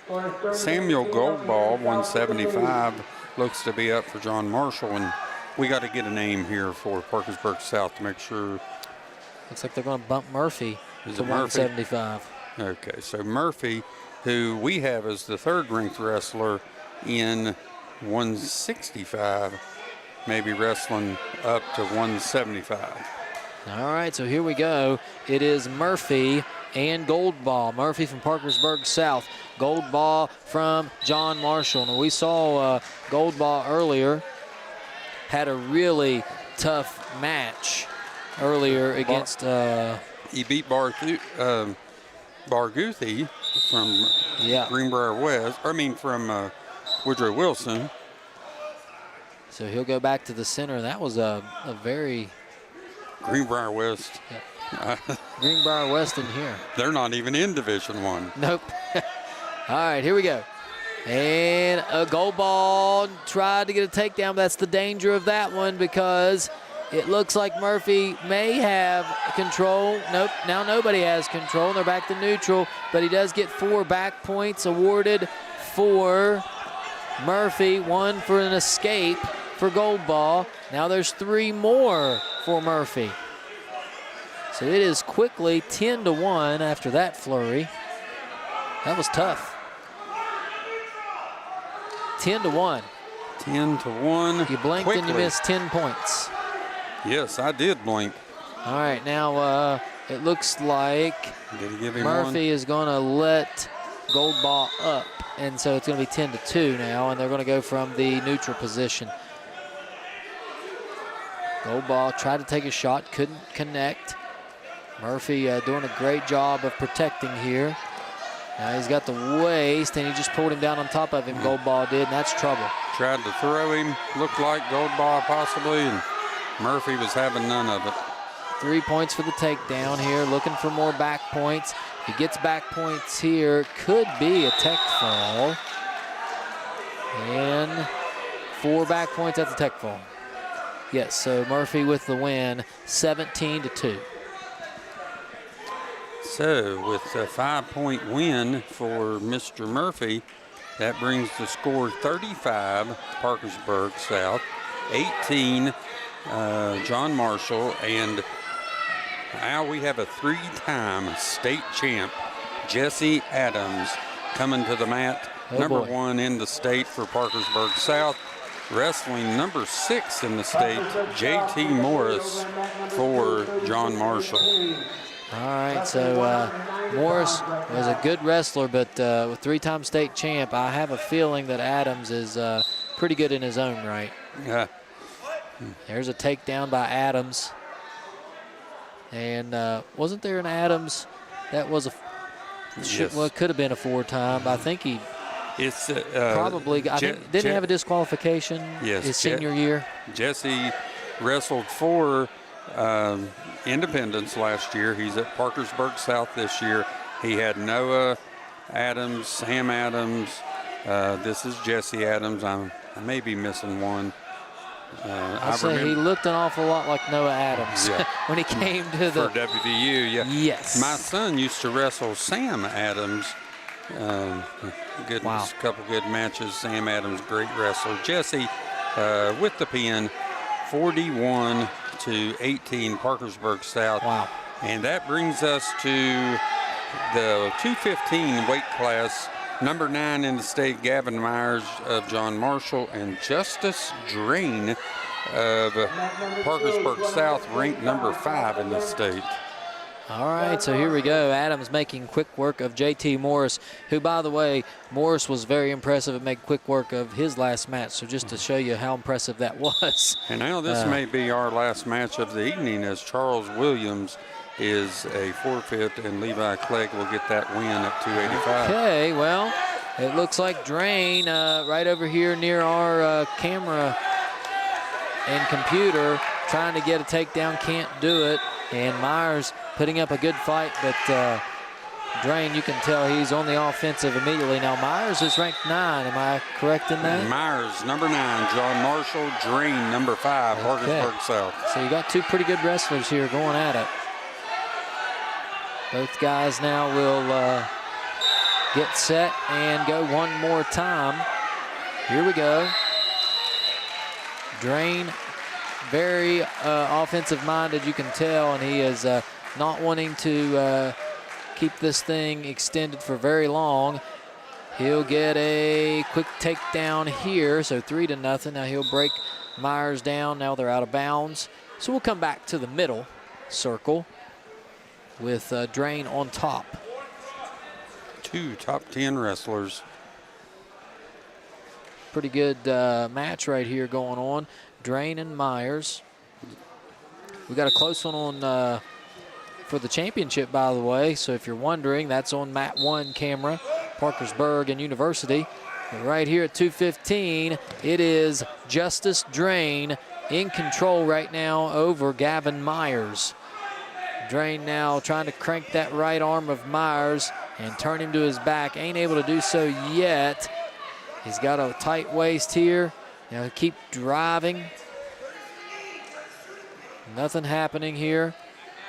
Myers trying to get back to his feet. Can't do so. The weight of Drain right on top of him now. Drain will work to the side here and start to crank on that shoulder. He'll walk forward and crank it even farther. With their backs to us, they'll continue to crank on that shoulder as Gavin Myers tries to stay belly down. Justice been unable to turn him, but he's getting closer here, and this is trouble as Drain has him on his back. He is going to be awarded back points for sure, but it may be more than that. It is a pin. And Justice Drain with the victory over Gavin Myers. And again, Clegg will come up for John Marshall, get the 6-point forfeit win.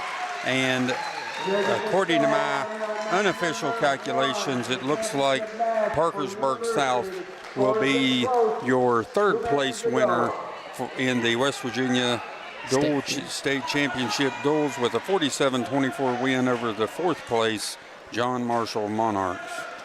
All right, Clegg will come out and get his hand raised for the victory.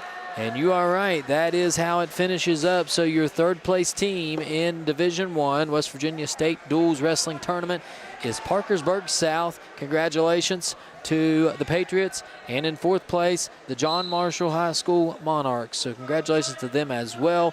A good battle and some good wrestling matches here, Coach. And this has been exciting for sure. Now there will be some awards, and from what I understand is that will happen on camera number 1. And over on Mat 1, we've still got a good match going on right now. They're in 215, so not long for that one either. And it is a very close race right now. So tune over to Mat 1 and for your awards ceremony. Again, I appreciate all the help here we have. It's been a wonderful tournament. Got to say, I want to thank everybody from WVRC, 104.7 FM, Drew and all the guys over there did a great job. I want to thank my help here Matt White, although he don't have his mic on here, he's stepped in and helped us a ton, so we appreciate that. Coach, appreciate you being with us. My wife Tara on the camera. It's been awesome, and I want to read this because this does talk about some of our sponsors here. It says, you've been watching live streaming coverage of the 2026 West Virginia State Duels Championships on WVRC 104.7 FM streaming, brought to you by Rudis and Defense Soap. A special thanks to Brian Millick, the director of the West Virginia State Duels Championships, his assistant Tracy Asbury, and their team. Thanks to Greg Zafros, facilities director at the West Virginia State Fairgrounds. A special thanks to the WVRC streaming crew right here on mat number 2, of course, with Coach Nichols, Matt White, Tara Tanner, the camera operator, our production crew, Joe McDonald, Justin Swolby, Holbert, and, of course, the executive director, Andrew Miller at WVRC. For all of us here at WVRC 104.7 FM, thank you so much. Again, my name's Alan Tanner. Appreciate all the support. We appreciate you watching live. And, again, tune over to Mat 1 for the final matchup and the awards ceremony. Thanks, everyone. Have a great evening, and we'll see you next time.